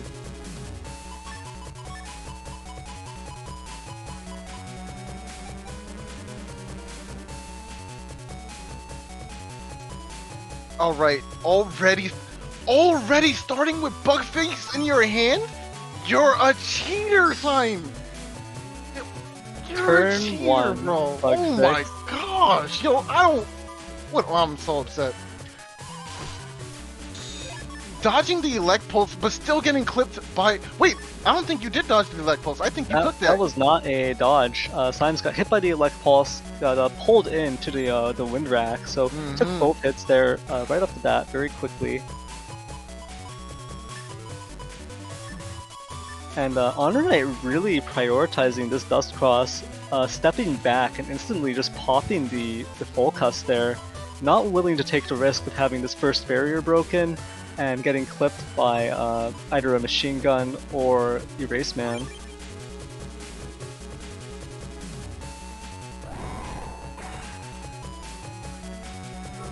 And there it is. A turn 2 Beast Cross here. I think that's pretty interesting. Not sure if... Oh, well, it's very fortunate now. Oh my gosh, it's like he knew. Ooh, and Symes actually not able to pop this anti-damage until now with the Charge Tackle. Honor Knight not able to line up for this Erase Cross before end of turn. But managed to destroy 2/3 of Symes' Sanctuary right there. So those Holy Panels, there's only that one strip of Holy Panels left. Yeah, very unfortunate miss on the Erase Man. I think it was just so unfortunate. I think he wanted to go all the way down there and like obviously confirmed as Erase Man, but it happened. Being Maybe so close to the end of turn there, it seemed like there just wasn't enough time for Honor Knight to step down for it. Maybe just yeah, not able to confirm it, unfortunately.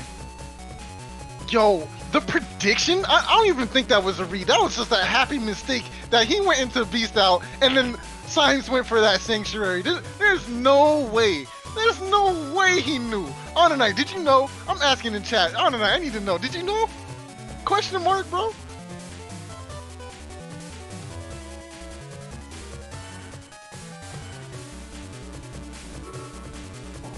Oh, okay. Wow. Invis gonna block off this machine gun for most of the turn, but not the whole turn. Symes does clip Honor Knight at the very end there. Unfortunately, this barrier 200 didn't come out in time to protect the Dust Cross. It would have been very fortunate if it had. Not being any Race Cross means you're only taking 70 per hit, and if you avoid most of them and take maybe 1 or 2, your barrier will still be intact for the next turn. But unfortunately, he does end up getting clipped at the very end there, like you said, so losing Dust Cross will affect the flow of this match unless Honor Knight taps into that inner PZ and draws into his HUD batch in this following turn.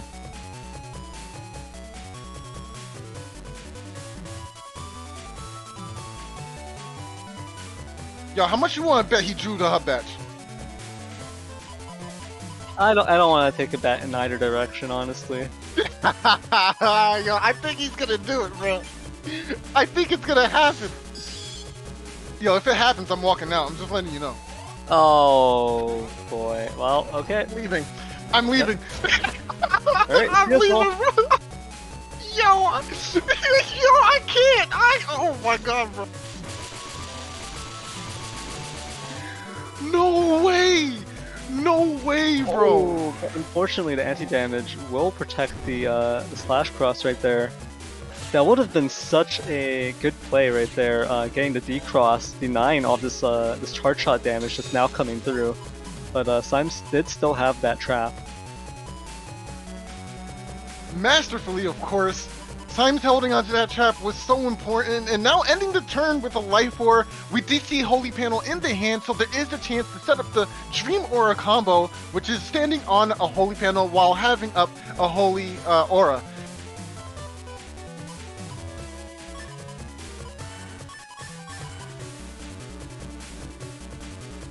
Oh man, I like this sequence here. Symes thinking about it a little bit before locking it in.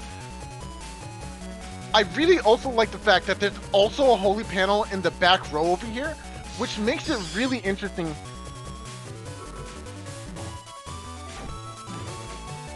Ooh.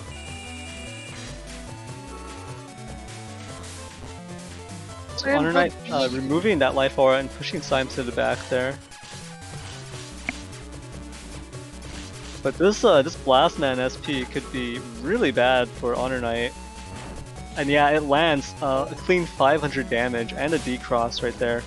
Symes does lose this area, so it's not going to be able to use the Slash Cross charge shot quite yet. I love that Onlight ran up there to get as many buster shots as he could. That's what I call chip damage. That's the footsies I came here for. And no! Okay, so Symes is fine. He does still have access to this area grab, which will reclaim the rest of his area for him as well.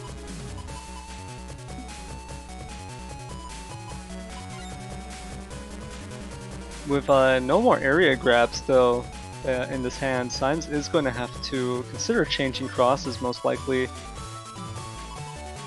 Or he could just sit in the slash cross but not use the charge shot, but kind of awkward now. Yeah, it's not the right positioning at the moment for Symes, and I feel like despite being in a slight disadvantage in terms of HP, Honor Knight's really catching the stride of this match. The momentum is definitely shifting towards Honor Knight for now. Yeah, it's neck and neck. There's only basically 100 HP difference between the two of these players, and they started only 100 HP apart. Mm-hmm. I like the decision to go into ground here. This will punish any kind of charge shots. Oh! Element Man will take care of these panels. Unfortunately, only the back row, though. Oh. Does he have time? He doesn't have time. No way. Yeah, no, okay. I was about to say, no way. Oh, and the dodge. Let's go. Ooh, Symes able to connect with... Oh, no. Oh, he no! mistimes it. Unfortunate drop, and now being pressured. Symes does have this end of turn invis. We do see the Wraithman Star in hand alongside these recovers. Honestly, do you go for Kernel Force? That's a big... How much HP do you have? Can you press select real quick for us, Symes, please? You need to check his HP. Honor Knight is definitely in the danger zone here, but Symes kind of understands, I would think, that Honor Knight doesn't have enough burst damage to really be able to get through his HP. Fair enough. Ooh, Erase Man connects. Oh, okay.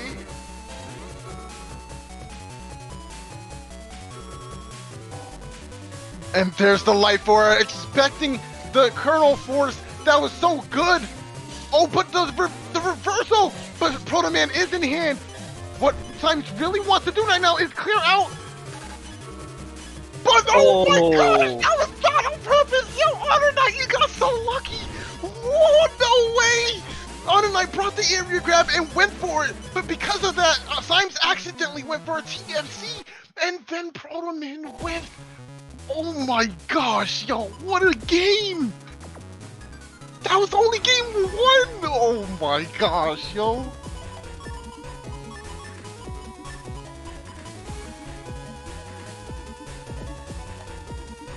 Turn 1 again with the bug fix! Yo, they're cheating! They're cheating! I swear they are, bro. In this turn 1, this rock cube field, these rock cubes are gonna go into Honor Knight's belly right here. Ooh, actually he chooses to go straight into the next turn with full cast. Not even gonna bother sucking these up on the first turn.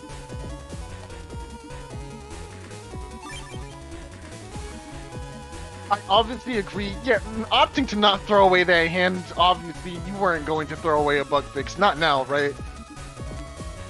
But this does give Honor Knight some time to go ahead and sift through that boulder using his Dust Cross, of course, and try to fix the hand in a way that better positions him to punish Symes in the next coming turn.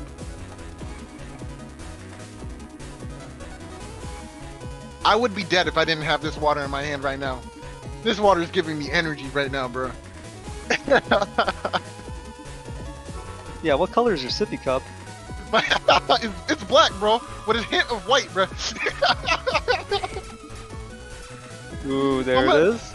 I'm actually gonna take a picture of it later and send it to the Discord. So if you're in the Discord, you'll get to see what my sippy cup look like. Oh hell yeah, I'm interested. I'm waiting for that pic. Oh my gosh. Ooh, that cheeky wind rack from Honor Knight. He really just fished for it, bro. Both rock cubes missing, so missing a bit of damage from that, but really that was just free damage from the field. What really mind boggles me is how well Honor Knight articulates this folder. You don't understand the pressure in the mind games you have to play with only 5 cards in your hand. Understandably, dust is there, so it does mitigate some of that drawbacks of only having a small hand. But you could lose that at any time, so you have to play so well to guard it. Look at this machine gun in the hand here. 1 charge tackle or 2 on this here barrier, and 1 shot from that machine gun means you lose everything.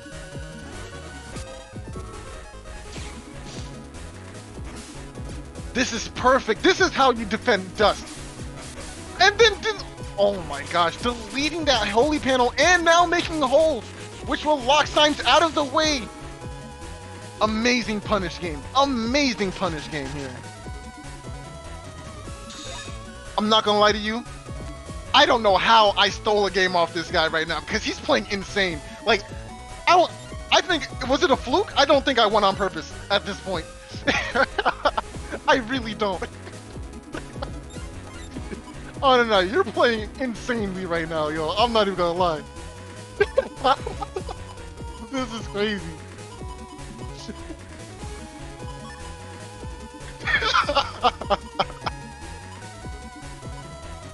Oh my gosh. Wow.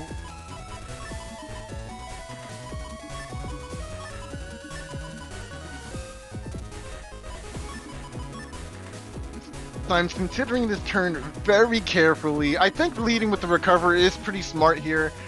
You're down on area, which is really not convenient for you right now, especially with the holes. Maybe prioritizing getting those panels back is important, but at the same time, HP is just as important, especially since it's not on code with anything in hand right now. Ooh, oh no, Honor Knight, don't do it. Honor Knight, no. Honor Knight, no. Honor Knight!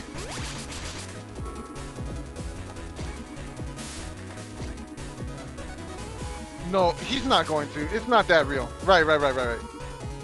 Alright, so, so now it's not possible, right? Oh, jeez, losing that the anti-damage to the Erase Man right there.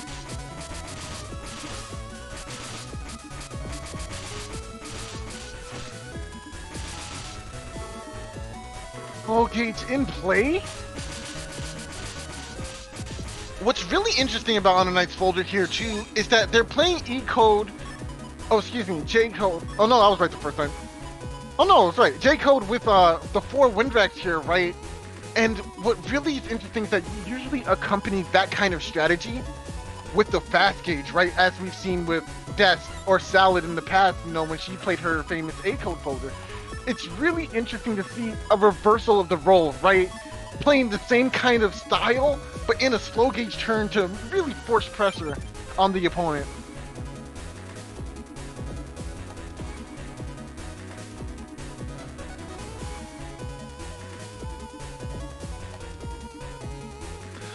You know what? in the Twitch chat, Salad is actually saying that there was the perfect setup for an Aqua Spiral. She would have definitely gone for it. And yeah, I definitely agree. Going for Aqua Spiral right there, it was just too perfect to not do it. I'd have thrown it at batch 2. I agree. Ooh, Judgment SP not connecting from Honor Knight.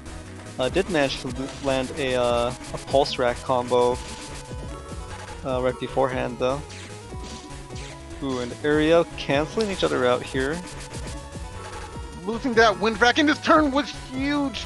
Unfortunately, this Groundman won't even be able to deal with that anti-damage there too. So this is a complete win for Symes, but he still has to find a way to deal with this aura, which means a Beast Out might be coming, or Proto Man SP will have to do the job for him.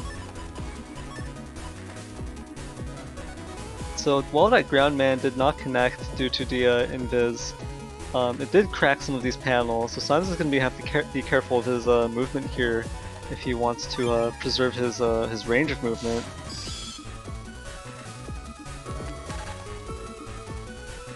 Oh man. Okay, this isn't too terrible. You still have the Proto Man coming out to deal with the aura, and what's Honor Knight gonna do? Oh, area grab, I guess. Does he have another one? He does not.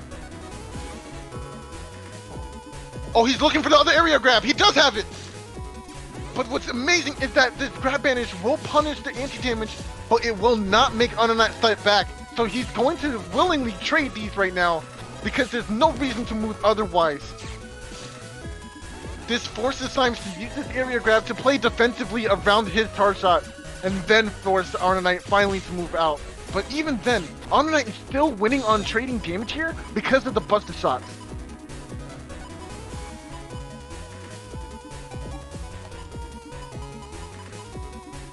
So I believe we already saw one of Symes' recoveries earlier, and this should be the other one.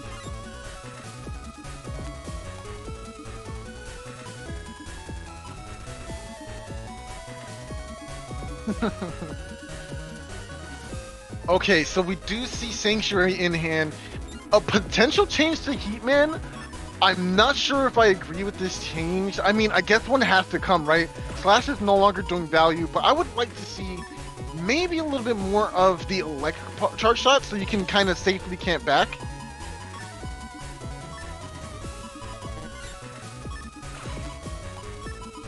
How do you feel about Heat Cross versus Elect in this very situation? I mean, the Heat Cross is going to threaten that Tomahawk, so I do think for the cross mind game, this is going to put some pressure on the Honor Knight here.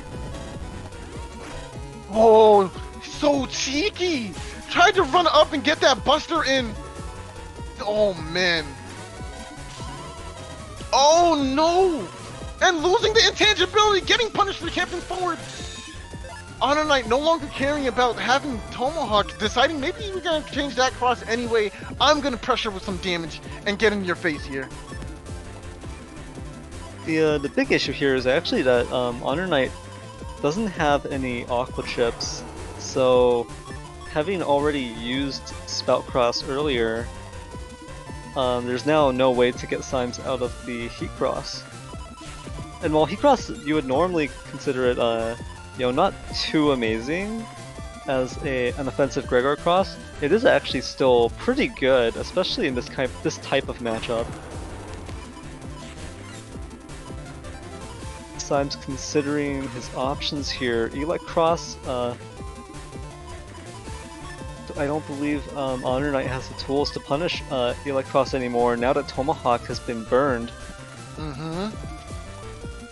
I do feel like this is the better cross to be in, especially now. We are able to deal with the Tomahawk man on the opposite side, and now I know for sure once Elect Cross comes out, it will be in play. Going to Erase was avoided this entire match simply because we know that there's multiple wind racks in that folder, and Honor Knight would love a chance to greet it with one of those back smacks. But we don't want that to happen here, and playing around that is excellent for Symes right now. Yeah, it's such a balancing game because you want to win out in this the cross mind games and get the upper hand there, but also you have to keep in mind how quickly you're progressing in your own folder, because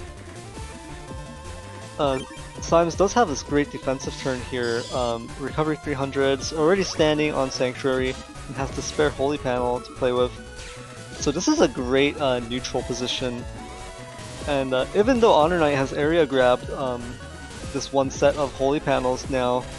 Oh my gosh, Honor Knight just trading charge shots. No fear in this man's heart. He's camping forward like a champ. He says, I live here now, and this is where I'm staying. Holy moly, I don't think Symes landed a single charge shot there, while Honor Knight landed multiple charge shots. Obviously it's just normal charge shots, it's base Mega Man form for Honor Knight, but still quite a bit of damage coming down. Well, that Even damage on has to fourth stop. level. Okay, in the last turn, Symes did manage to get one shot in, but Knight just playing really well around with the shield as well. Nice. Symes was trying to punish that shield drop just now, but honestly, it's a double-edged sword. You can't aim in the place where they're shielding. You kind of have to aim away, and here it is. Tengu will easily deal with... Oh, but the Blast Man is in hand. It will connect. 500 damage on the board, and not just like that, Symes in a leading position. Just one or two of these charge shots. Rather, 3 or 4, actually. Oh, it's so close. We have Colonel Force and Beast out, still available, excuse me. By this point, Symes doesn't even need the Beast boost here. Connects! And we're going to game 3. How fitting to end the day with this Battle Network 1 music. The game that started the franchise to end the stream. Let's give it to the Battle Network. Oh my gosh, the first theme in the whole series. Yeah, this is definitely a nostalgia blast.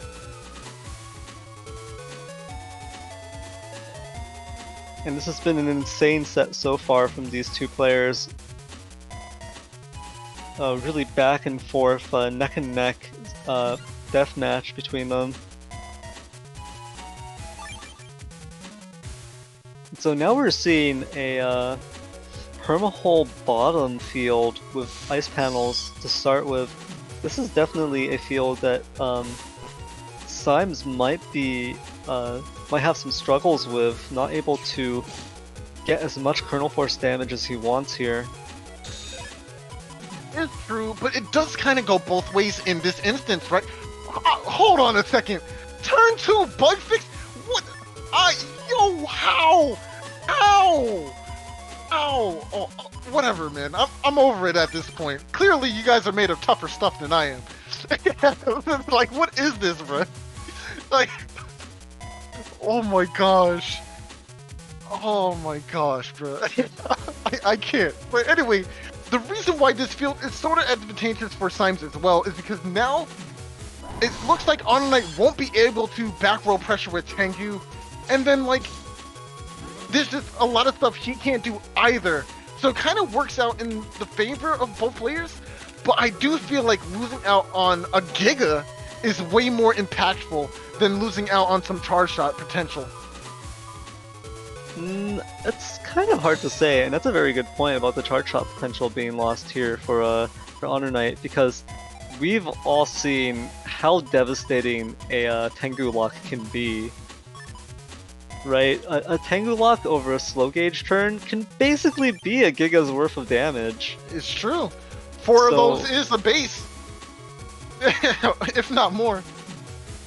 Yeah, definitely it is.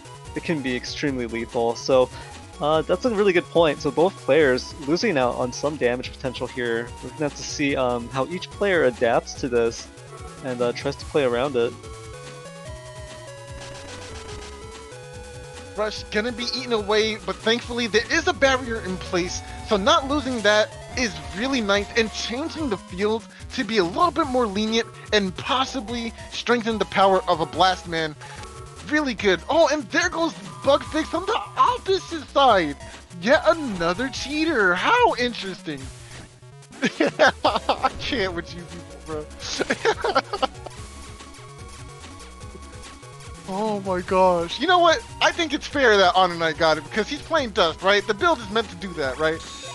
My man Luxac drew it hard every game, bro.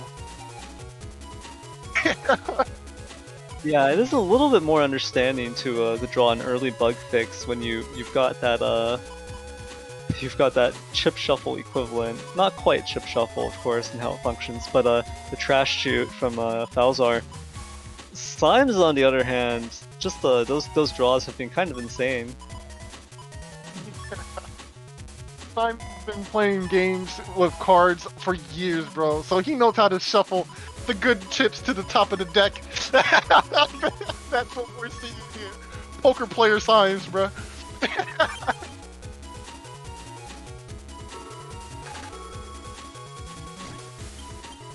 Ooh, so this Erase Man is going to connect, but it's not a terrible situation for Symes.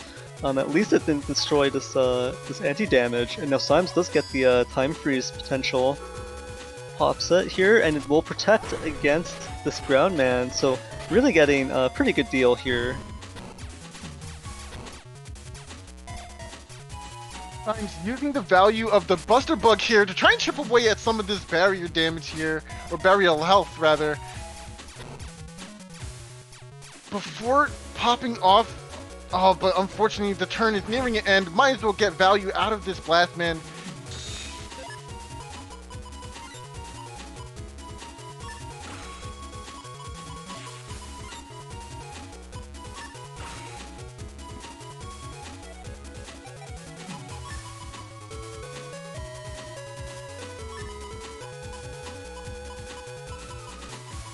Wait a minute.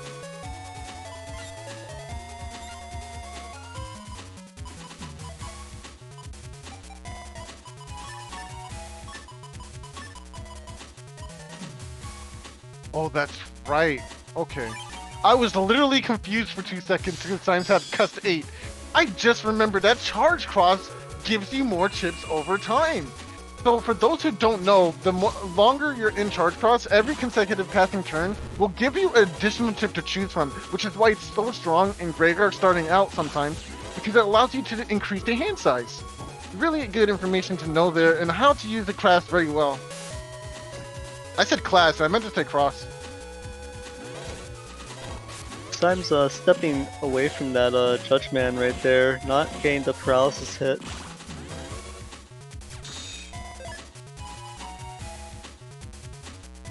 We do see the end of turn Windwrack there, so I think a cross change or a beast out is gonna happen in this upcoming turn.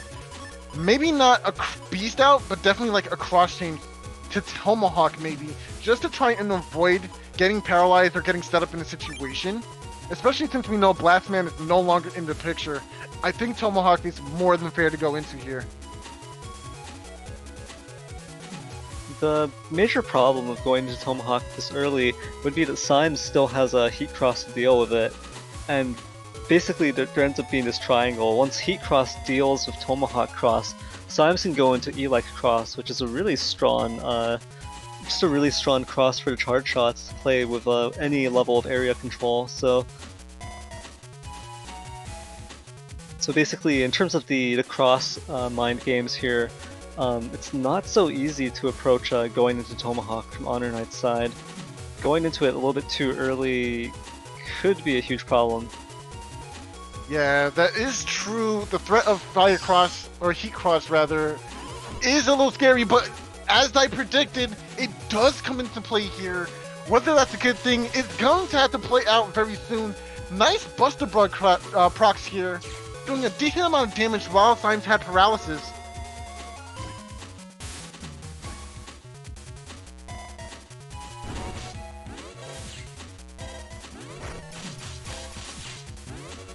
Windwrack is in hand. Oh, the counter hit!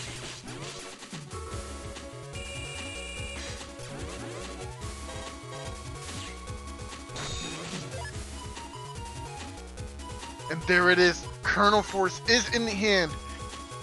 But how will Symes approach this turn? Even though having such a powerful chip is really good to be in your hand right at this moment, Symes still has to consider, is it worth it? Knowing that the opponent has Tomahawk right now, the safer play might be just to go into the T-Cross, get a charge shot in, if possible, on a grass panel as well, then try to go for the Colonel Force finish.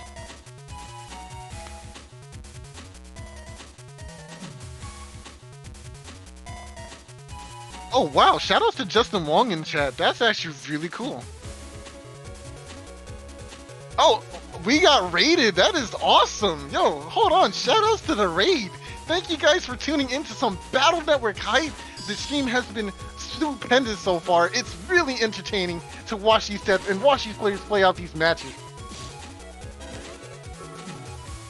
Life Aura is finally up on the side, which will protect from this Heat Cross, but Proto Man has other things in mind, taking away this Life Aura and trying to push advantage here. Oh, that's really bad. Honor Knight is now within range and could get punished really badly, especially for camping on a grass panel. Honor Knight really step onto these grass panels against Symes' Heat Charge shot.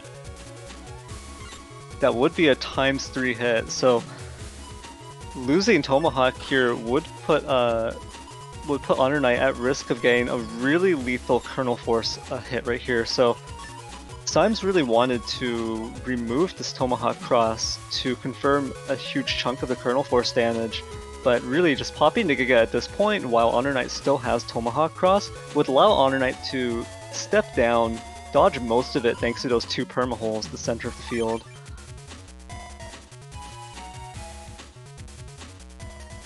Both players here kind of whittling each other down. Symes getting the edge over Honor Knight here thanks to these holy panels.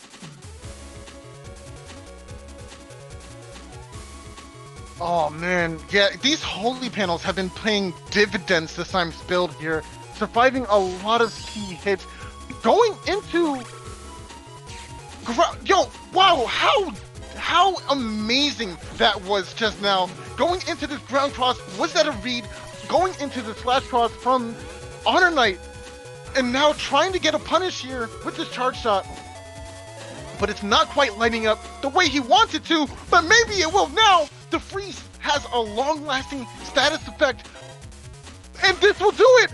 A D-cross! Nice!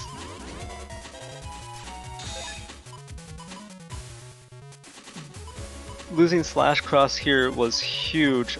Symes did not have any means of confirming the charge shots from slash cross anymore, so this is going to be Symes' last gambit, his final gambit here, trying to connect with this Kernel Force.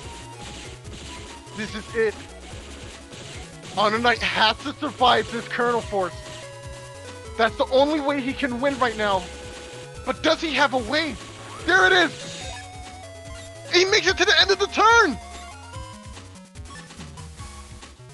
So the only avenue for Honor Knight to escape from the remains of this Kernel Force is to go into Beastover, which he does. Yo, let's go! But this is turn 10. There are still 5 more turns left until the damage judge. Until basically the timer runs out here. So even though Honor Knight gets this 1 turn of invulnerability with Beastover and this random movement, his HP is rapidly going to deplete itself to 1 HP. It's just going to drain all the way down. Oh wow. Oh, hold on. No. Just the final little bit of style from Honor Knight, knowing he's going down, pops that shield, blocks the beast charge from Symes. Just a little bit of cheek at the very end, and You can't. Oh my god, yo, why you can't just block that? That was a flex. He said, yeah, you won the game, bro, but I'll be back, because I'm going to the loser bracket, and I am coming back into this top tier bracket with a vengeance, bro. I'm not done. This is not the last of me, bro. Yo, yo, Honor Knight goes down with honor indeed. That was amazing. yeah, an insane set between these 2 players.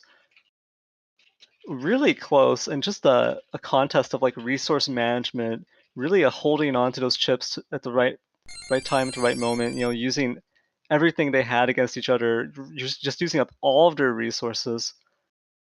It was a totally crazy set, and you know, I wasn't joking when I said that opposite version matchups, Gregar versus Falzar, I really preferred over mirror matchups, you know, Gregar versus Gregar and Falzar versus Falzar, because you know, you could see it in that last set.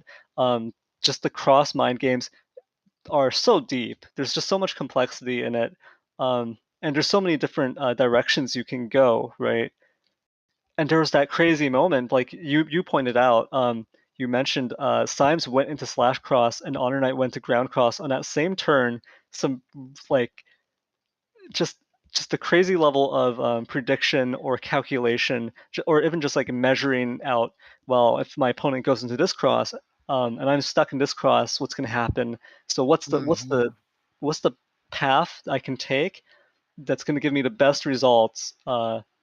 And what's the probability that my opponent goes into this cross versus staying in this cross?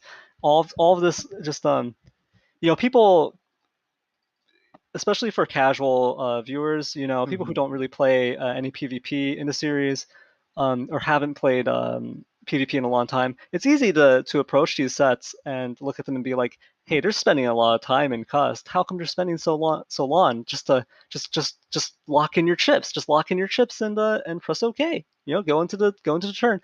But there's in these types of matchups, it can be so difficult. It can be so Mhm. pivotal. Going into the wrong cross at the wrong time, that can just ruin the rest of that 10-minute set, right? That 10-minute game. Of course. Not just that either.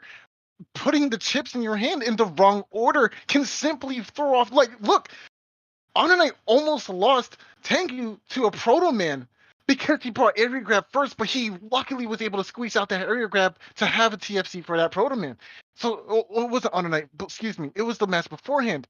So we have instances where the wrong order can be a big factor in the game as well. I do want to give a little shout out or a response to one of our Twitch chat users by the name of Anime Artist Gamer. They say I get it, but I would still prefer both players going in blind as opposed to showing your folder or showing your folder to each other. It feels like it takes the strategy out of the game if both players know what chips they have each. Now, I understand the mindset behind this because there can be a degree of strategy and it's a different kind of meta when both players don't know what's in each other's setups. Correct. However, I'll raise you this. In a fighting game, like playing Ultimate Marvel vs. Capcom or even playing Street Fighter, when you play against your opponent, you see the character that they have. If I choose Makoto and my opponent chooses Chun-Li, then obviously I'm gonna know the matchup. I know what Chun-Li can do. I know she has spinning bird kick, for example, and I know that I have some insane pressure that can beat that move. So moves that I have are already available to my opponent. That doesn't mean the opponent cannot win, or I just simply beat the opponent because I know what they can do. I simply just readjust my strategy to try and better position myself against their win condition. It's establishing your win condition, right? You need to have an understanding of the game in order to effectively play against someone else's build. It's not as simple as choosing chips and just winning the game. It doesn't remove the strategy of element, it enforces it, in fact. I know that you have this, and you know that I know that you have this. So, how do you use it to make yourself ahead in the match? So it's a really interesting discussion, open setups versus closed setups, what it promotes. And what we found as a community is that having closed setups, so not being able to see your opponent's setups at any point in time, um, other than the issues that have been brought up in Twitch chat and having brought up time and time again, this has been discussed a lot in the N1GP Discord as well.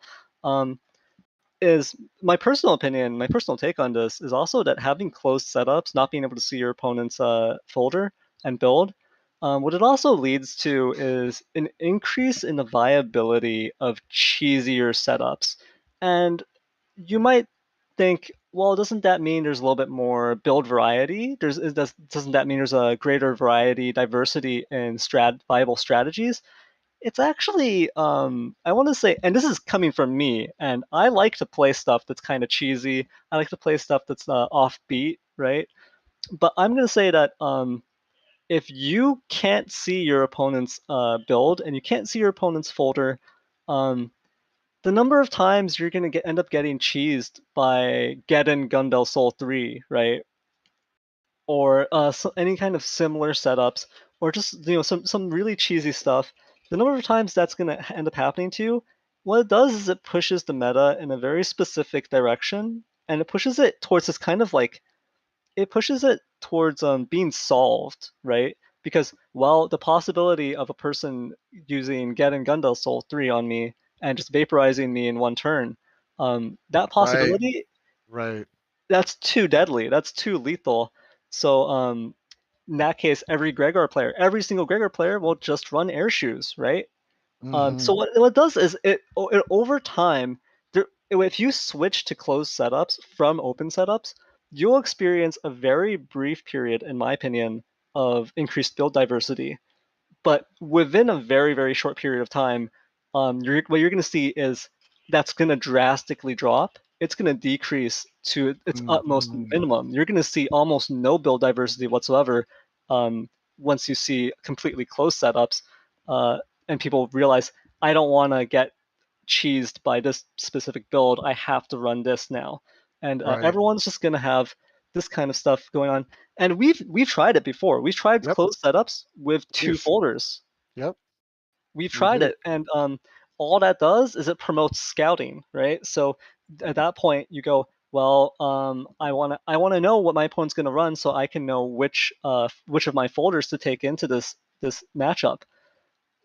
And what it ends up becoming is metagaming in a really unhealthy way, right? It's metagaming in a really skeevy way. Like it's not thinking. Basically, it starts forcing players to go outside of the box and also go outside of like the rules and also go outside of the spirit of sportsmanship and competition, right? You're no longer competing to see who's like the best player. Now you're adding in like the social aspect to a game that is supposed to be about skill and about reactions and about execution. Now you're adding in a social element of, well, Mm-hmm. I need to do all of this stuff outside of the game just to have a chance. So that's my take on it. So, There's also another. Oh, yes. I'm no, sorry. no, no, you go, Mr. Soul. Yeah, there's also one more element that you completely neglect. Yes, I see the deck, but that does not equate to the reaction and the play that I'm playing during the match at all. I have to play the match. I may know what's in your hand, but I still have to execute that plan to come out on top, right? So that is another element. This isn't just a card game. This is an action chess RPG, bro. There's many layers to it. But yeah, I'll rest my case on that one. I'm sorry, Sal. Please go ahead. So I just want to mention that when we did have closed setups and we had 2 folders, most competitive players would load one folder to be against a Falzar matchup, and the other folder to be against a Gregar folder, and that's not a problem because you don't know what your opponents are running, right? But people would naturally talk after the match in the tournament and be like, oh man, you totally got me with that Kernel Force. And now suddenly everyone in the tournament knows that player is running Kernel Force. And then there's just this silent gasp in the online room. And everyone else that hasn't played them yet is like, I guess I'll switch to my Gregar folder if I have to play them now. And that's not a good feeling. Right? No one meant to do that, but it was awkward. It was not great. And with that discussion, okay, first of all, I want to give a shout out to the raid. Wow, that woke me up. And it's really unfortunate that it was right during our last match. So now we're having this philosophical discussion about closed setups instead of action. I'm sorry, guys. Best I can do for you is hit the shiny transition. It's because you guys missed it. Gotta get mileage.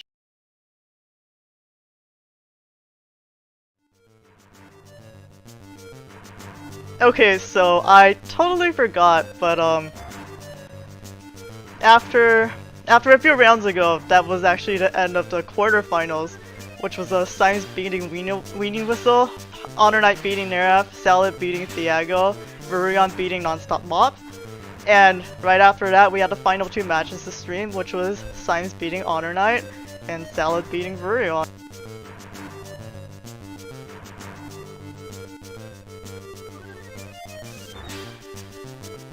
Which should be like this. And with that, next week we're gonna be playing out the winners finals and then following the losers bracket up into grand finals. So all the players you've seen so far are not out just yet, and this is what it's gonna look like in losers next week when we start.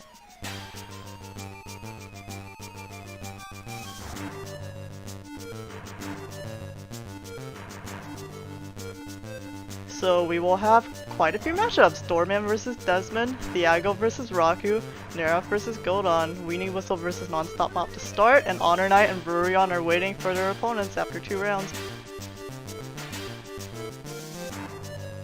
And with that, that's gonna be the end of the stream, but before then, I want to give a shout out to Zay for donating once again and making his role as the guy that donates every single stream consistent so far.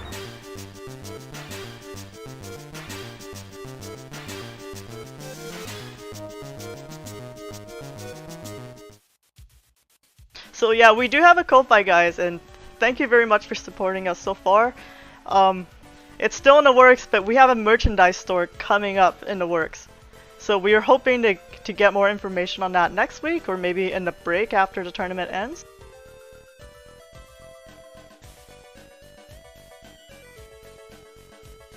Wow, what is happening with the screen? Yep, M1 GP Merc. We got a yoga mat coming up. I'm really excited for that. For you guys that are a fan of— oops, how did this get here? But if you're a fan of this stream, I hope you'll look forward to the yoga mat. I know I am. The mat is real. It's gonna be real. We're gonna be printing it out soon for a test run, hopefully. Yes, it is a sanctuary panel, a very cozy sanctuary panel. Wait, you guys thought I was kidding about the yoga mat? You think I joke about these things? No, I'm 100% serious. I need that in my life, and I hope you do too.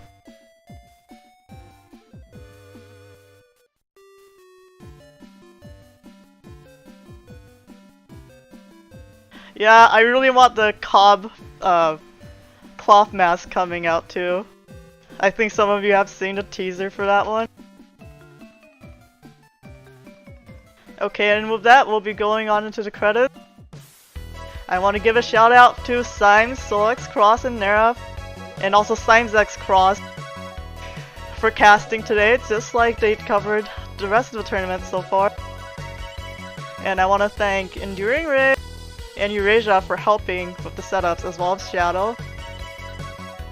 And thank you to Salad for— oh man, I was gonna make a joke, but I already screwed it up. Thank you for Salad making the setups and the stream layout. It's me, Player Zero. Okay, I give up. Thank you to Salad for the salad. Yeah, for the salad. Thank you very much, guys, and we'll see you next week to cover the rest of the tournament. It's gonna be a 4-week tournament at this rate. Yep, we'll have it either Saturday or Sunday. We're still determining the schedule. We'll have an announcement on the Discord when we finalize it. Thank you for watching, everyone, and again, thank you for the raid. Who here loves Megaman?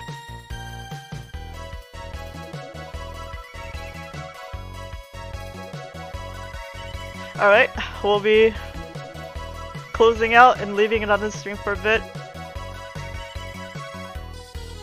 Again, thank you everyone for being here.